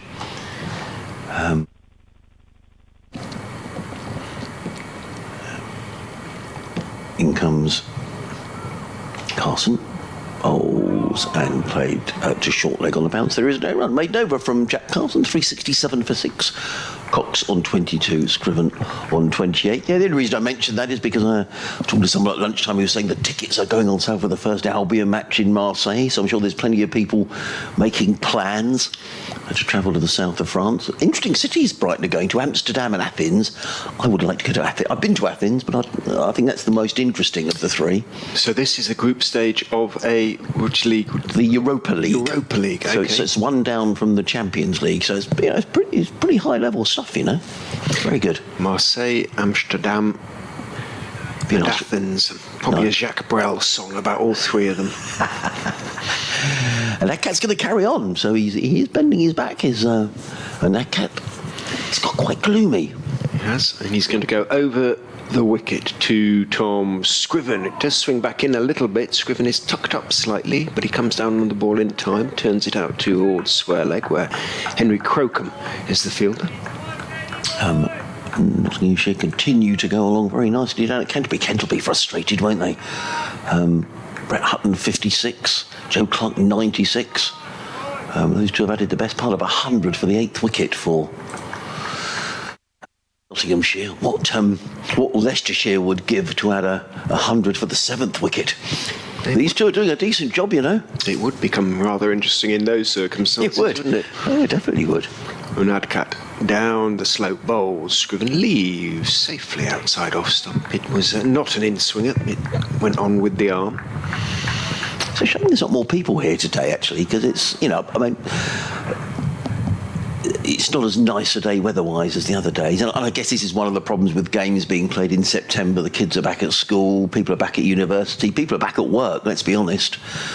It's a Tuesday. Is it a Tuesday? No, it's Wednesday. Do you lose track of time when you're covering county cricket? Absolutely. Well, not just when I'm covering county cricket.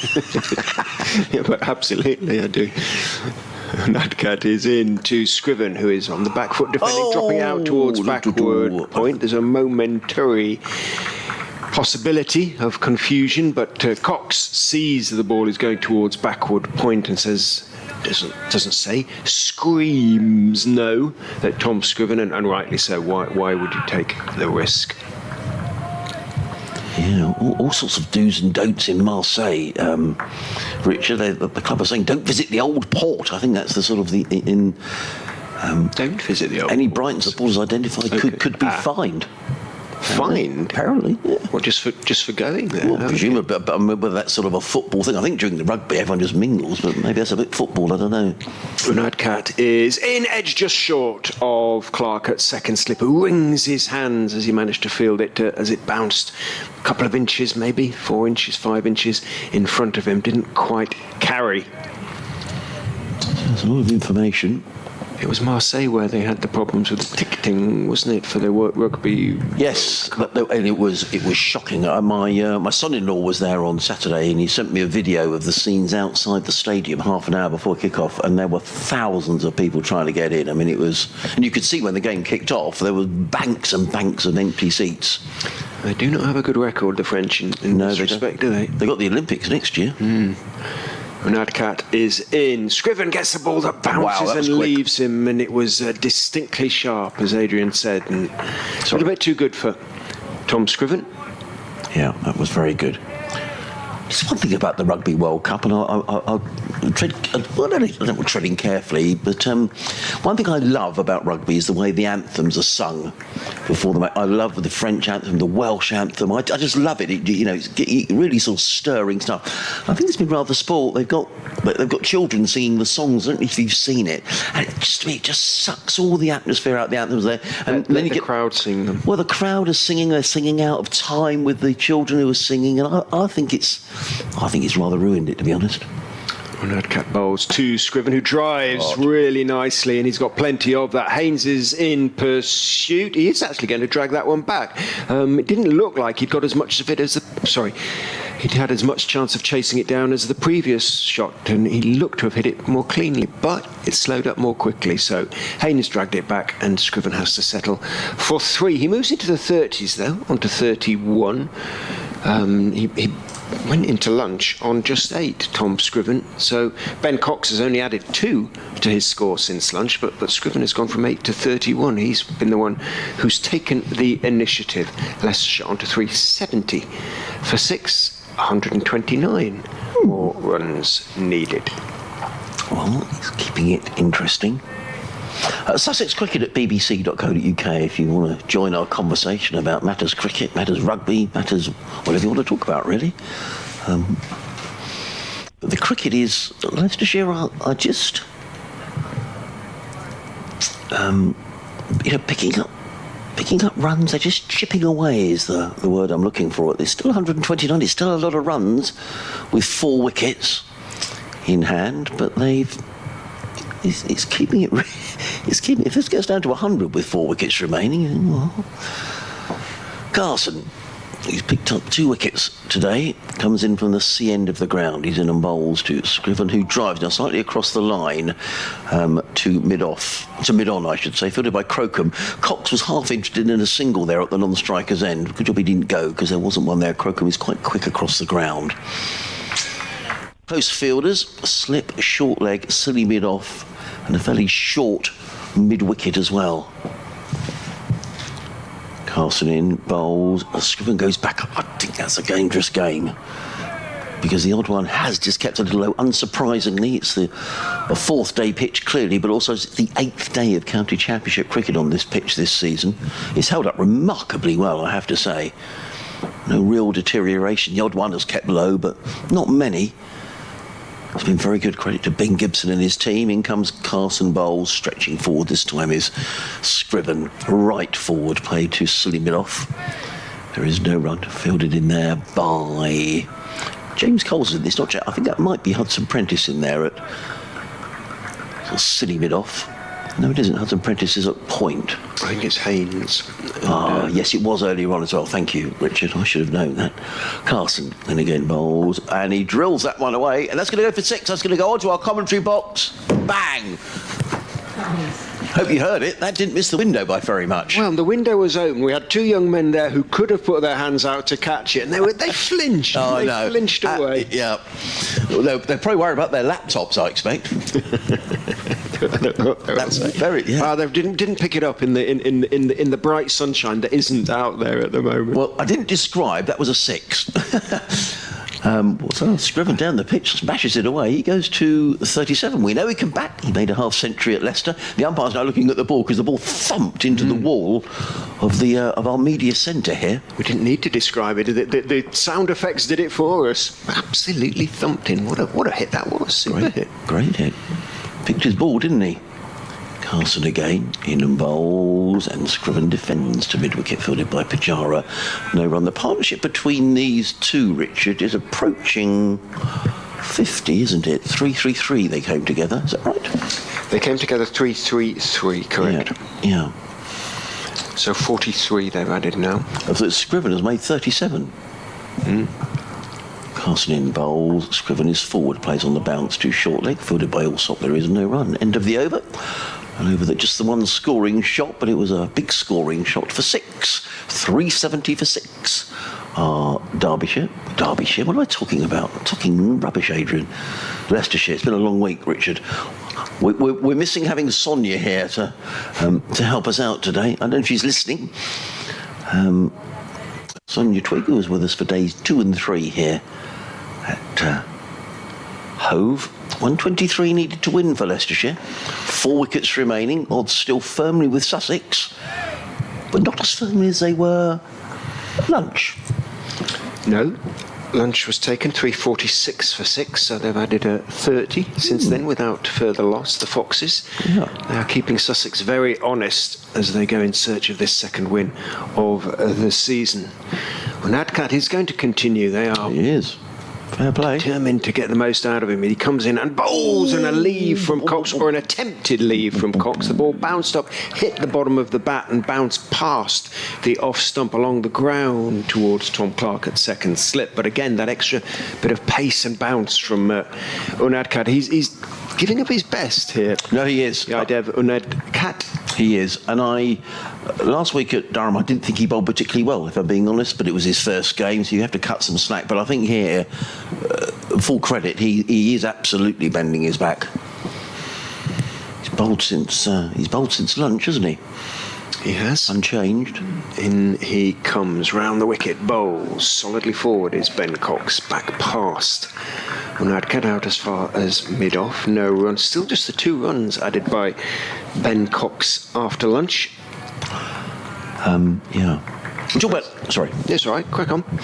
We were talking about national anthems at the Rugby World Cup, and Bruce has been in touch. He said, I agree with you on the anthems at the Rugby World Cup. There were a fair few anthems massacred last week. Oh, were there? Thankfully, they've announced the choirs will no longer be singing them. Good. I don't even like it when you get someone coming out singing on their own in the middle of the pitch. Let the crowd do it. It's miles better.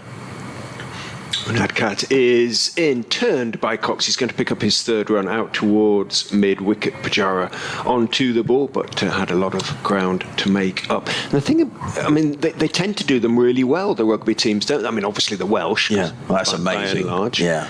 But the Fijians, yeah. I saw a video the other day of them singing on their coach on the way to that wonderful game against Wales. What a game that was. Oh, yeah. But they sang with, it was these huge men, these gorgeous harmonies, you know. It was yeah. It was very moving, I have to say that. The Marseillaise, of course, with the crowd. Oh, that's amazing. I love that anthem. It is really stirring stuff. Unadkat over the wicket to Scriven, who leaves outside off stump, and a good leave. I have to say, and it's not being snooty in any way. I mean, I love my football. Love my cricket, love all sports. But I have to say, I thought the football fans at Hampden last night, when the national anthem were played, I think that is disgraceful. I mean, it was just a cacophony. Didn't see it. It was just you couldn't hear the anthem through all the boos, and apparently the English fans who were there were then booing Pride, Flower of Scotland. I just don't get that really. That's just so disrespectful. So I don't know if that's just... It doesn't happen at rugby, does it? I don't know why it happens at football. Why do people feel the need to boo a national anthem? Just don't say anything, surely. Perhaps I'm old-fashioned. Unadkat is in, fending outside off stump is Scriven, bounce and leaves him. Could have left it, but trying to be aggressive, went for, well, a fairly low percentage back foot force, and bounced past his outside edge, taken by Carter, moving to his right. Again, Unadkat getting that little bit of extra something that causes so many problems. Yeah, it is.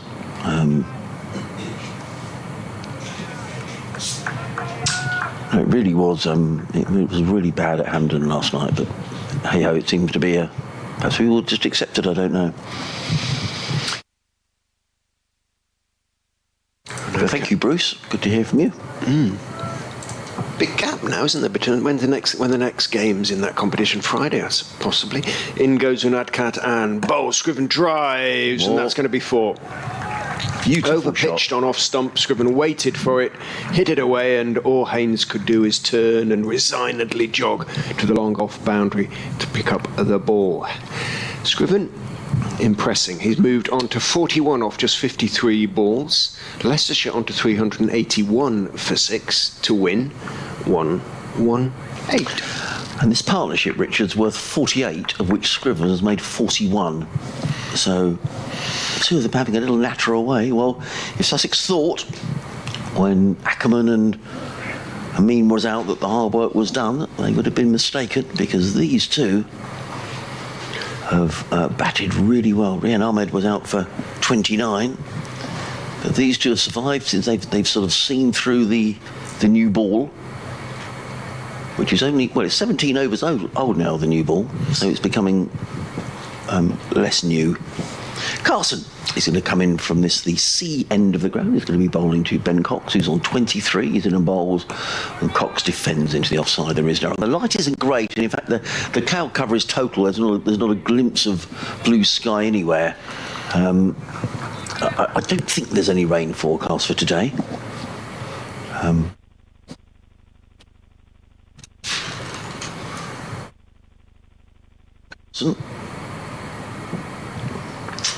Is in and bowls, and stretching forward is Cox plays to short leg, and there is no run. No, cloudy until sunset, which is 7:20. Apparently, beautiful forecast for Thursday and Friday, folks, down here. Lovely. Comes Carson bowls, and it's clubbed away by Cox through extra cover for 4. Nothing wrong with that. Foot down the wicket, and he just belted the ball away. Lovely shot. He goes to 27. 386 for 6. Runs required. 114. John Mallett, the Leicestershire Club photographer, came in to have a chat during the lunch interval. He'd been to the museum as well, and he'd taken a few photographs in there of the various exhibits. And I'm telling you that because I said, before you show me, let me show you the ones I took. Let's see if they're the same. Carson in bowls, and Cox is driving again. That's going to be 4 more. Oh, no, it's not. The fielder comes around the boundary. I'm sorry, I didn't see him running around the boundary there. Hudson Prentice. Cox picks up a single. He goes to 28. We both showed each other our phones, and we both had the same picture of Boris Karloff standing up to see Aubrey Smith. Yes, for the Hollywood 11. Yeah, we did a little podcast on that. That was great, isn't it? One of many, many brilliant little exhibits in that wonderful museum underneath the Spent Karma Pavilion. And lots of people buying books at the book sale today as well, which was good to see. So well done to all the volunteers over there. They raised a lot of money, which is really, really good. Carson comes into bowl to Scriven, and Scriven is back and easing that to point, fielded by Hudson Prentice. There is no run. The light's not great. I mean, it's fine. Looking at me, we are looking through tinted glass, so it always looks a little worse than it actually is. Carson back, cleans the ball on his shirt. 1 more ball to go in this over. He's coming into bowl to Scriven, who's 41 not out. He's in and bowls, and Scriven is forward and plays onto the onside. There is no run, so another over drifts by. Leicestershire now needing 113 to win. A few people have got in touch on Twitter about Michael has been in touch Ian in Kemp Town about, we were talking about water stations around the ground. Rohan had got in touch to say that he wasn't sure how many water stations there were here at Oban. Ian says there are ample 4 top-ups at least within the ground. And we have got a change in bowling, and Nadkat has come out of the attack. Unsurprisingly, he's bowled unchanged since lunch as the Indian overseas bowler. He's picked up a couple of wickets in innings, and he's going to be replaced by Finn Hudson Prentice. They're just nibbling away here, you know, Leicestershire. 113 needed. They are. But these two are going to have to get, one feels, the vast majority of those runs. But they're doing a pretty good job so far. Indeed, they have, with the score on 386 for 6, have raised a 50 partnership, haven't they? 53, they which very good indeed. We didn't really acknowledge. Hudson Prentice is in to Ben Cox, who is forward, thick inside edge. The ball dribbles towards mid-wicket, and seeing it going slowly, Cox immediately and correctly called Scriven through for what in the end was a pretty comfortable single. And Cox has sort of got his score moving a bit now. He's added 7 since lunch, on to 29. He was slightly on his heels there, was Chetishwar Pujara. Someone hobbling into the Players Club over to our right on crutches. That looks suspiciously to me like Jamie Atkins. I'm not sure if it is. Young Sussex quick bowler. He's over there with Sean Hunt. I don't know whether Jamie is, if it is him, a little way away from us. So in comes Hudson Prentice bowls, and Scriven works this through square leg. There's a couple of runs here. Chase towards the boundary, and a good bit of fielding by Henry Crocombe. They're going to think about coming back for the 3rd, but they don't. That's good work out there by Henry Crocombe, who's very, very quick across the ground. I don't know what he does 100 metres in, but quite quickly, I would think. 2 more to Scriven. He goes to 43. Runs required down to 110. The numbers are quite bright now on the scoreboard, the yellow numbers. So the light is not the best. We do have the option of floodlights here. I don't think we're a million miles away from that, if I'm being honest. Hudson Prentice in again. Bowls to Scriven, who's up on his toes and plays that into the covers. Fills it by Jack Carson. There is no run. If you're just joining us, Leicestershire beginning the day 221 for 3. Partnership of 180 between Ackerman and Amin ended with both of them being out in the same over to Jack Carson. We thought at that stage that maybe that was it from Leicestershire, but try telling Scriven and Cox that, particularly Tom Scriven, who's come on, he's played really very positively for his 43. In comes Hudson Prentice, bowls, and Scriven works this one on the offside. They're going to get one. They'll think about 2, but there isn't a second there. Good bit of fielding by Carson, who was very quickly back. Gets in the the throw. But Scriven picks up another single. He goes to 44, 390 for 6. 109 needed to win for Leicestershire. Well, whatever happens from here, it's been a tremendous game. And both sides needing to win to keep alive hopes of promotion. Leicestershire would move, I'll work out the points in a moment, how many points they would be behind Worcester if they win this. Hudson Prentice in, bowls to Cox, works this onto the onside, another well-taken single, this time to Nadcat, who I think was slightly on his heels there at mid-on as well, and it's a well-taken single by Cox, just rotating the strike. He goes to 30, 108 needed to win. In fact, I'll do that now to have a look at the table and see how many points, if Leicestershire were to win, they would pick up 19 points. Let me have a little look. Sussex will pick up 20. The only difference between the two being that Sussex did pick up a batting bonus point, but Leicestershire didn't pick up any.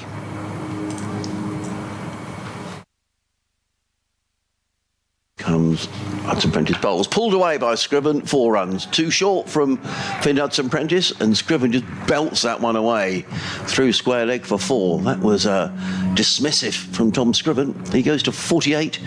It's the end of the over. And Derbyshire are 395 for 6. They need 104 to win. And that was too short from Hudson Prentice. 9 overs, 47 from Finn. Jara just with something to think about now. They'd have thought, Sussex, that they were maybe on their way to victory, but at lunch, 346 for 6, now 395 for 6. So these two have added since lunch 49. And largely untroubled. If Leicestershire were to win this game, they would get 19 points. They would go to within 5 of Worcestershire with 2 games to play. If Sussex were to win this game, they would get 20 points and they would go within 18 of Worcestershire. So there's plenty to play for here for both sides. I think it's just getting a little lighter, actually. I mean, it got very gloomy a couple of minutes ago. Carson is going to come in from this, the C end. To Ben Cox, who's 30 not out. He's in and bowls, and Cox plays this very comfortably into the offside and picks up a single. He goes to 31. 396 for 6. 103 needed to win. Brings Scriven on strike. His 48 have come off just 59 balls. Tom Scriven, he's got a slip and a short leg in place. Carson in, bowls. Scriven is forward, plays onto the onside. There is no run. He's already hit a big 6. He sort of eyes up where Henry Crocombe is fielding. Now Crocombe is up on the 1 at mid-on. So I think this is good from Carson. He's saying to Scriven, if you fancy doing that again, why don't you have a go? Carson over the wicket, bowls, and Scriven is back on his stumps again. I think that is slightly dangerous. Pujara puts his hands on his head as if that nearly sneaked through, but not quite. Good stuff. This is, you know, well, county cricket's all about, isn't it? You know, we're all getting on edge here because this is good stuff. Carson in again, bowls, Scriven drives through the offside ball, runs here. You may well get 4 runs here, but the fielder is just going to field that inside the boundary ropes out there. That's Hudson Prentice, but it's 2 more, and that's a half century to Tom Scriven, and that is really, really good cricket. He gets a round of applause from his teammates up on the balcony and from Ben Cox. That's tremendous. 50 and 62 balls in 68 minutes, 7 fours and a 6. He's come in, he's played very positively. We knew he could bat. He made a half century at Grace Road. And whatever happens now, this is a very promising young cricketer. Very good indeed. Carson comes in, bowls to Scriven, who reaches forward and pushes into the onside. Haynes is quickly round to field, and you probably heard the cry of no in our effects microphone.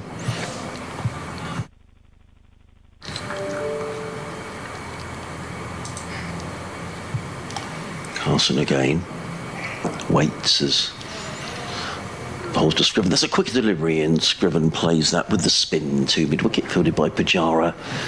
There is no run. So, 398 for 6, Scriven 50, Cox 31, 101 needed to win. 4 wickets remaining. I still think if you had an odds calculator, you would be thinking, yes, Sussex are still favourites to win, but those sort of odds are coming down fairly rapidly. What do you rate it now, Rich? I mean, 60-40 Sussex?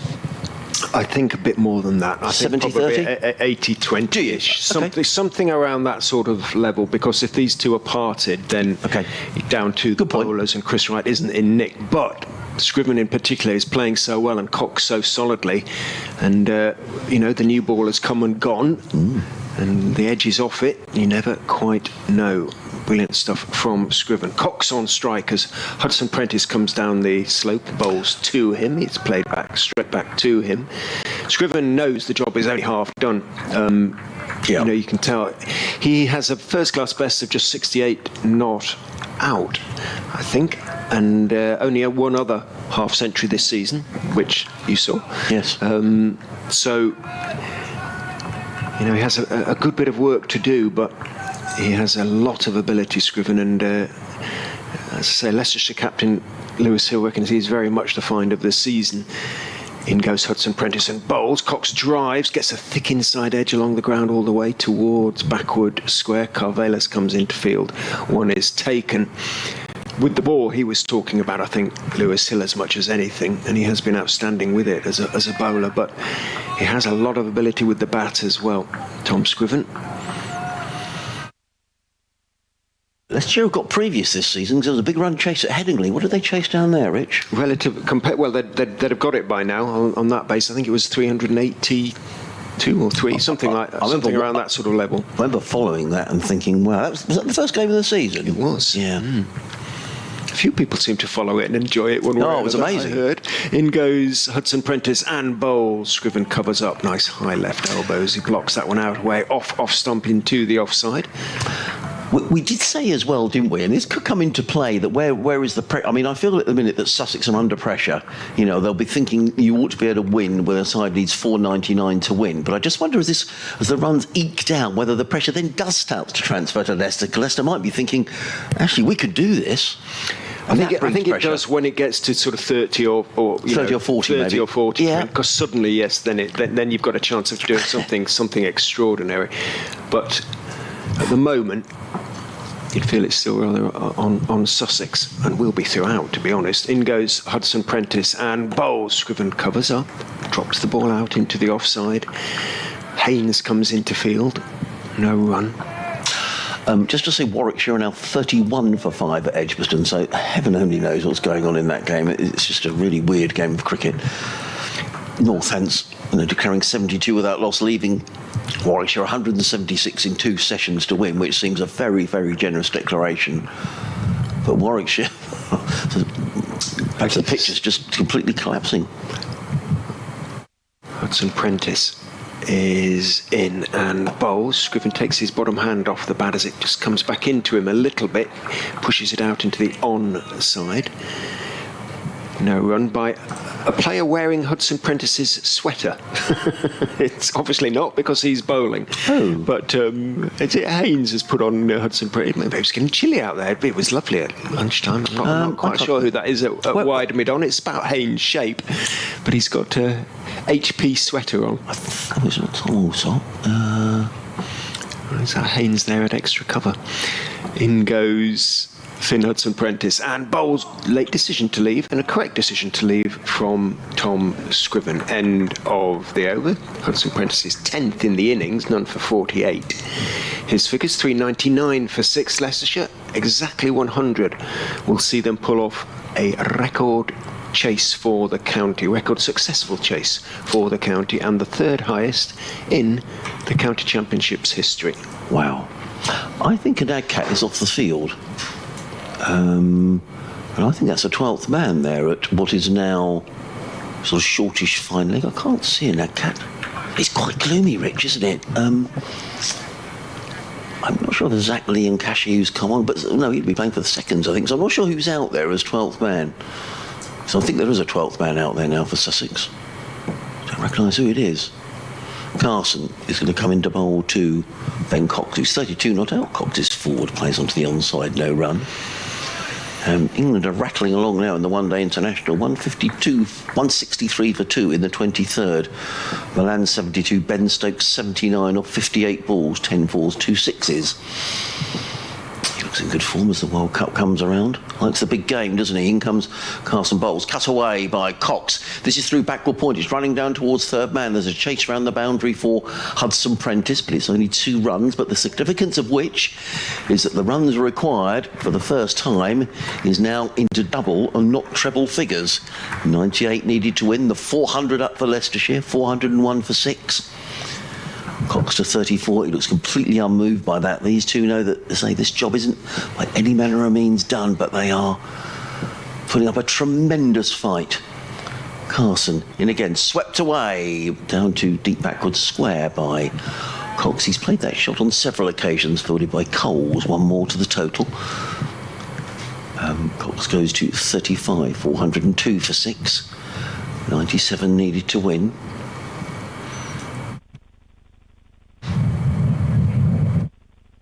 You hear the wind in our effects microphone. I haven't heard too much of the wind down here on the south coast this week. It's been it do look a little chilly actually, watching. Carson in bowls. Scriven short, pulled away, 4 runs. 2 short from Jack Carson. Can't afford to bowl too many of those. No chance of James Coles getting that. That was a little bit of a gimme in all honesty. And Scriven said, thank you very much, I'll hit that for 4. He goes to 54. Runs required to 93. I'll tell you what, there'll start to be some shredded nerves up on that Leicestershire balcony, you know. And excitement, I think. They're probably thinking, crumbs. Remember, Leicestershire were 16 for 2. I do remember. About this time yesterday? Carson in again. Bell Scriven drives. He hammers that away. That's going to go 4. Stepped down the pitch, Tom Scriven, and he thought, you know, I'm just going to belt this. So it's gone for 4. Yeah, it bounced inside the ropes. Successive boundaries to Scriven, who goes to 58. This is such an impressive innings. And now you can see Sussex are getting edgy because Pajara has just come across to have a word to Jack Carson. He hasn't had much to think about, Pajara, in the last half hour or so, but all of a sudden the runs required are down to 89. James Coles is warming up now. Netcut, I think, is about to come back on the field.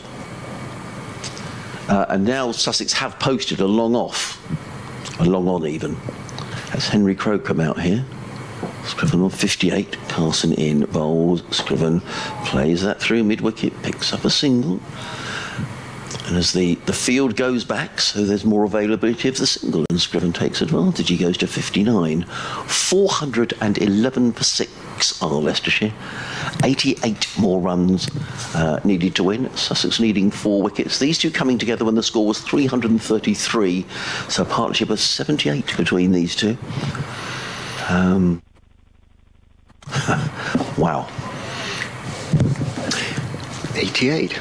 Well, any score of over 400 in the last innings of a 4 innings game is a pretty decent effort under normal circumstances. Yeah. So they can be proud of what they've done so far, Leicestershire, to have comfortably scored the highest score in the 4th innings. That said, I think there'd be disappointment from now if they didn't get quite a good bit closer. James Coles is coming back on from the Cromwell Road end of the ground. He's going to have a short leg and a slip, and it looks like, given that Ben Cox is standing sort of in the round the wicket position, he's going to come over the wicket with his left arm spin to Tom Scriven. Now there's no deep mid wicket. I mean, he's going to come over the wicket. Scriven has shown an inclination to go big in that direction. In goes Cole. Scriven goes back, works it down to fine leg for 4. Did he get anything on it? Waiting for a signal from umpire Debenham. Yes, he did. He just helped it, tickled it round the corner, and he moves on to 63. And suddenly it's 84 to win, 415 for 6. And I think despite oneself, one cannot help feeling a little bit excited all of a sudden. Well, and I'm sure, I mean, the thing that I guess for Scriven and Cox there is just to stay calm, isn't it? If they can somehow. Yes, just keep playing the same way. Because, I mean, there's oodles of time left. There's no time constraints in this. All sorts of signals being made to... But Sussex are edgy now. You can tell Sussex are edgy. There's no debate about where the field should go. Sussex would have, I'm sure, you never relax in cricket. All of a sudden, 289 for 5 when Amin was out. At that stage, we all thought... that looked like it, didn't it? Those 2 wickets in 3 balls. No, it did. To establish players. That seemed to be that. But... And then Rehan Ahmed shortly before lunch, 29. He's a destructive hitter, but 29 didn't look anything like enough, and kind of it wasn't. But Tom Scriven and Ben Cox are batted with great sense and purpose, as well as skill, and Scriven in particular. Well, Cox has been the anchor, 35 off 82, Scriven 63 off 72. As leg slip goes in, Coles goes in and bowls. Scriven is leaning forward, just turning his wrists on the defensive push, working it out towards mid-wicket. Hudson Prentice comes in to field, and it is Hudson Prentice.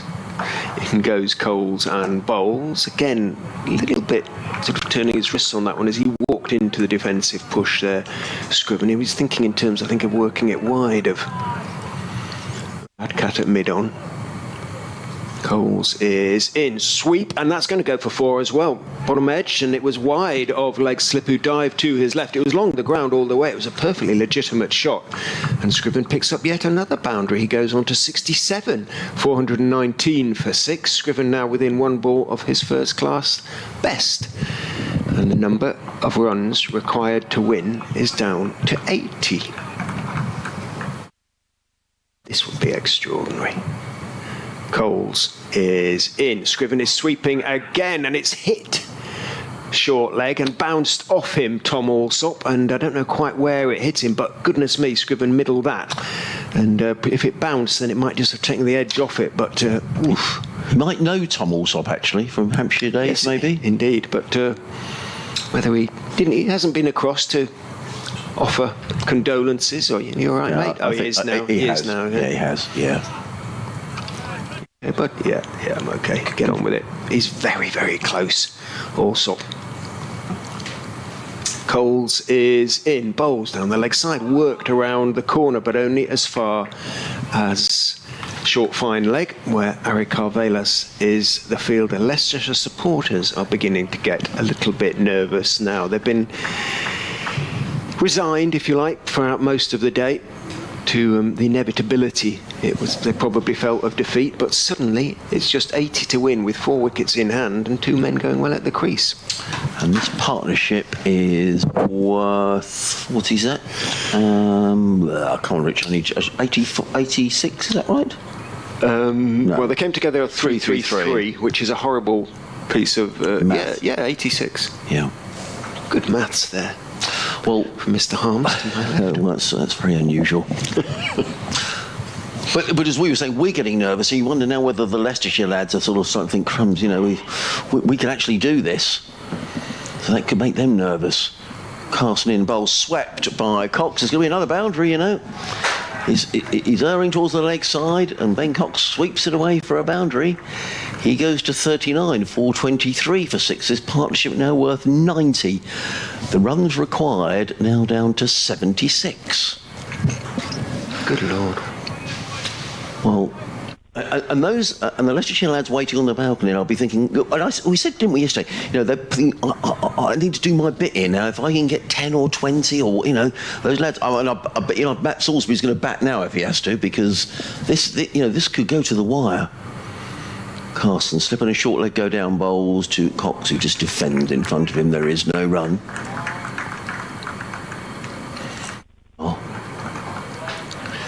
It shows what happens when both sides have got to win a game. And Leicestershire have just never stopped scrapping. They might not win now, but my word, they've given it their all. Oh, my word, I thought they'd have bowled him. Oh, goodness me. Jack Carson around the wicket. Well, that just kept horribly low. And Cox was looking to cut it away. And I thought, when it went past him, I thought, that's bowled him. It must have bowled him.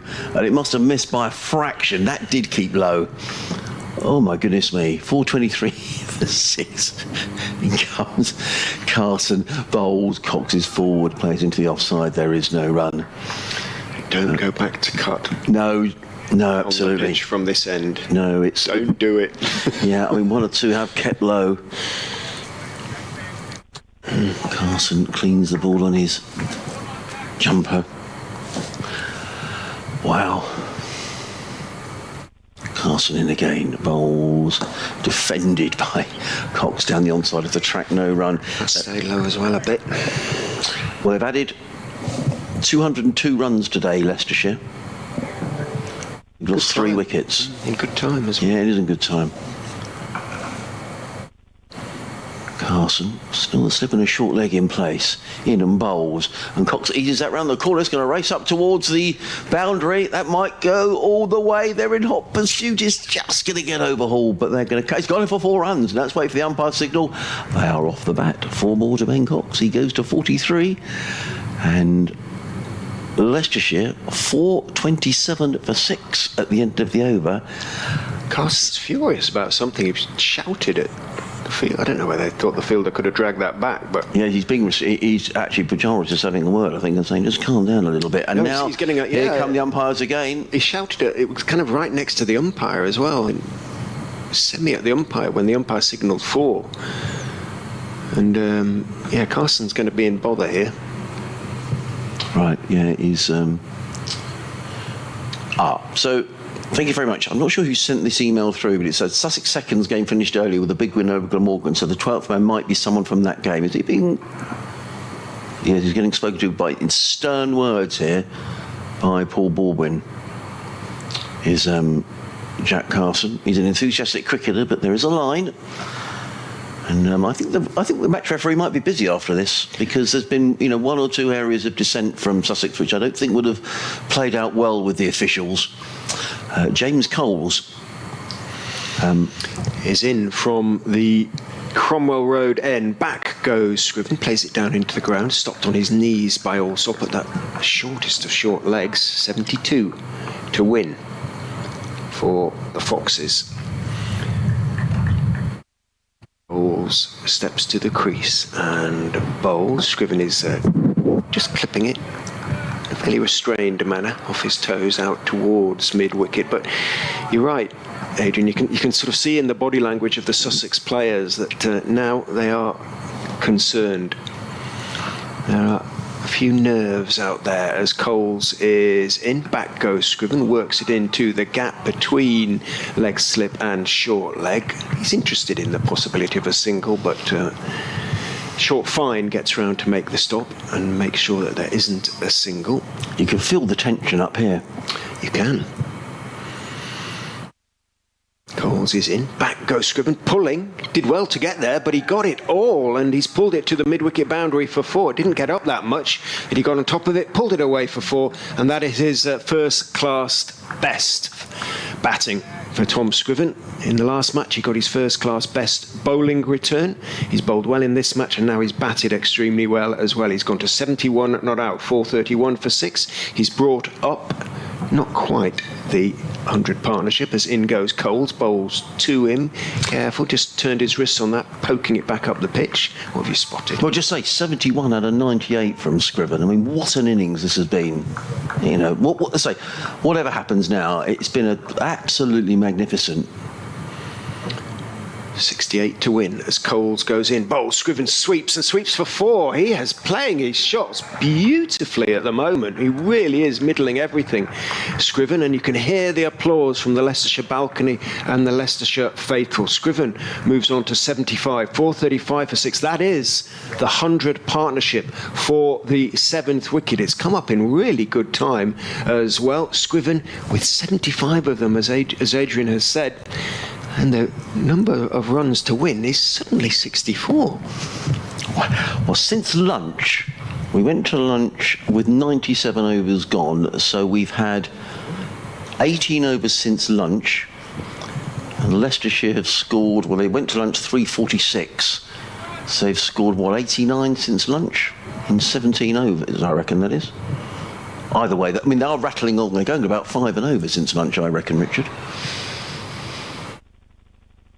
Now, he's just making sure Coxing knows exactly where the field is. He's 43 not out, 435 for 6, 64 needed to win. Carson round the wicket, bowls, and defending is Cox down the offside of the track, no run. I'm going to have to... I don't want to start looking up records. I just don't, because it's tempting fate. What Leicestershire's... Well, I know what their previous best chase was. Successful chase. In comes Carson, bowls, played into the offside. I mean, really here now, you could say Cox goes to 44, Leicester could just push the ones and twos, but I suspect the way they're playing, they'll probably think to themselves, we've got into this position playing the way we have, let's just keep going. It'd probably be wrong to alter a plan now.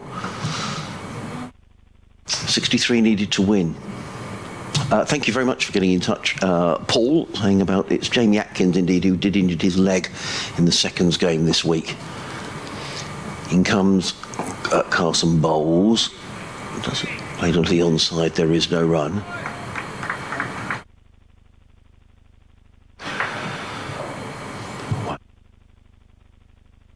Stripping a short leg. You can hear a pin drop around the ground. Carson round the wicket, bowls, stretching forward is Scriven, plays into the offside, picks up another single. He goes to 76, 437 for 6, 62 needed to win.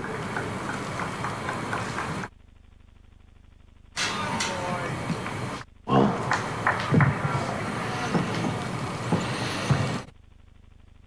Carson. In bowls, forward comes Cox and just plays it casually through the offside, picks up another single. Martin Barry, I will never forgive myself if we win this one and I'm not there. 61 needed to win. He could have been here. He was here on day one. Cox goes to 45 and they're just milking the bowling here now. And, you know, Chetishwar Pujara, as you know, he will have so many thoughts running through his mind here. He's decided to turn to his spinners. The umpires are just waiting for something here. Now, what are they waiting? Now, what's happening now? Now, umpire Baldwin is having a word to Ben Cox about something or another. I don't know about what. I think there's a little bit going on out here, you know, Rich. Pujara's getting a talking to again. Between the two, yeah. Umpire Debenham. Yes. A bit of sledging, perhaps going to get into the batsman's head. Scriven isn't a sledger by and large. No. Cox, I don't know. But Pujara's he's getting a... This is unsightly. I don't know what's been going... This has been bubbling away for the best part of a day, hasn't it? And there's been several conversations with Chetishwar Pujara.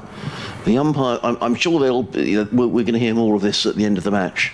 Eventually. Unfortunately, it will be eventually. That's the problem with cricket. They never seem to tell you what's really gone on. Carson bowls and helped away in the corner by Scriven, who picks up his 77th run at 439 for 6. End of the over. So, Leicestershire need 60 to win. It would be the third highest run chase in county championship cricket history if they were to do it. I think Richard was saying the highest one was Middlesex against Nottinghamshire, then Surrey this year against Kent down at Canterbury, and Sussex have now had to turn to a Nadcat, the opening bowler, to come back in. Now, he did look like taking wickets in a Nadcat, and he's been brought in back into the attack. The spinning option hasn't worked for Sussex. I'd have to say the light isn't the best, actually. I said a little while ago, I didn't think we were a million miles away from floodlight time. 24 overs, 3 maidens, 2 for 80 for J. Devon Adcat, and he's going to come into bowl to Tom Scriven, who's 77 not out. It's been a wonderful innings. And Nadcat roaring in, bowls to Scriven. He helps this one down towards fine leg and picks up a single. One more to the total. Scriven goes, is that a leg by? I didn't see the umpire's signal. Yes, it is. Scriven remains on 77. The runs required down to 59. Would you believe it? 440 for 6. And I'll say it again, whatever happens here, whoever wins this game, from 16 for 2, Leicestershire deserve immense credit for the way they've just simply refused to buckle here. And Nadcat. 3 slips go down. Races in around the wicket, bowls driven beautifully by Cox, but straight to Haynes in there at cover, and there is no run. A yard either side, and that would have been 4 runs. Cox wanders away, ponders the shot. This is really nail-biting stuff. Wherever you're listening, there's not a big crowd here today, but those that have come must be thoroughly enjoying what's just an incredible day's cricket. Leicestershire have added 220 today in very quick time. And Nadcat round the wicket. Bowls. Oh, he goes past Cox's outside edge through to keeper Carter. The slips have all got their hands in the air. I think he played and missed at that, Ben Cox, if I'm being perfectly honest, but it matters not. He didn't get a nick. A couple of the Leicestershire players having a wander around the outfield. They can probably barely stand to watch. A win here, and Leicestershire go to within 5 points of Worcestershire in 3rd place in the Division 2. A win for Sussex, they will be within 18 points of Worcestershire with 2 games to play. It's all to play for. And Nadcat around the wicket, bowls. Cox is back, steers that to mid-wicket. There is no run. Nice and tidy from a Nadcat. A maiden over so far, just the 1 leg by resulting, which of course don't go down against the bowler. Sussex desperately searching for wickets. 3 slips a backward point, cover mid-off.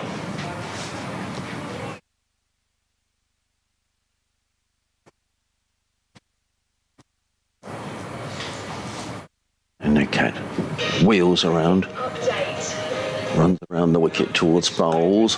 Forward. Comes. Thinking, well, Sussex walk away with this game against Leicestershire. Not the case, Adrian. What a wonderful game of cricket, Danny. Leicestershire are 440 for 6.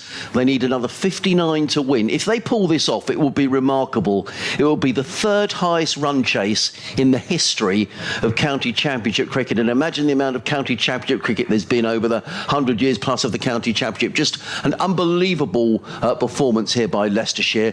Started by Colin Ackerman, he made 136. Umenar made 94. They were both out in the same over to Jack Carson. But now there's been a partnership of over 100 between Ben Cox, the wicket-keeper, who's on loan from Worcestershire. He's on 45. And Tom Scriven, the number 8 for Leicestershire, who's 77 not out. It's nerve-shredding stuff. Both sides need to win if they're going to keep alive their hopes of promotion from Division 2.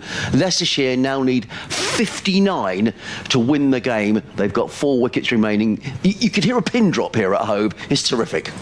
It's that because all the Sussex fans are depressed? Because Sussex have let them off the hook? Oh, well, you'd have to say yesterday, Danny, at one stage, Leicestershire were 16 for 2, chasing 499, and it looked all odds a Sussex victory. But you've got to credit, I think some of the Sussex bowling hasn't been great, some of the field placing has been slightly strange, but nonetheless, you've got to give credit to Leicestershire. Sometimes you're beaten by the better side. That may not happen, but it's just terrific stuff, and it's why we love County Championship cricket. We're in the 4th day, and who knows who's going to win. Because it's random, right? 59 to win, they've got 4 wickets remaining and the rest of the afternoon to do it. Absolutely, yeah, on the 43 overs remaining in the game. I don't think it's going to rain, so time, rain, over shouldn't come into it. It's all about wickets and runs. OK, Adrian Harms watching Sussex Leicestershire at the county ground. Hudson Prentice in and bowls, clipped onto the leg side by Scriven, and there is no run. Hudson Prentice says he wants a change in the field. Sussex have returned to the seamers, Rich, and Nat Cattons and Hudson Prentice. Yep. I think they had to.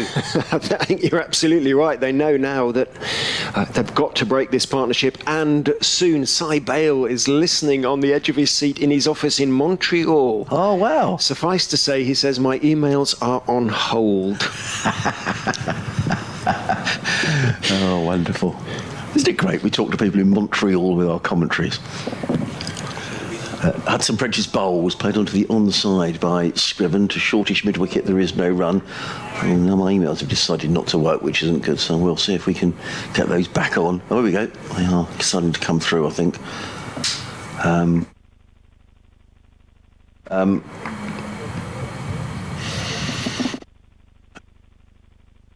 Michael's been in touch. I'll read your email in a minute, Michael, but this is edge of the seat stuff. Hudson Prentice over the wicket, bowls, driven into the offside by Scriven. I thought it was in the air for a moment. Richard next to me, I could hear him flinch as if he thought that was in the air, fielded by Haynes. There is no run. If this comes down to 30 needed to win, we're going to be bundles of nerves in here. Mike says, I can understand if emails are difficult to address with such compelling cricket. You're right, Mike. Both you and Richard obviously have deep affections for your counties, but for a person who's developed a blissful neutrality in mid to later life, this match has been a wondrous encounter. Banter, fun and brilliant cricket. Thank you, Mike. That's very kind of you. In comes Hudson Prentice, bowls. Forward comes Scriven. Plays bat and pad close together, plays to mid-off. There is no run. It is extraordinary, this game, isn't it? The 4-day cricket is just a wonderful form of the game, but however long we do it and commentate on it, it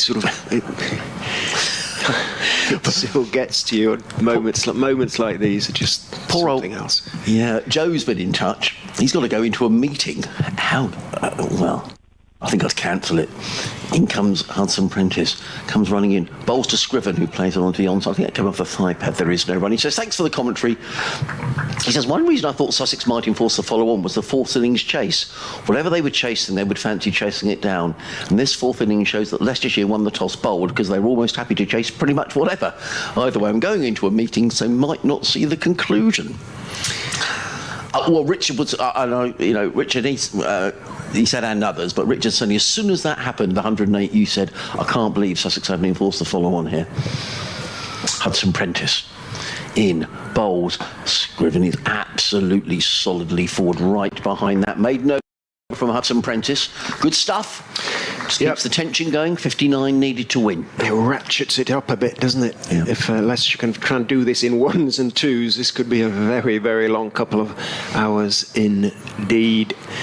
Richard Jones is nervous, listening and watching in Staffordshire at the moment. Emails and tweets coming in, and you suddenly realise how many people are invested in this particular fixture. County Championship cricket. Maybe not technically at its complete best in terms of cricketing skills, but couldn't be more compelling, surely. Unadkat will resume from the Cromwell Road end of the ground. 25 overs, 2 for 80 for him as he comes round the wicket and bowls to Ben Cox, who's solidly behind that one on off stumper. I think that's a police siren, isn't it? Going down the Eton Road, perhaps behind us. Yeah, it's a bit. Either way, Don't often hear that, Dan. No, you it's don't. Not, it's not like Chelmsford or somewhere, is it? It's Where very you hear unusual. nothing else. Yeah, Police very unusual. Just what I was going to say about this run chase. In that game with Kent and Surrey this year, I think there wasn't really the jeopardy towards the end, because I think Surrey won that with about 6 down, didn't they? But here there's real jeopardy. I mean, I know Leicestershire are 6 down. Unadkat is in. Cox is thick inside, edging onto the body, bounces back past the stumps out towards third slip, where Coles is the fielder. Well, Michael's congratulations on the commentary. We don't like to, it's very kind of you to say, but I mean, it's just a pleasure to be at a game like this, to be honest. Is it? I think it is, but goodness me, it is draining. And what is it must be like out there? Oh, what must it be like out there? Particularly for these two guys batting. Absolutely. Unadkat is in and bowls clipped neatly away out towards deep backward square by Ben Cox. Fielder at long leg moves around to his left to field, does so comfortably, so it is just the single, but that was a nicely played shot by Cox. Just went back and turned his wrists on it, moved the ball out towards that deep backward square position and quietly moves on to 46. 441 for 658 to win. Yeah. We did say a little earlier on, a long time ago, we wondered whether Chris Wright might have a final. So he's coming to Sussex. He's sitting on the balcony now, waiting. In comes the Nadcat, bowls, and covering up his scriven, plays into the offside. There is no run. These two, you just get a feeling. Eh? Oh, sorry. You just get the feeling there's a real defiance about these two, don't you, at the minute? Yes. Having got this far, I bet they're saying every ball. But what there also is, it's impressed me as much as anything, is the sort of calmness with which they have played. Yes, Scriven has attacked and gone for his shots, but there's been nothing, touch wood, wild. And No. Cox has been calmness personified, really. 46 off 99. I'm sorry, I don't know what on earth I'm doing, pinching your delivery. I apologise. That's all right. That cat is in. 2 balls left in his over and bowls. Swings back in a little bit, but Scriven equal to it on the back foot. Little twitch as he jabs that one out into the offside. I mean, for my money, Nadcat looks the most likely person to get a wicket here for Sussex, and I think Pujara had absolutely no choice but to bring him back. But he has bowled in these little short spells. I mean, say short spells. He's still in his 26 overs. There's no question of him, not doing his bit for the team. He absolutely has, but he hasn't seemed able to bowl more than 5 or 6 on the spin. Or maybe Pujara's just been holding him back. But boy, does Sussex need him to do something here. Turns, comes running down the slope, round the wicket, bowls, closes the bat face on it. Tom Scriven there out to mid-wicket, it bounces. No, he says, end of another good over. I can see 4 of the Leicestershire players who've gathered where Paul Farbrace was sitting yesterday in front of one of the empty hospitality boxes, or owned by one of the sponsoring businesses, Rishi Patel, Sottle Budinger, Lewis Hill, and Sam Evans. I can see there. Lewis walked past me, Leicestershire's captain, as I was doing the update, and I gave him a sort of thumbs up, and he just made a calm signal. Just calm, he said. 2 hands down. Be okay. 441 for 6. Right, this is my over now, having stolen a ball of Richards, which It's is all right. 441 for 6, as Richard said. These two coming together when the score was 333, so they've added 108 for this wicket. In comes Hudson Prentice over the wicket. Bowls clipped away. That's a nice looking shot. That's going to run away for at least a couple of runs, and that cat is quickly round the boundary down at deep backward square, or running from fine leg towards deep backward square, but it's 2 more to Cox, who goes to 48, I apologise. The total advances by 2, 56 needed to win. He's played a dab hand here, Cox, but he's an experienced cricketer. He will know there's plenty more to do here. Oh yes, there is plenty to do. But he's showing his experience as well, isn't he? He is. Hudson Prentice. In and bowls. Cox is forward solidly, please. Straight back down the track, there is no run. I still feel the danger is from an Nadcat, but it's... Well, Bruce Talbot has just come and sat in the box behind us. He's much winning a game down here. Oh, this is pretty exciting stuff. Leicestershire, I keep coming back to it. They were 16 for 2. And They're a long way from 4-4-3 for 6, weren't they? At that stage. And they looked a long way away when they were 289 for 5, when Ahmed was out. In comes Hudson Prentice, bowls and played when Amin was out, rather. Plays to mid-wicket, there is no run. Plane has just released a glider overhead. Oh, where was that? It's heading off to the sort of northeast of us. The plane has just released it. Oh, good spot. Weather-wise, it's remaining overcast. The light is no better or worse than it's been for the last hour, to be honest, and we don't think weather's going to play any part of it. Time isn't going to play a part. It's all about wickets and runs. After 4 days of compelling cricket, Hudson Prentice is in, bowls, forcefully played into the offside. He was thinking about a single, but Pujara was right on his toes and made sure there was no chance of a single at mid-off. The skipper setting the example. Well, Brunty, who's been cutting the grass on either side of a bicycle path, mower parked, engine off, and I'm not switching it back on until this is over, one way or the other. I think it's the Sussex second 11 players who are now gathering in the Players Club. They've been playing a match against Glamorgan. I see Sean Hunt sitting over there, Harrison Ward over there as well, Daniel Ibrahim, some Prentice in, and bowls driven firmly down the ground. Is it going to beat Pujara? No, that's a good bit of fielding by Pujara, who had to get round smartly from mid-off. He can't prevent a single being taken. Cox goes to within 1.5 century. All the fours. 444 for 6. 55 needed to win. We were talking about that barometer of odds, Richard. I said 60-40. You were saying more 70-30. What do you reckon now? Is it 50-50? It's getting close to 50-50, isn't it? I still think it's just still Sussex's favour, because they need that one wicket. Hudson Prentice in, bowls, Scriven right in behind that, plays it into the offside, no run. Tight from Hudson Prentice.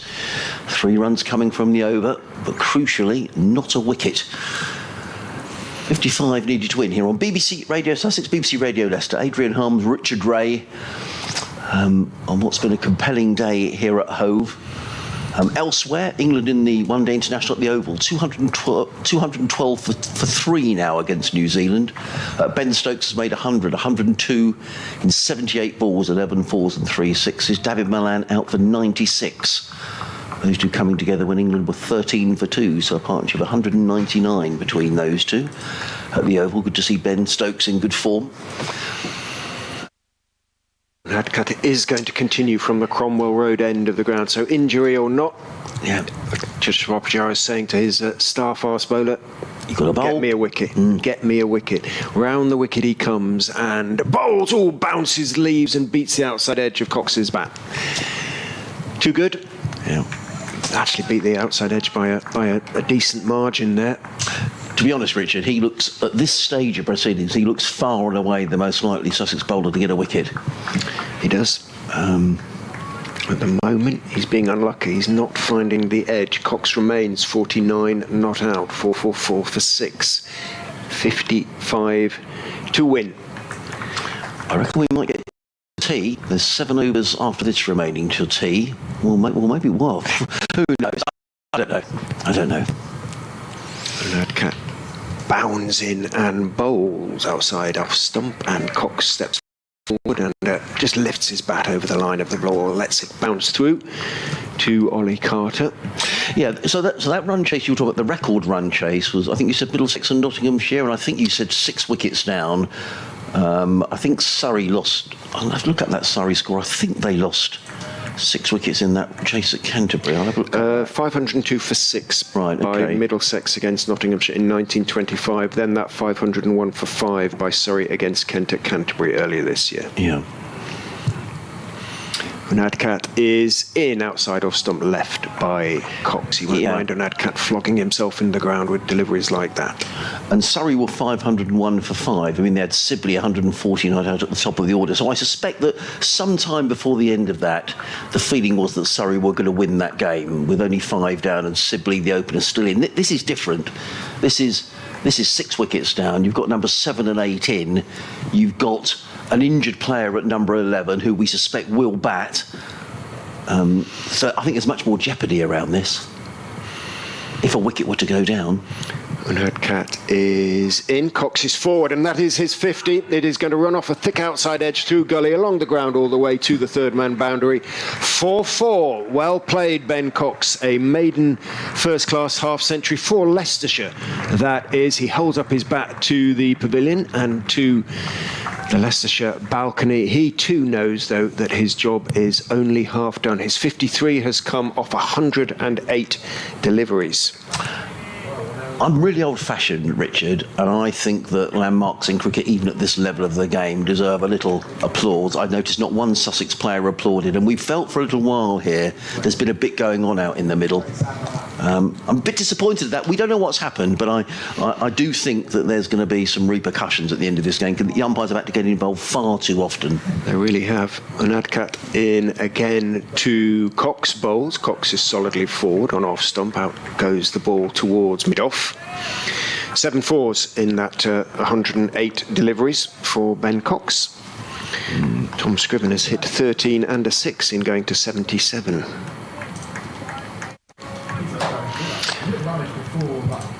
Well, 51. Needed by the Foxes to pull off what would be their greatest chase in their history. In goes an Adcat bowls. Solidly forward goes Ben Cox. Plays it out to Pujara at mid-off. And there is no run. End of another over from Jaydev Unadkat, and another unsuccessful over in terms of wickets taken. He's giving of his best. Sussex supporters can be reassured of that. Absolutely. He's running, he's charging in and trying to bowl fast, and he's getting good movement. He's beating the bat from time to time, but he's not getting the luck at the moment. Phil Pennicott's been in touch. We were talking about anthems, and in fact now the anthems that are being sung before rugby matches in the Rugby World Cup, they're not going to have the choirs singing, and I think that's a blessing, because I think it's rather ruined it. But we're also talking about the booing at Hampden Park last night, and Phil says you're not old-fashioned to expect people to observe properly the national anthems at sports events. Respect for the opponent is fundamental to the integrity of sport. In comes Hudson Prentice over the wicket. Bowls call that kept low, didn't it, to Scriven, who needed a shovel to dig that one out, and he did.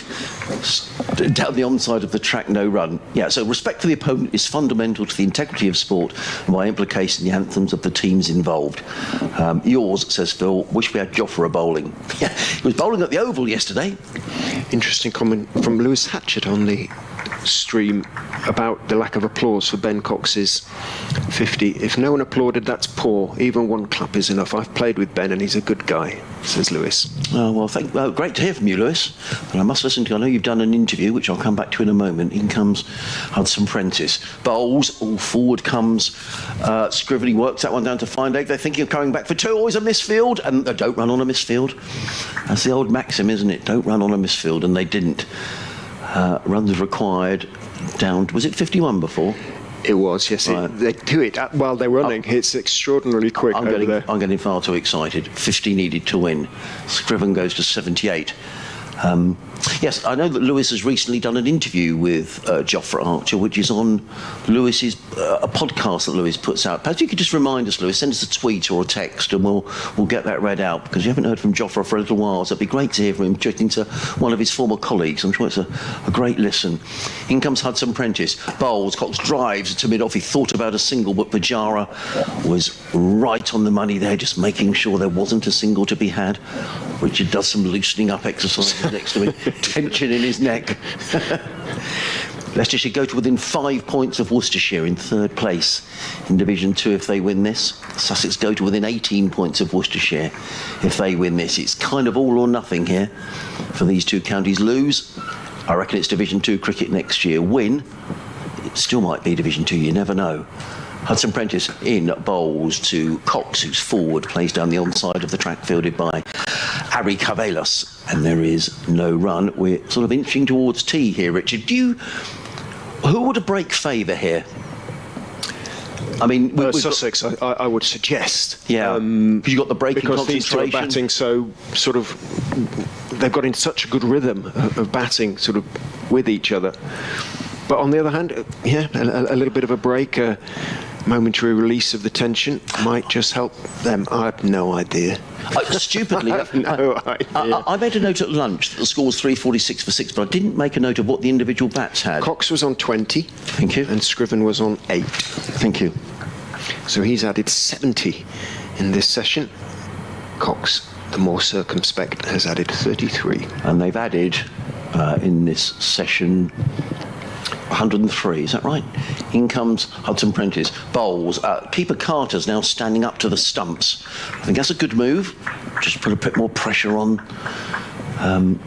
Ben Cox. Of course, what it does mean, you don't want Hudson Prentice to slide one down the leg side with the keeper standing up. So what you gain with one, you lose with the other. But Will Jennings. I thought the Yorkshire game in April was nerve-wracking, but this is another level. It's also deliciously ridiculous. it is really. That's a fair comment, I think. Hudson Prentice over the wicket, in and bowls. Cox defends his bat and pad close together, head over the ball, punches that ball out into the offside.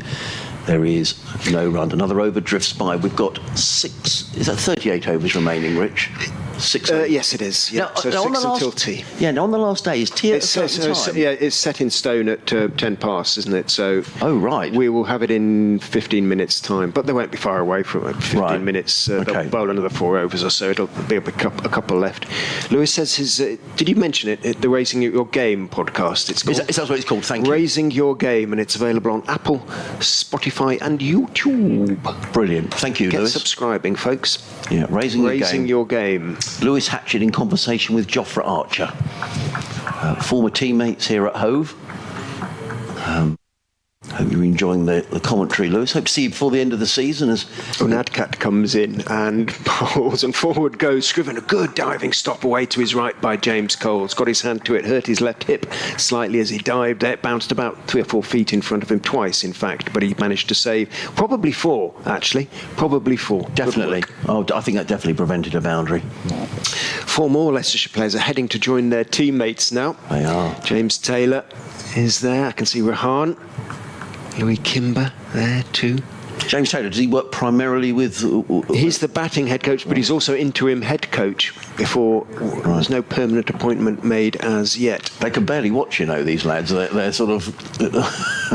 Unadkat is in and bowls. Scriven is forward, pushing out into the offside, and there is no run. His runs have just dried up a bit for Tom Scriven, but Sussex are bowling much better at him. He was taking the spinners all over the place, wasn't he, really? He was really milking the spinners, but both Unadkat and, to a certain extent, Hudson Prentice have bowled much better at him.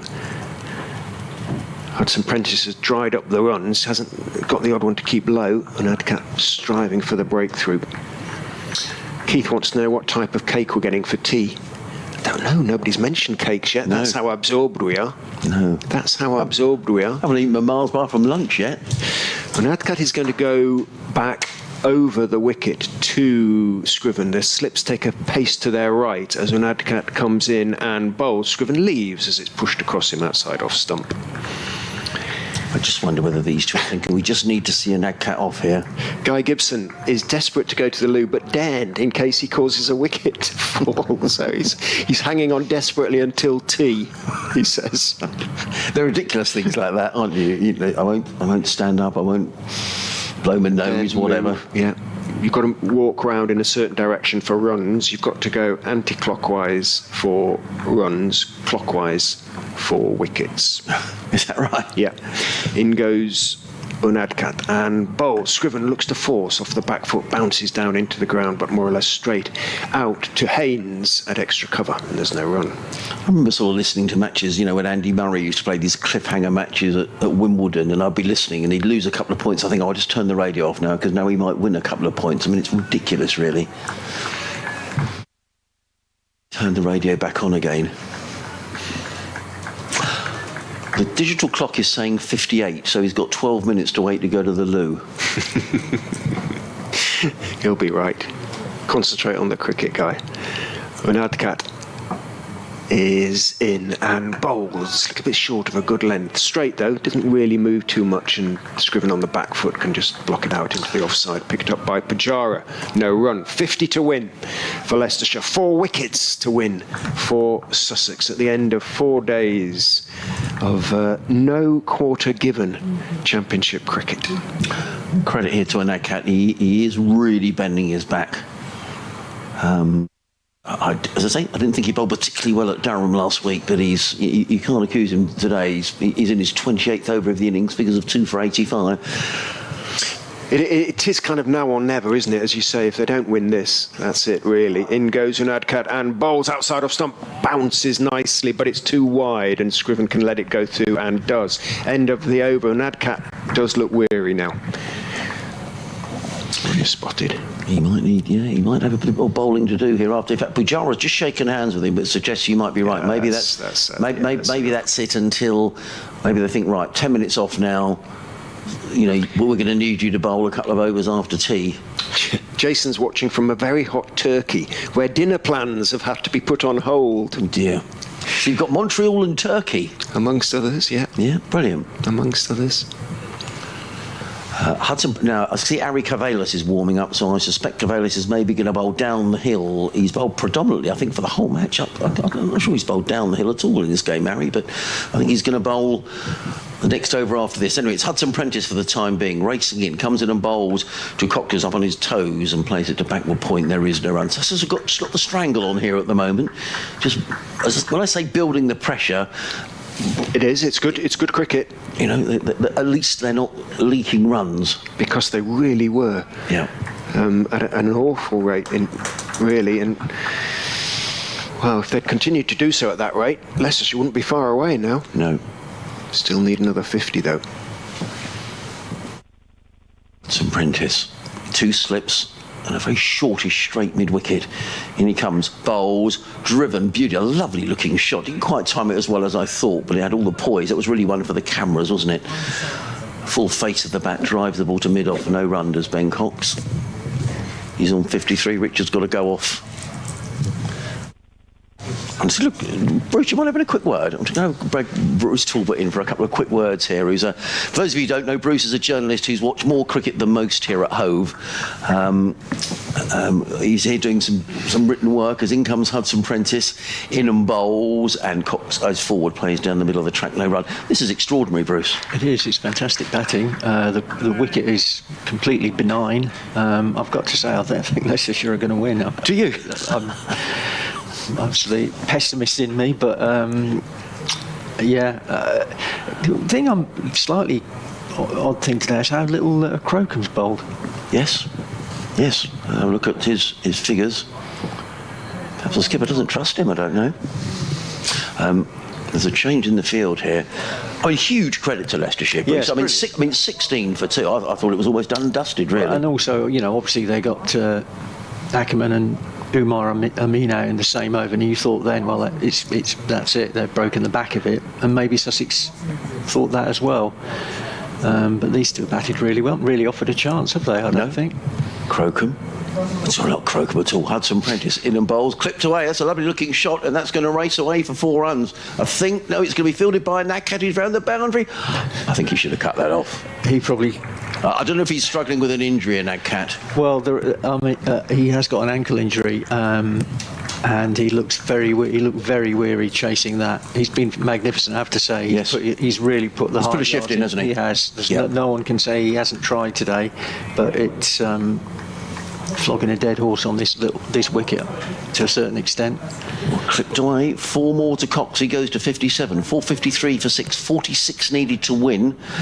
The big debate, Bruce, will be about should Sussex have enforced the follow-on. Yeah, you're right. Hindsight is a great thing, isn't it? I never thought that they would. The pitch here, as we know, does tend to improve for batting on days 2 and 3. There's not really been a lot of deterioration today. There's been a little bit of turn, but not. They've been able to play the spinners off the pitch for most of the time, haven't they? There's not really been a lot of deterioration in the surface at all. I mean, credit to the groundsman, it's given us another great 4-day match. Hudson Prentice runs in, bowls to Cox, who looks to drive expansive. I think he always drove that into his back pad, and the ball just ricochets out on the offside, and there is no run. Tea is just around the corner. I just said to Richard, I think Sussex here might fancy a break for tea. Yeah, definitely. Just regroup, have a few words, a few plans about how they're going to, because one wicket will change everything. A new batsman coming in, and their tail looks quite long with Chris Wright at 9. I know he can smash it, but he's someone that Sussex would fancy. They could get out. It's just if Leicestershire win, one or both of these two will be there at the end, I think. Hudson Prentice running in, bowls to Cox, who drives straight to cover. There is no run. End of the over, 4:53 for 6, 46 needed to win. Just briefly, Bruce, before Richard comes back. Just a word on Leicestershire though, because they've had a torrid time the last few seasons. I mean, your thoughts on Leicester now? I mean, it'd be fantastic if they went up. I mean, Worcestershire have been in the first division fairly recently. Leicestershire, Richard will know when they were last in Division 1. Bearing in mind, all the issues with the coaching staff and Paul Nixon going and players, obviously quite a few players leaving at the end of the season, new players coming in. And they've got I've got Yorkshire at home next week, and then they finish at Durham. They've probably got a harder.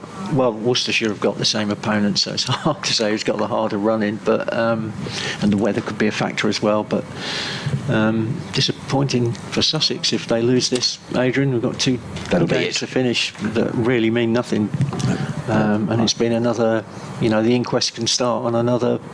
Pretty poor season. He certainly can. Bruce, I better bring Richard in because he's shot. Thank you very much. Really good to hear from Bruce, who's a good friend of us here on BBC Radio Sussex. In comes the Nagcat bowls, and right in behind that Scriven plays that into the offside, and there is no run. What are you reporting to the folks in Leicester, Richard, that you're a nervous wreck, or? Pretty much, but I think many of them are as well. There's a lot of nervous wrecks in Leicestershire at the moment, but if it gets close, they're probably going to take the commentary live, they think. Wow.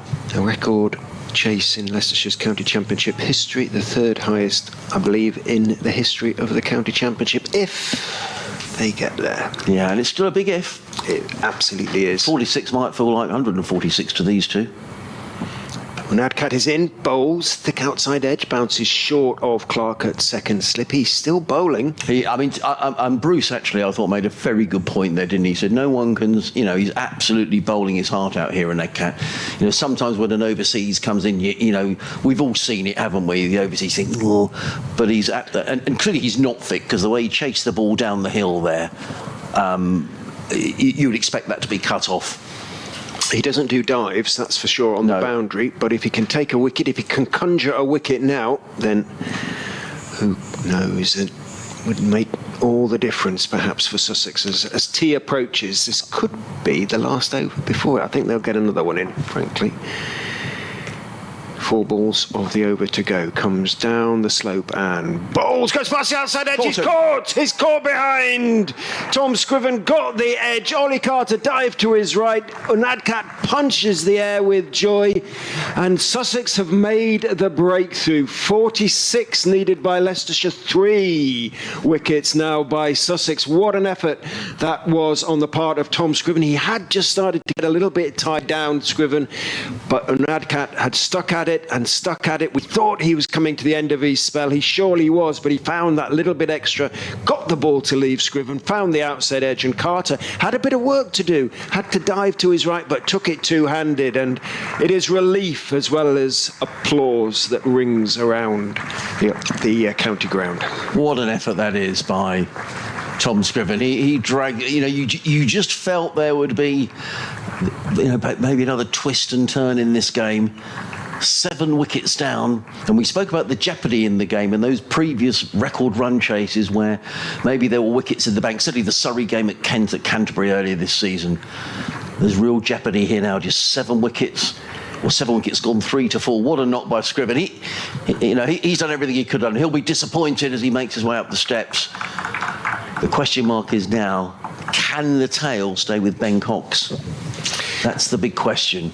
Partnership 120 between Scriven and Cox for the 7th wicket. Wow. And Scriven's first-class career best with the bat. Chris Wright, prospective Sussex employee, comes to the crease. This is going to be very interesting. It is. Well, we did say that we thought an Adcat has looked by a distance the one player who might take wickets here. And Bruce was saying he felt that 1 wicket might lead to 2 here. 46 needed to win it, as we say. It probably seems like 146 to Leicestershire at the moment. They are so near but so far. They are so right. What can you do, Chris Wright, for your current side against your future side? Yeah. It's a good catch by Carter. Yeah, it was. Had a bit of, just that little bit of work to do. He could have sort of pushed it to one side. He didn't. Made sure he clung on. Unadkat is going to go round the wicket to right. Bowls and right defends solidly everything behind it on off stump. Was it Unadkat who bowled right in the first innings? Was it first ball? Looking back through his... He was bowled by notes. Hudson Prentice. Hudson Prentice. Was that first ball? It was very early on. I think it was. Yes, it was. Hudson Prentice. Yeah. He's had a couple of those of late. Chris? Sun is coming out. Perfect conditions now. It's the sky is lightening all the time. Unadkat, 2 balls left in his 29th over. Slips go down, he goes running in and bowls right, gets a fullish delivery swinging in, and he manages to jam it into the dust and out towards mid-on, and Adkat's hands started to go into the air as he saw it just swinging in towards off stump, but Wright got behind it. He did. Yeah, he really dig that out. Well, he's an experienced cricketer, Chris Wright. I mean, he'll know here. Well, he knows what to do, but his job is to stay here, keep Cox company. The runs have dried up a bit for Leicestershire. What will their approach be post-tea? And I think we will go to tea at the end of this over, after this delivery, as Unadkat is in. Bowls right, defends on the back foot this time. Nice high left elbow, and the players leave the field after another tense and absorbing session of county cricket in which just the 1 wicket fell, but what an important wicket, and what a time for it to fall in the final over before tea. We will go to tea, and we will resume in 15 minutes time with Leicestershire needing 46 more runs to pull off a record chase for the county and the 3rd highest in county championship history, and Sussex needing 3 wickets to complete their 2nd win of the season. Have a cup of tea and a piece of cake, because boy do we need one.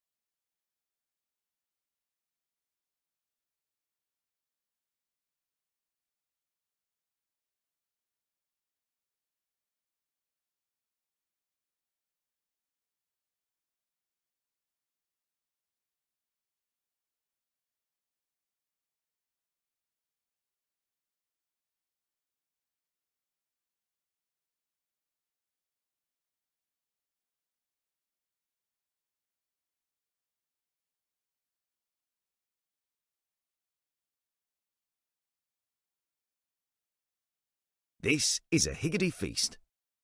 There's plenty of this, and these as well. We top it like this, and bake it like that. Higgity. Baked generously.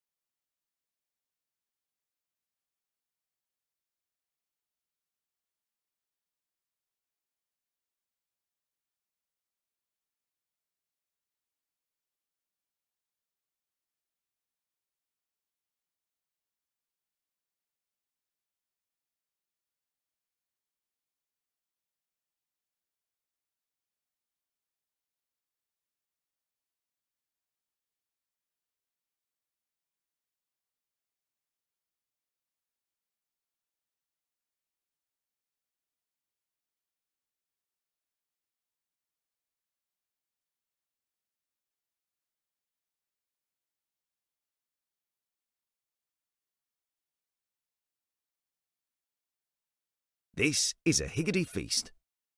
There's plenty of this, and these as well. We top it like this, and bake it like that. Higgity.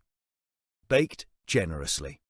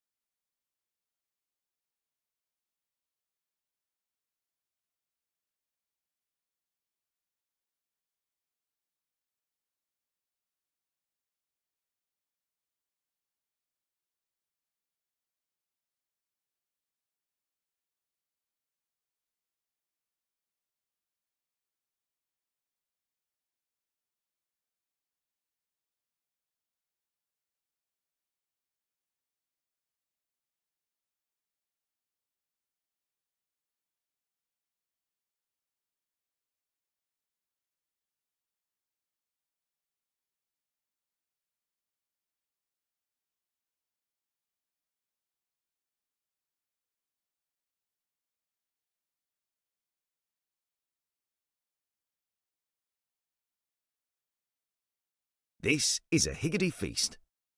There's plenty of this, and these as well. We top it like this, and bake it like that. Higgity. Baked generously.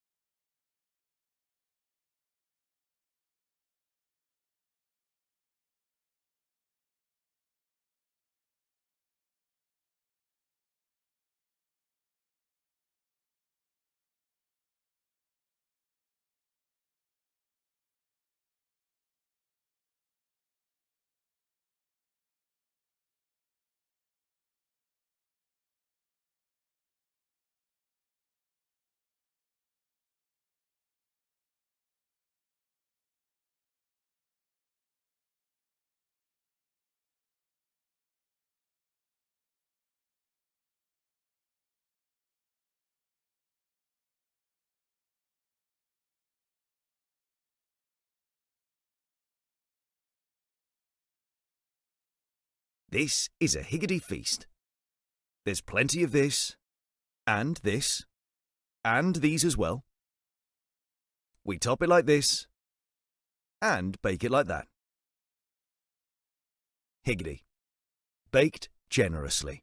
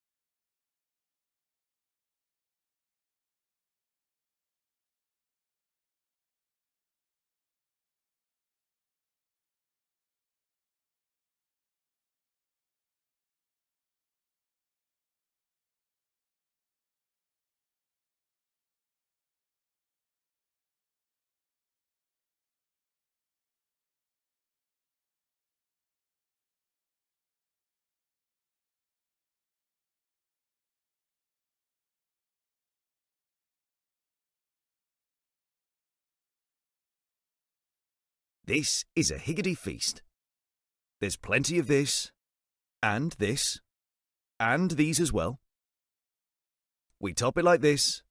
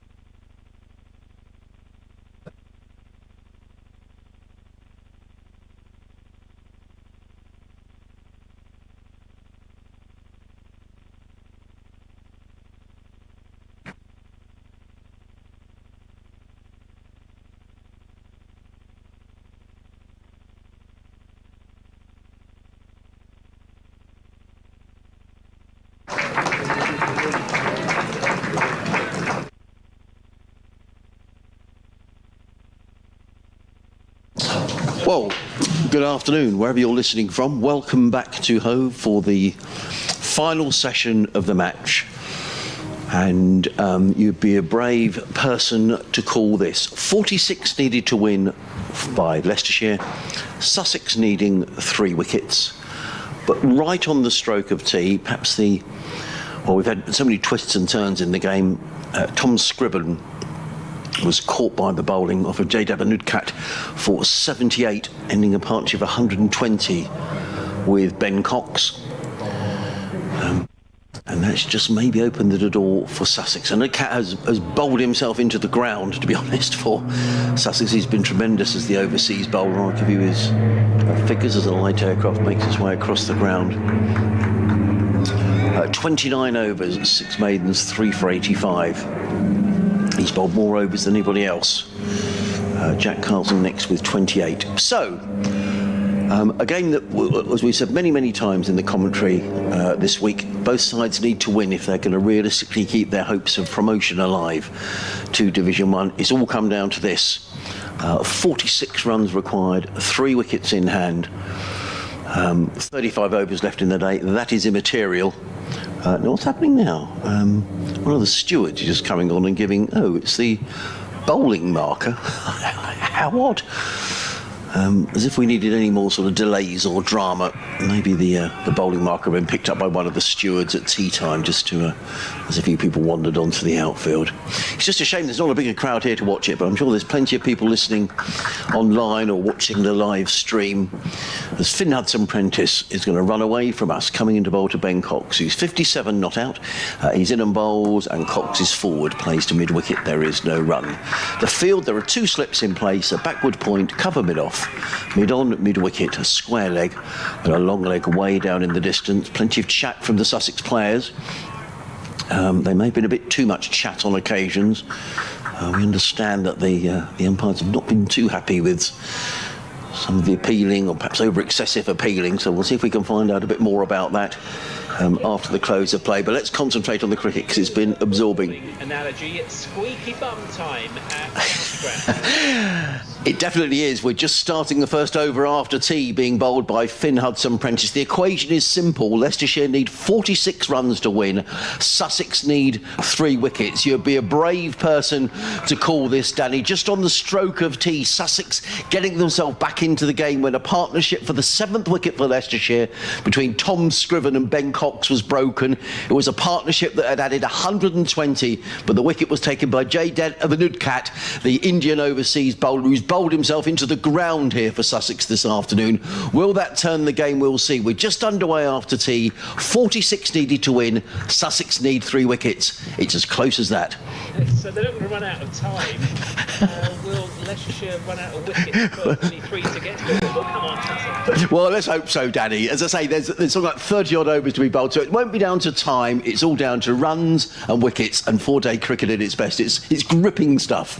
Yeah, but we shouldn't have ended up in this. No. Sussex had 600 and Leicester had 108. Yeah. Now they're back in it. Yeah, absolutely. I mean, you know, if you can't defend 499 to win a match, you wonder when you are going to win a game. I think that'll be an inquest after the game if Sussex don't win. For now, this could go either way. Adrian Harms, who's happy in his work today. You can catch the commentary on the BBC Sport website and that will bring more updates on that match. The ball, 7 minutes to 4. Ball is played onto the onside by Cox, takes a single. He goes to 58, 54 for 7, 45 needed to win. I don't know, guys, if you could just turn off the clean feed in the studio, that'd be great. Hudson-Prentice wheels round. In front of us on his way to Chris Wright, who will be playing cricket for Sussex next season. He's in and bowled right, defends. He is right in behind that and plays it down the track. And there is no run.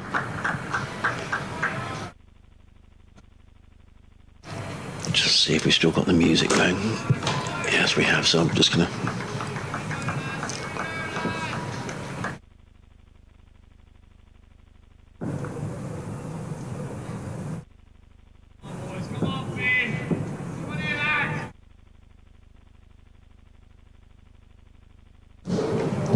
Hudson-Prentice on his way, bowls and defends us right into the offside, no run.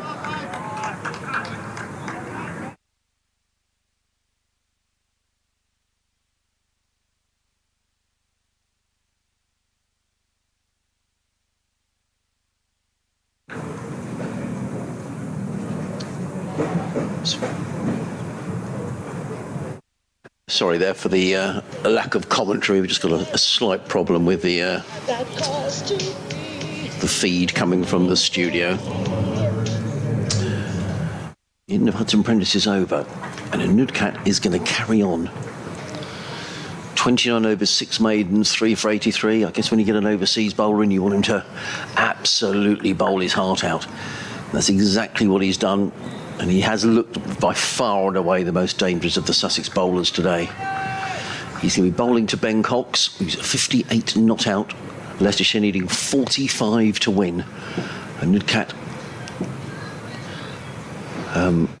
he wants a change in the field. He wants James Coles at third slip just to go a little wider.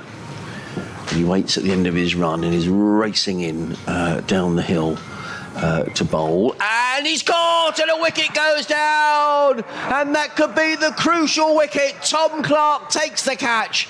Ben Cox is on his way for 58. It's been a fabulous rearguard action by Ben Cox, but with his first ball and his first ball after tea, and Nudkat gets the wicket. Cox is gone. It was a really good catch by Tom Clark at second slip. Cox goes, he drags himself off, and now the pendulum has really swung the way of Sussex. And I'm going to try and turn off that music. I'm trying to get through to the studio. Richard is back with us. Once again, the extra bit of bounce and movement from Unadkat has made all the difference. He is proving to be a rather good signing, because it looks like he is going to bowl Sussex to victory in this game. But goodness me, Leicestershire have made them work so hard for it. Well batted Ben Cox, a maiden first-class half-century for the Foxes, but he's gone now for 58 from 125 deliveries. And as Adrian said, it was a decent catch. It was a good bounce. It was a nice height for Clark at second slip. But you've still got to hang on under tricky circumstances, and hang on he did. Unadkat now has 4 for 85. Admirable effort on his part. Yeah. Well, Scott Curry, what have you got? Signed for the rest of the season for Leicestershire on loan from Hampshire. Rumours about possibility of him playing the rest of the season, but once again Sussex players are getting a thorough talking to. Pujara and Haynes alongside him. They did give Cox a bit of a send-off, you know.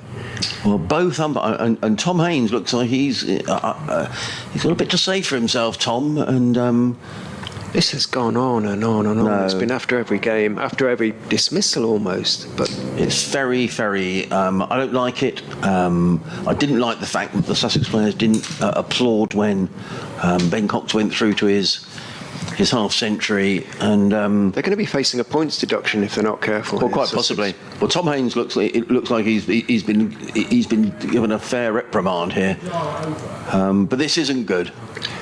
This really isn't good, and we'll have to ask Paul Farbrace about this at the close of play. But I suspect that there may well be some disciplinary action coming Sussex's way. And now the long conversation with Pujara is ongoing. It's not the first time, it's been several times this has happened. I know not what is happening, but we can only... it's wrong to make assumptions, I totally agree with that, but long debate. And umpires Debenham and Baldwin have not been happy. And... it rather takes the enjoyment away when you see that sort of thing going on. It's a game of cricket, everybody wants to win, but the cat is in. Down the hill, bowls to Curry, who's forward, plays down to the offside. They're going to take a quick single. Pujara tries at the stumps. He hits the stumps. The ball runs away. Are they going to get an overthrow? They are. It's going to run away for 4 runs over on the far side. No, it's not. It's pulled up inside the boundary. Well, so just to describe that, 2 runs to Brad Curry is the upshot of all of that. It was played out into the offside. They took a single. Pujara shied at the stumps. He hit the stumps, but the ball ran away, and it went for an overthrow. I don't like calling it a buzzer. It's an overthrow. No. David Josephs has been watching carefully, and he says one of the Sussex players basically ran over the wicket on a good length after the wicket there. Just right. Really bad manners and etiquette. Really poor. Well, you know, I know. If that's... Yeah. We don't know. You know, we know everybody wants to win. We know there's bags of enthusiasm, but there is a line. And it's just struck me that Sussex might have crossed that line. In comes the dead cat, bowls. Curry lets it go outside the off stump, taken by Carter. There is no run. Chris on the stream, how many times have they had a telling off now? This is unacceptable. Yep, I would agree. It's well over 5 or 6 times. There've been long lectures out there. Yeah. We will ask, but they never tell you. No. Afterwards, the umpires and it's never made public. The match referee, we might have something to say. We can ask Mr. Noon. They're cutting bowls to Curry, who's caught behind, and a wicket goes down. Ollie Carter celebrates. And Jonathan Unadkat is bowling Sussex to victory here. That's his 5th wicket. It's nicked behind by Scott Curry. The 9th wicket goes down. And this incredible effort by Leicestershire. Unless we get some heroics here at the end from Matt Salisbury, who we presume is going to bat, looks like it is going to be in vain. 2 wickets straight after tea from a Nugcat. 5 for 87. He has bowled magnificently. He's bowled himself into the ground. He looked exhausted on the stroke of tea, but it looks like the Indian overseas, who Sussex have brought in for these 3 games in September, could well be carrying Sussex to their second county championship victory of the season. Curry goes, another catch taken by Carter, and Sussex now just 1 wicket away from victory. Yep, looks pretty much all up as far as the Foxes are concerned, and as we kind of suspected, really, once the Scriven-Cox partnership was broken shortly before tea, then the bowlers were exposed, really, and we know from previous experience that wickets can then go quite quickly, and they have. Unadkat has arrived, says Stephen Cornish on the stream. Well, credit to there's been a lot of criticism around Sussex about player recruitment over the last umpteen seasons here, and Sussex have made some poor decisions. I don't think there's any question about that. But credit to Paul Farbrace, who's brought a Nugcat in. He's only here, I believe, for 3 games. A good friend of Chetishwar Pujara's, and I understand that's how the connection came around. But what you want is your overseas to perform, and he certainly performed here in the second innings. He has looked a real handful. Well, Salisbury's come out without a runner. Oh no, he has. Beg your pardon. There he is. There's the runner. Oh yes. He was going to go to point Lewis Hill, but the captain has come out to do the running for his number 11. So 2 wickets.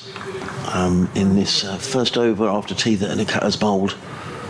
And I wonder whether we'll fancy making it 3, which would finish them out. I just wondering, Chris Wright standing at the far end, who does like to...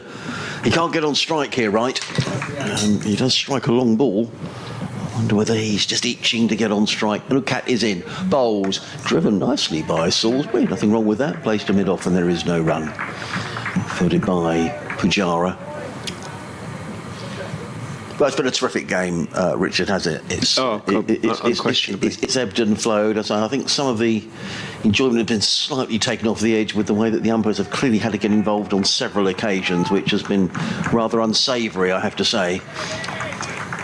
But that aside, it's been compelling stuff.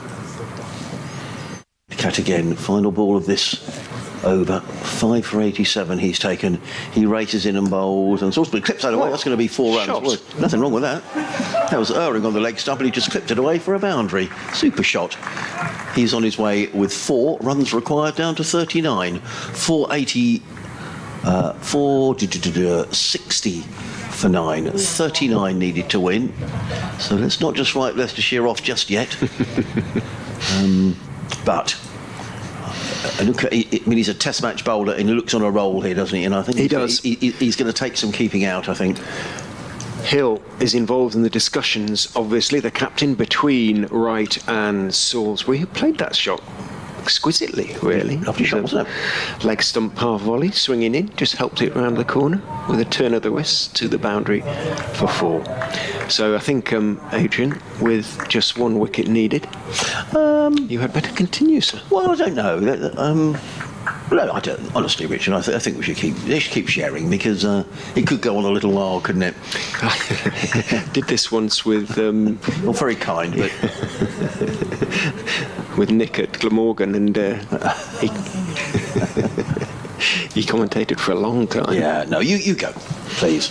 Hudson Prentice is in from the sea end, bowls to Chris Wright, who goes for the big straight hit and connects beautifully with a straight drive.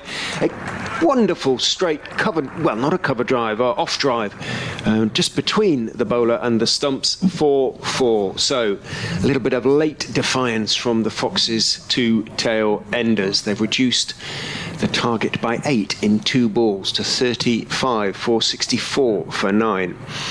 Comfortably Leicestershire's highest second innings score in the county championship, and seeing that, Pujara goes on the defensive. He sends mid on, Carvelis down in front of us to long on. They are prepared to give Wright 1 here. Wright and Hill again in deep conversation. Field has scattered. All the fielders are on the boundary now with the exception of the slips. As in goes Hudson Prentice, back goes Wright and defends out into the offside, and they take the run. Well, they thought about it for a while, but in the end they decided to take it. So Wright jogs a single off the second ball. He moves on to 5. And number of runs to win 34. Well, certainly the way that Salisbury played that boundary, and I just wonder whether Salisbury being the number 11, whether he would rather fancy facing Hudson Prentice rather than facing a cat. I just think the way that he's played, but it was in its it was 45. No, it was 43 a few balls ago. Now it's down to 34 with those 2 4s and a single. So. Hudson Prentice runs in, bowls to Salisbury, who calmly turns the leg stump delivery in towards the mid-wicket area where Coles is the fielder. No run. Be interesting to see what happens when Wright finds himself, if Wright finds himself up against Jaidev Unadkat in the next over, because I'm pretty sure Unadkat will bowl it if required. Yes. Hudson Prentice yet to pick up a wicket in this innings, none for 62 for him. Turns. Runs in and bowls. Salisbury is solidly forward, leaning forward, everything behind it. No great stride, of course, with that sore hamstring. Pushes it out into the offside, and there's no run. Gone darkish again as the heavier cloud has drifted over, but again, no threat of rain. This game is going to a natural conclusion. No rain will not save Leicestershire. 34 needed. Still 32.2 overs left to be bowled. Potentially, that is not going to be a factor. Hudson Prentice bustles in and bowls. Salisbury leaves very calmly outside off stump. He has acquitted himself admirably in the 5 deliveries he's faced. 465 for 9. 34 needed. Comfortably Leicestershire's highest score in the second innings of a county championship match, which was previously, I think, about 390 against Derbyshire some time ago, just after the war. They scored just over 400 against Oxford University, so first class best then in the second innings. In goes Hudson Prentice and bowls solidly forward again. Is Matt Salisbury out into the offside? It goes. He was offered the single. Understandably, perhaps Leicestershire decline it. End of the over. Negotiated with some degree of competence by the Foxes' 2 tail enders. Wright having hit a 4 under 1, and Salisbury having kept the rest out. Yes, indeed. So, 30 overs, 6 maidens, 5 for 91 for Jaidev Unadkat, who's going to be bowling from the Cromwell Road end to Chris Wright. 34 needed to win. What a chase it's been for Leicestershire. As Wright prepares to face Indian fast bowler running down the hill from the Cromwell Road in New Zealand bowls, and Wright clubs that away on the leg side. They think about a single, and I think that's the tactic now, isn't it? That Wright has decided he's better off facing the Nedcat. And he rather played across the line there, Chris Wright.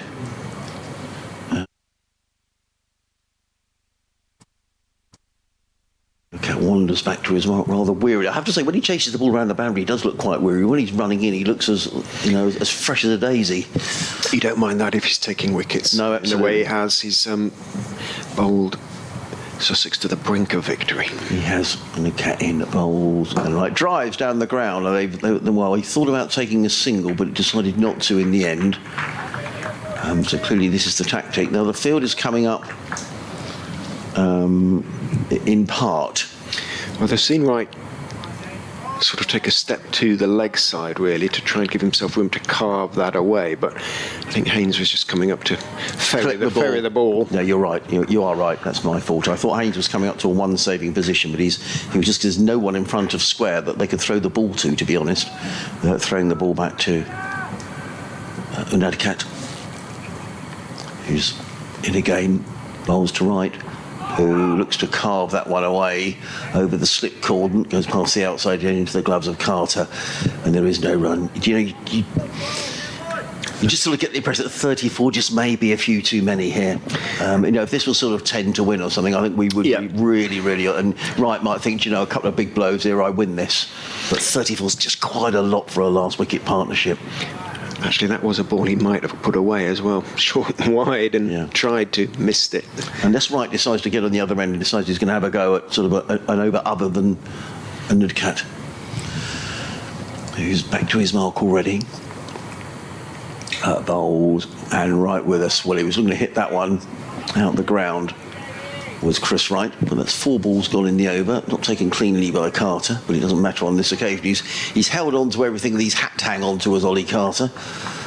Wright goes down the wicket. Now I suspect this might be let's take a single and get Wright on strike. The field is staying back, so they're allowing him the single, which is a little surprising. Well, having said that, Salisbury's looked as capable, really. He looks solid, yeah, absolutely. He doesn't look like he's... Pujara decided to leave the field back with 2 balls remaining in the over.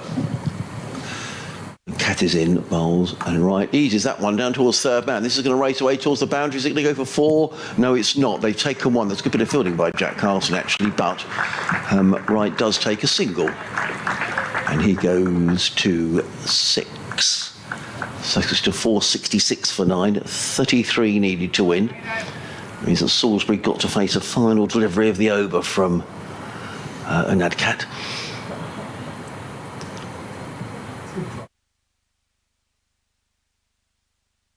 Carlson comes trotting up into the slip cordon. It looks like it's almost 3 slips in a gully. And Nudcat shines the ball on his trousers, and Matt Salisbury waits. He's 4 not out, 466 for 9.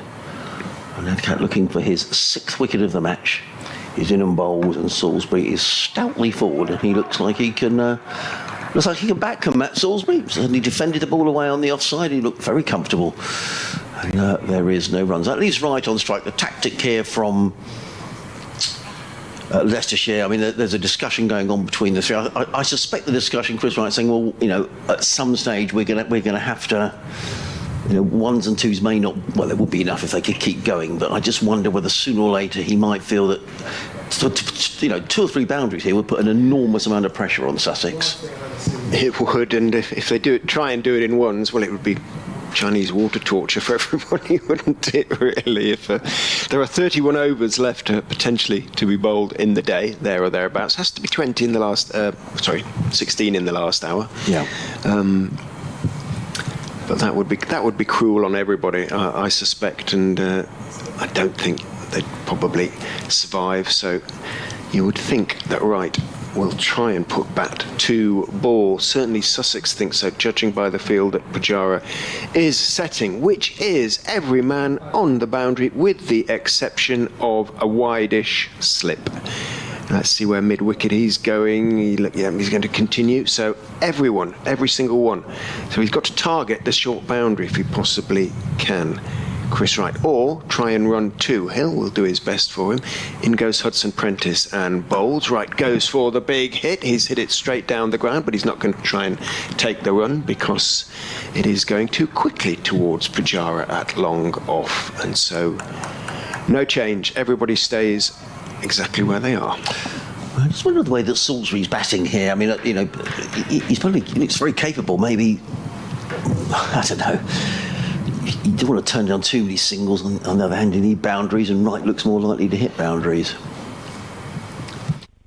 Prentice is in. Wright goes for the big straight hit. Again, he's going to run this time because it's between long on and long off, and he should make 2. They do make 2 because Pujara ran round, managed to shovel the ball towards Coles as he ran towards long on, but by the time Coles picked it up and got his throw away, Hill and Wright had completed 2. The total goes down in terms of number of runs required to 31, 468 for 9. I think Pujara might have hurt his shoulder. Jarred it a bit, didn't he, as he dived to his right now.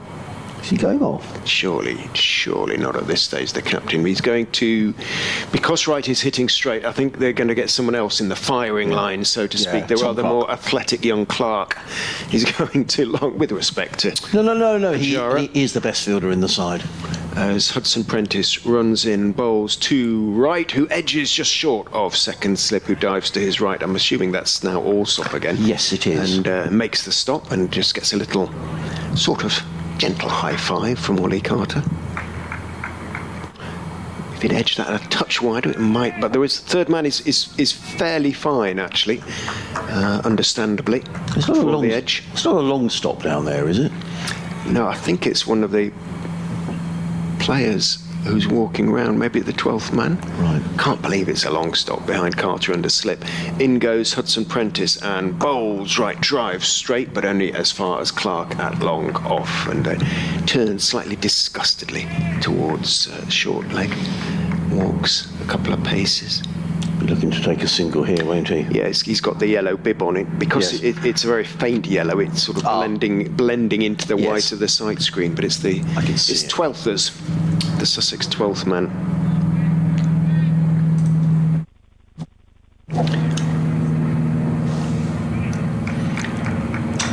An email from Jack Pickford, which I'll try and read, Jack, in a moment.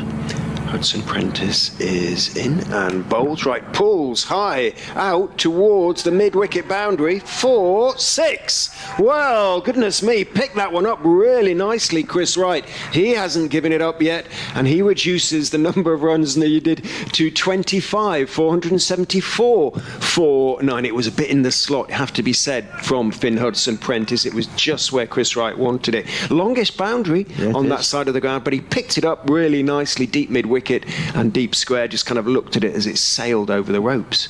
Now the field comes in. That's something to think about. Well, it's made it interesting, hasn't it? I lost that completely. When he hit it, I had no idea. Yeah, I wasn't sure that it was going to go the distance. It did, but the way that, I'm not sure mid-wicket or deep square picked it up brilliantly, because neither of them moved a muscle as it went between them. 25 to win, right onto 14. Hudson Prentice with the field in, comes in to finish his over. He is in. Wright is hitting high, over, long, on for another huge 6. Consecutive maximums for Chris Wright, and suddenly it is less than 20. Suddenly hope is rekindled for Leicestershire supporters. Suddenly it is just 19 to win. Oh, they can't, can they? 480 for 9.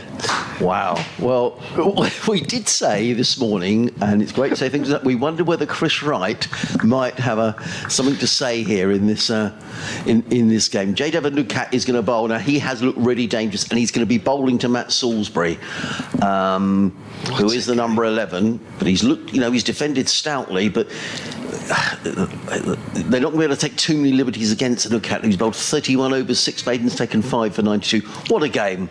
What a game. What a game of cricket.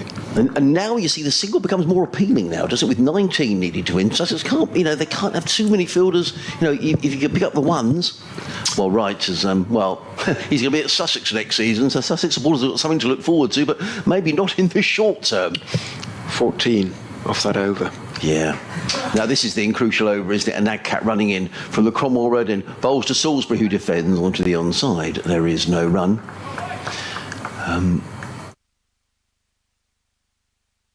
For cricket, this, says Big Dave. Quality finish to a match. It is a quality finish. I mean, Chris Wright, extraordinary, really. I mean, these two games, what have they added? Wretch, the 9th wicket went down on 4-5-6. Okay, so they've 24. So if they double that, Leicestershire win the game. We'll score another 24 is what I mean. And Cat races in, bowls. Salisbury's beaten outside the off stump, just playing a miss through to Carter, no run. Wow, this is really edge of your seat stuff. Chris Wright comes down, does a bit of gardening. I think he's going to have a word to about Salisbury.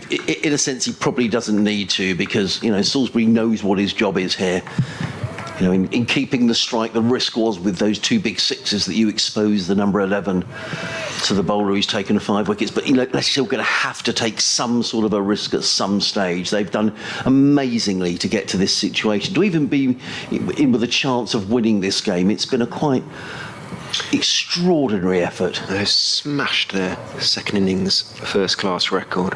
Absolutely obliterated it. 480 for 9. 19 needed to win. And Nudcat around the wicket bowls Salisbury with stout defence, plays it out into the offside, fielded by Haynes. That's all Salisbury. Well, he's relying on Wright at Wright's at the other end. He's pacing around. He don't know what to do with himself, Chris Wright. He's doing a bit of gardening. I can't believe I've got to go and do an update. Oh, Richard. 3 balls to go in this over. And Nudcat wanders back to his mark. I'll try and read your email at the end of the over.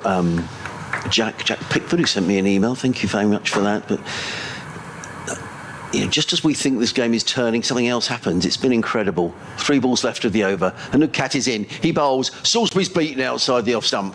Through to Carter, there is no run. So Jack says, a thought from a Sussex perspective, is it acceptable on day 4 pitch for our spinners to be underperforming to the level in which they've been all season? Granted, Coles is a part-time spinner, and Castle's been good for Sussex over the past few years. However, I worry when our strike spinner is averaging almost 50 with the ball. I can't help but feel Sussex would not be in this position if our main spin had the ability to contribute to winning performances on day 4. The club also has 2 incredibly talented spinners in Foreman and Lenham, who we've barely seen all year. So thank you for that, Jack. And Nudcat back to his point, back to his mark.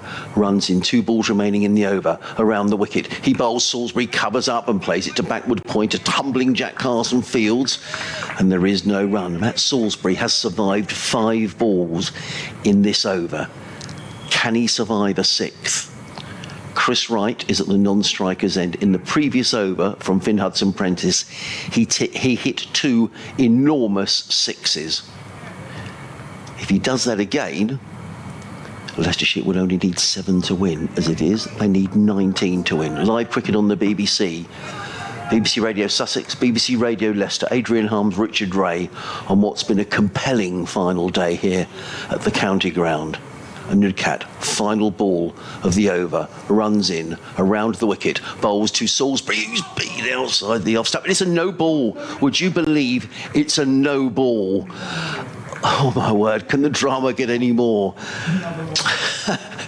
2 to the total, but perhaps more importantly, Nudcat gets another ball. Well, I wonder what Leicester would have taken there. 2 runs, or Jadav and Nudcat having another delivery. He's looked by far the most likely Sussex bowler to take wickets, and that's proven by his figures of 5 for 94. But those 2 runs mean that Leicestershire now need 17 to win. They're 482 for 9. They were 16 for 2. 3 slips in a gallery in place. And Nudcat around the wicket. He comes in. He bowls to Salisbury, who defends. He gets absolutely everything behind it. You can see the Leicestershire players on the balcony all applauding. They could probably barely watch, is the truth.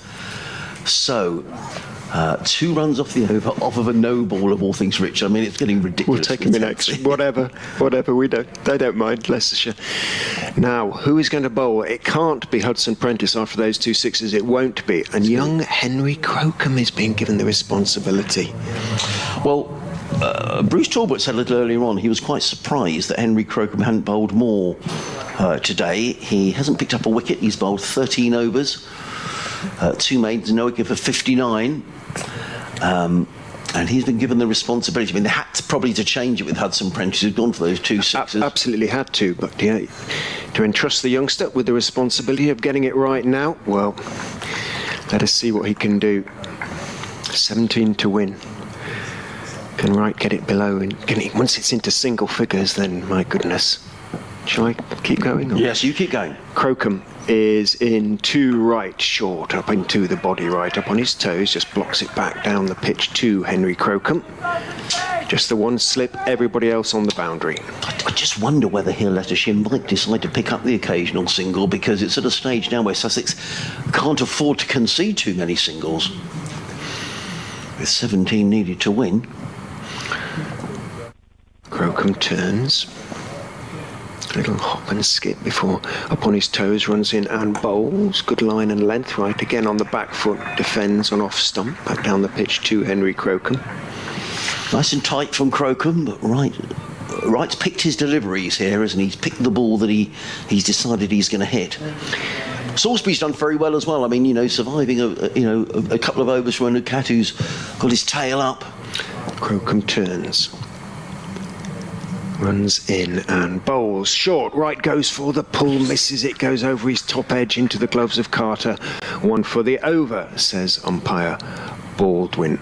Retired mariner on the stream. Yet another match this season where cricket is the winner. Hear, hear. How many of us are stressed watching this, says Mr. Moran on the stream? I would suspect quite a few.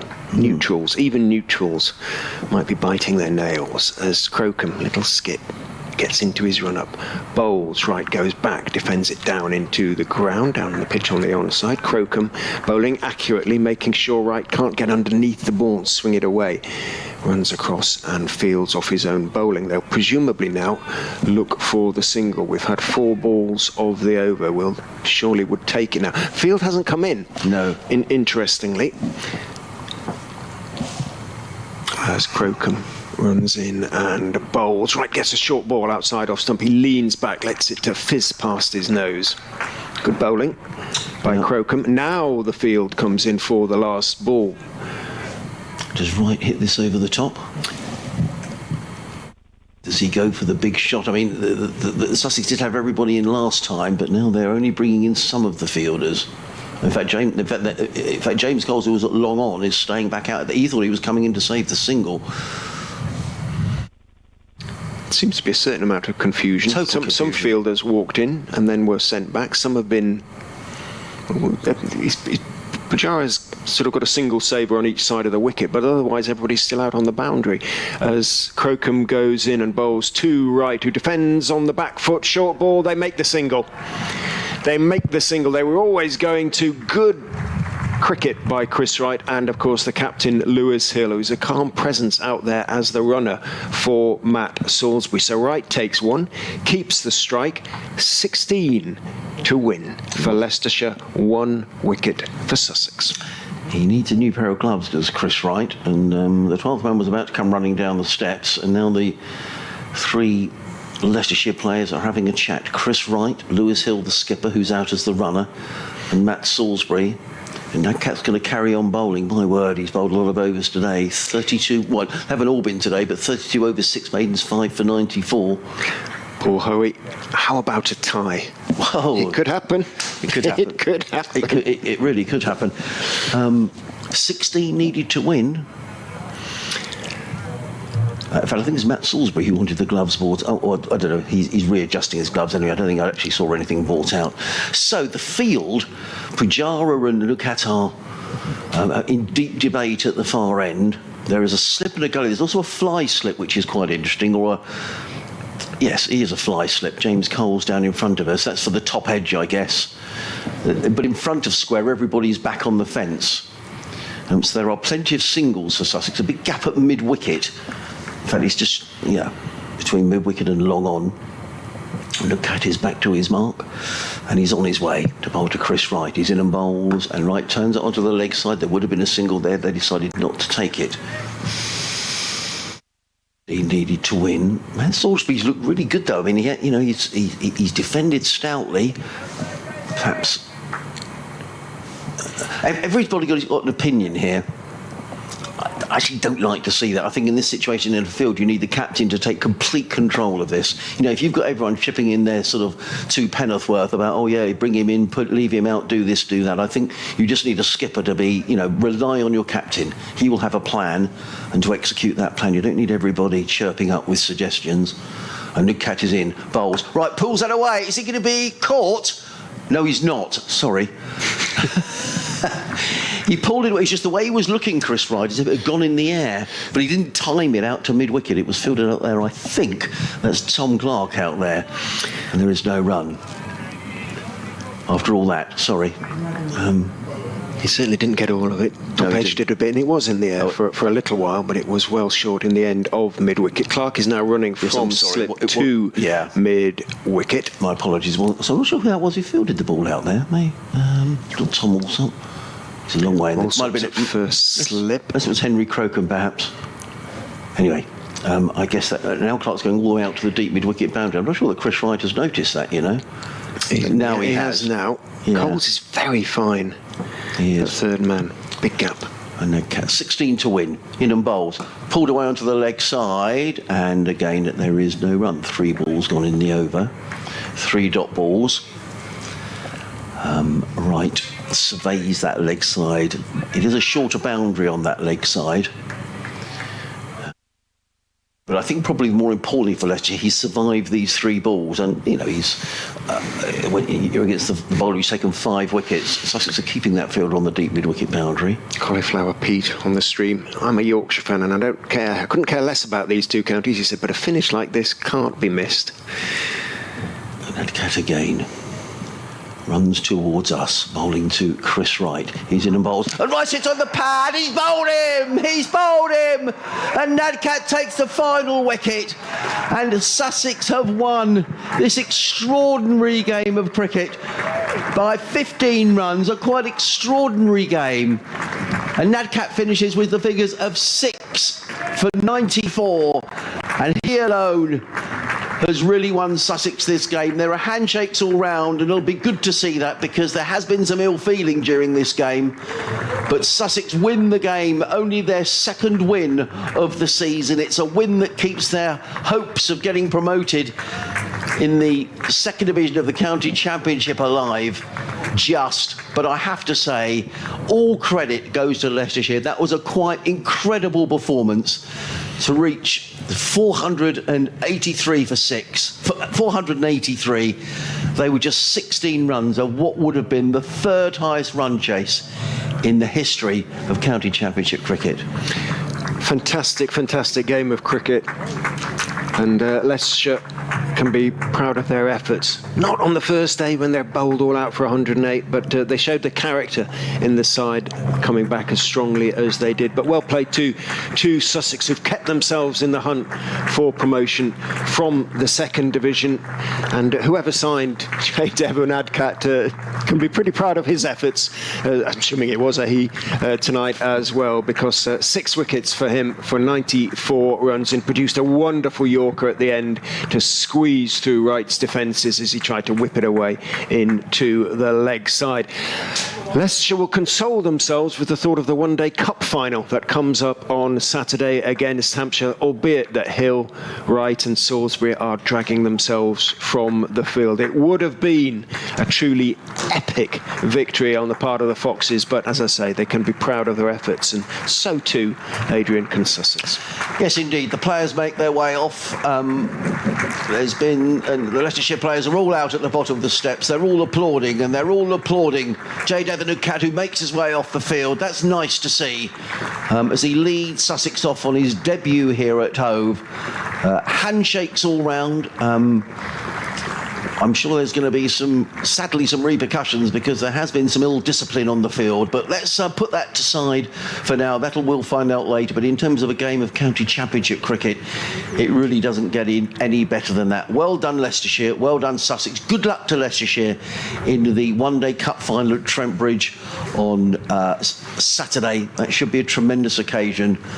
And Richard, thank you to you, because you're always incredibly sporting and generous, and it's been a pleasure to be here over the last 4 days. Sussex have won, but without being too crass, I think it's fair to say that cricket has been the winner today. It's been a quite tremendous game of county championship cricket as the players make their way up the steps to the pavilion. Thank you, Adrian. It is always a huge joy to be down here at the Oval. The Oval? There you go. At Hove, even. Not always a great joy to be at the Oval, no. But it's always a great joy to be here at Hove, where the hospitality is always exceptional. And it was as ever. And what a wonderful game of cricket it was. Well, I don't know what to say. I hope to see you next season. If one of us gets promoted, and it's now more likely to be Sussex than Leicestershire, then we won't see each other next season, one way or another. But that would be a shame. I rather feel it's going to be still a tall order for Sussex. Worcestershire have it in their own domain, really. If they beat Durham next week, I think it makes it very difficult. But at least it takes it, from Sussex point of view, to the last couple of games of the season, and Leicestershire with their big day coming up on Saturday. Let's hope that they do themselves justice in that final against Hampshire. But thank you most of all to you, the listeners. Lots of emails during the game, lots of texts and correspondence. You've kept us royally entertained. Thank you to Sandoki, who was our guest on day 1, and Sonia Twig, who was here on days 2 and 3. It's been great fun. Thank you all for listening, and we'll do it all again next time. Thank you.